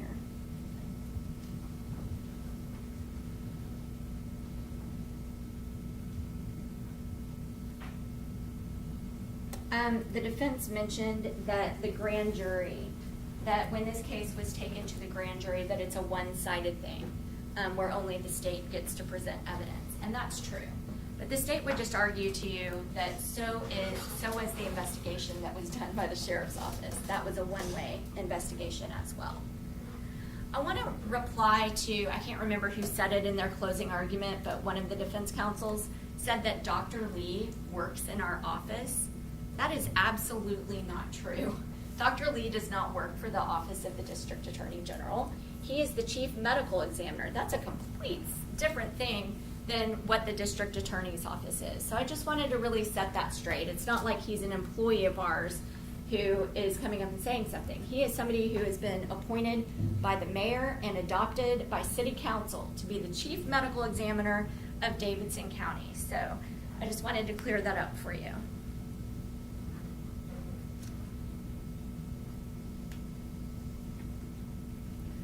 It was brought up, I think, that, but, excuse me for just a second.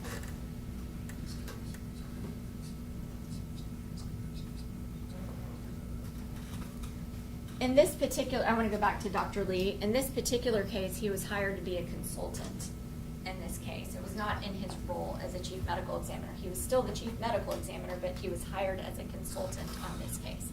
So I just wanted to make sure that I said that correctly. The defense brought up the fact that all the state had was Dr. Ross's opinion when the state went to the grand jury. Yes. When the state went to the grand jury, we had Dr. Ross's opinion, and at the grand jury, obviously, the grand jury returned an indictment based on Dr. Ross's opinion alone.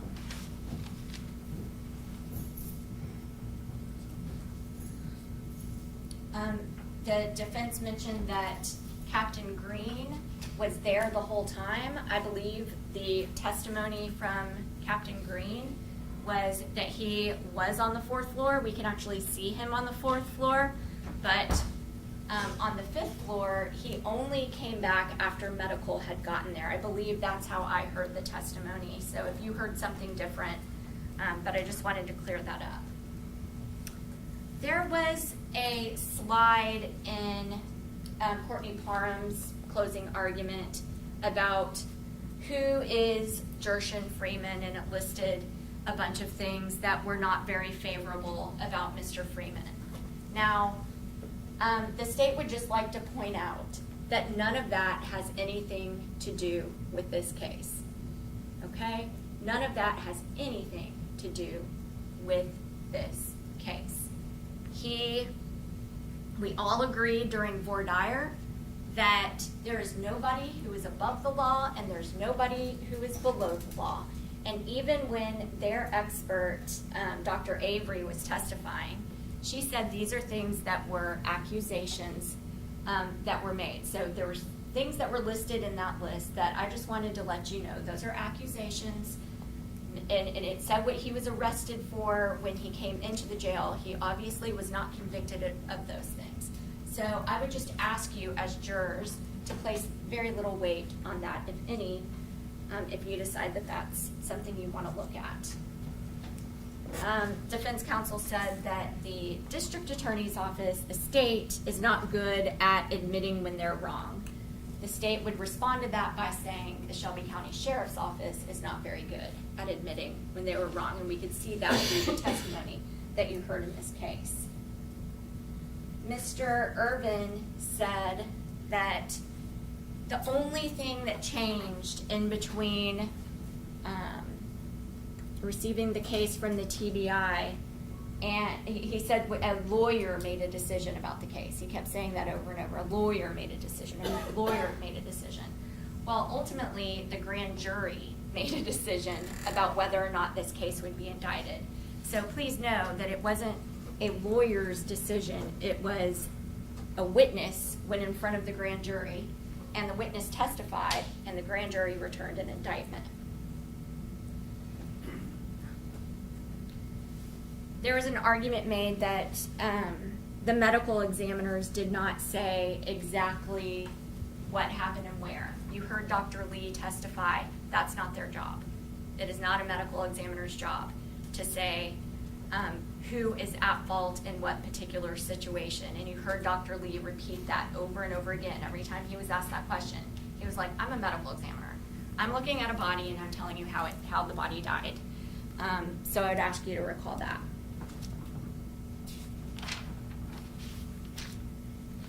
The defense argues that the state somehow provided an incorrect video. Remember that the state offered every version of the video so that you would have the entire thing. If you all, when y'all are considering this case, do not like the version that we put forward, you have all of the original video offered as evidence in this case. The Brady Bunch version is that video. So please go back and look at that. If you have any question about whether or not the state's trying to hide anything from you or anything like that, every single bit of evidence, or every single bit of video evidence in this case that was initially provided has been provided to you.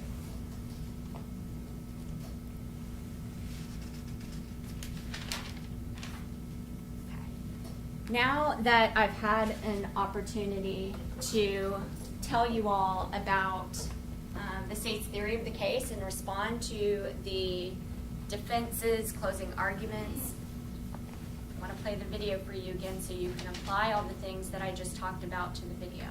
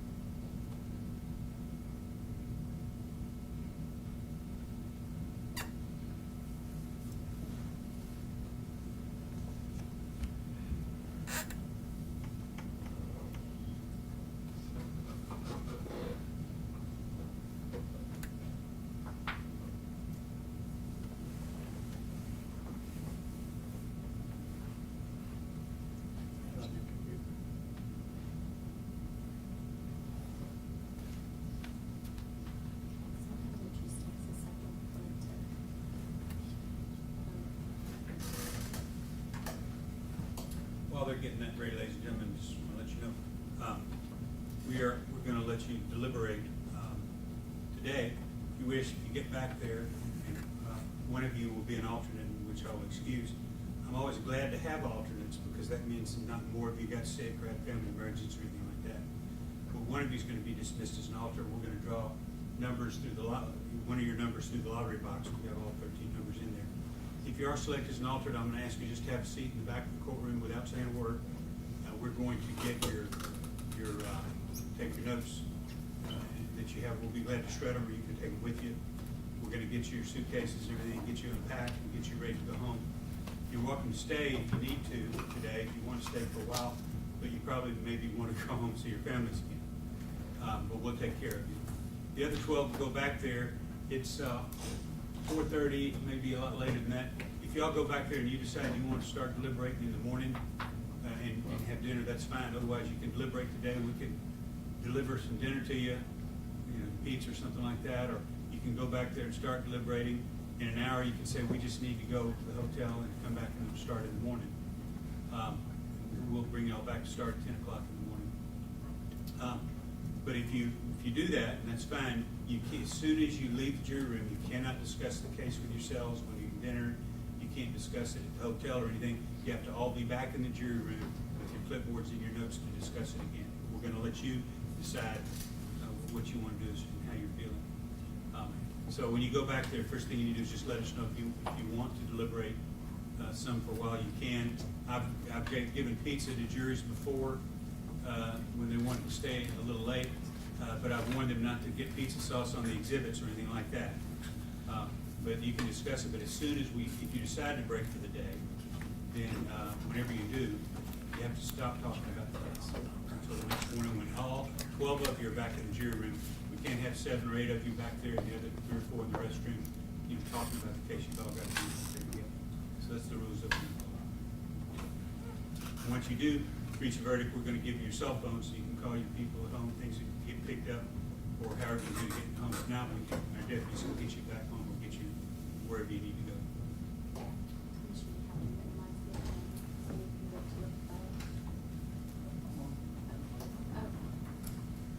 Are you ready, Judge? Yes, sir.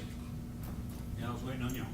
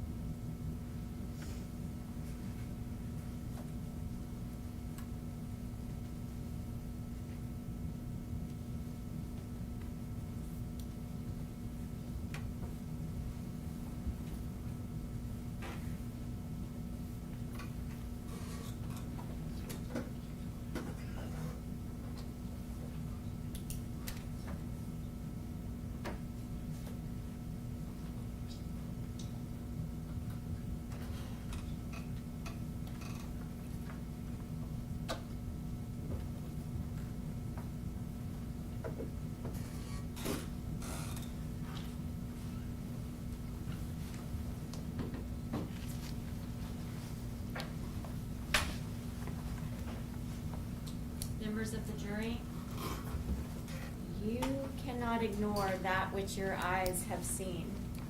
You saw it with your own eyes. You can believe what you saw with your own eyes. And two highly respected medical examiners came in here and told you that subdual is the cause of death in this case. And Dr. Lee was more specific and said that it was asphyxiation. I will repeat what Mr. Urban said to you. The highest honor is to have someone trust you to do the right thing. The state trusts you. We ask you to hold these defendants accountable for what they did at the Shelby County Jail. We ask you to convict the defendants for the knowing killing of Gershun Freeman, second-degree murder. And we ask you to convict the defendants of aggravated assault causing death and Stevan Jones for assault, because that is what the state proved to you beyond a reasonable doubt. Members of the jury, we look forward to your verdict. Thank you, ma'am. All right, is everybody feeling okay? Just everybody's too sick to continue. All right, we're going to pull an alternate out of the lottery box. Could you take just a real short break? I'm so sorry. All right, take a recess, please. Court stands in recess. Back with y'all in a minute.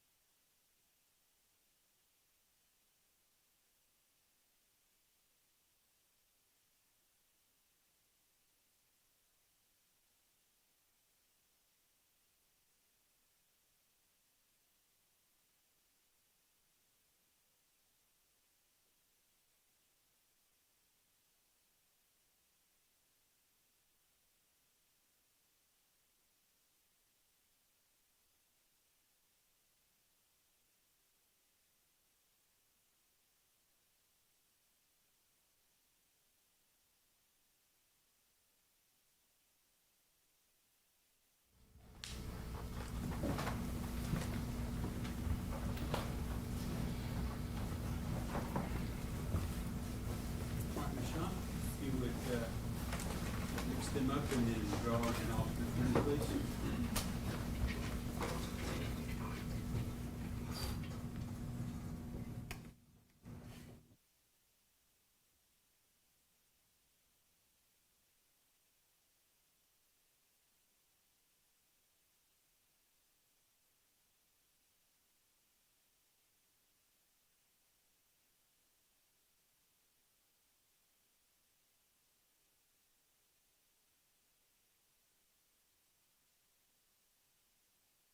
Well, they're now on the jury. I'm going to send you back with all the exhibits. They're going to be brought back there. Also have the indictment.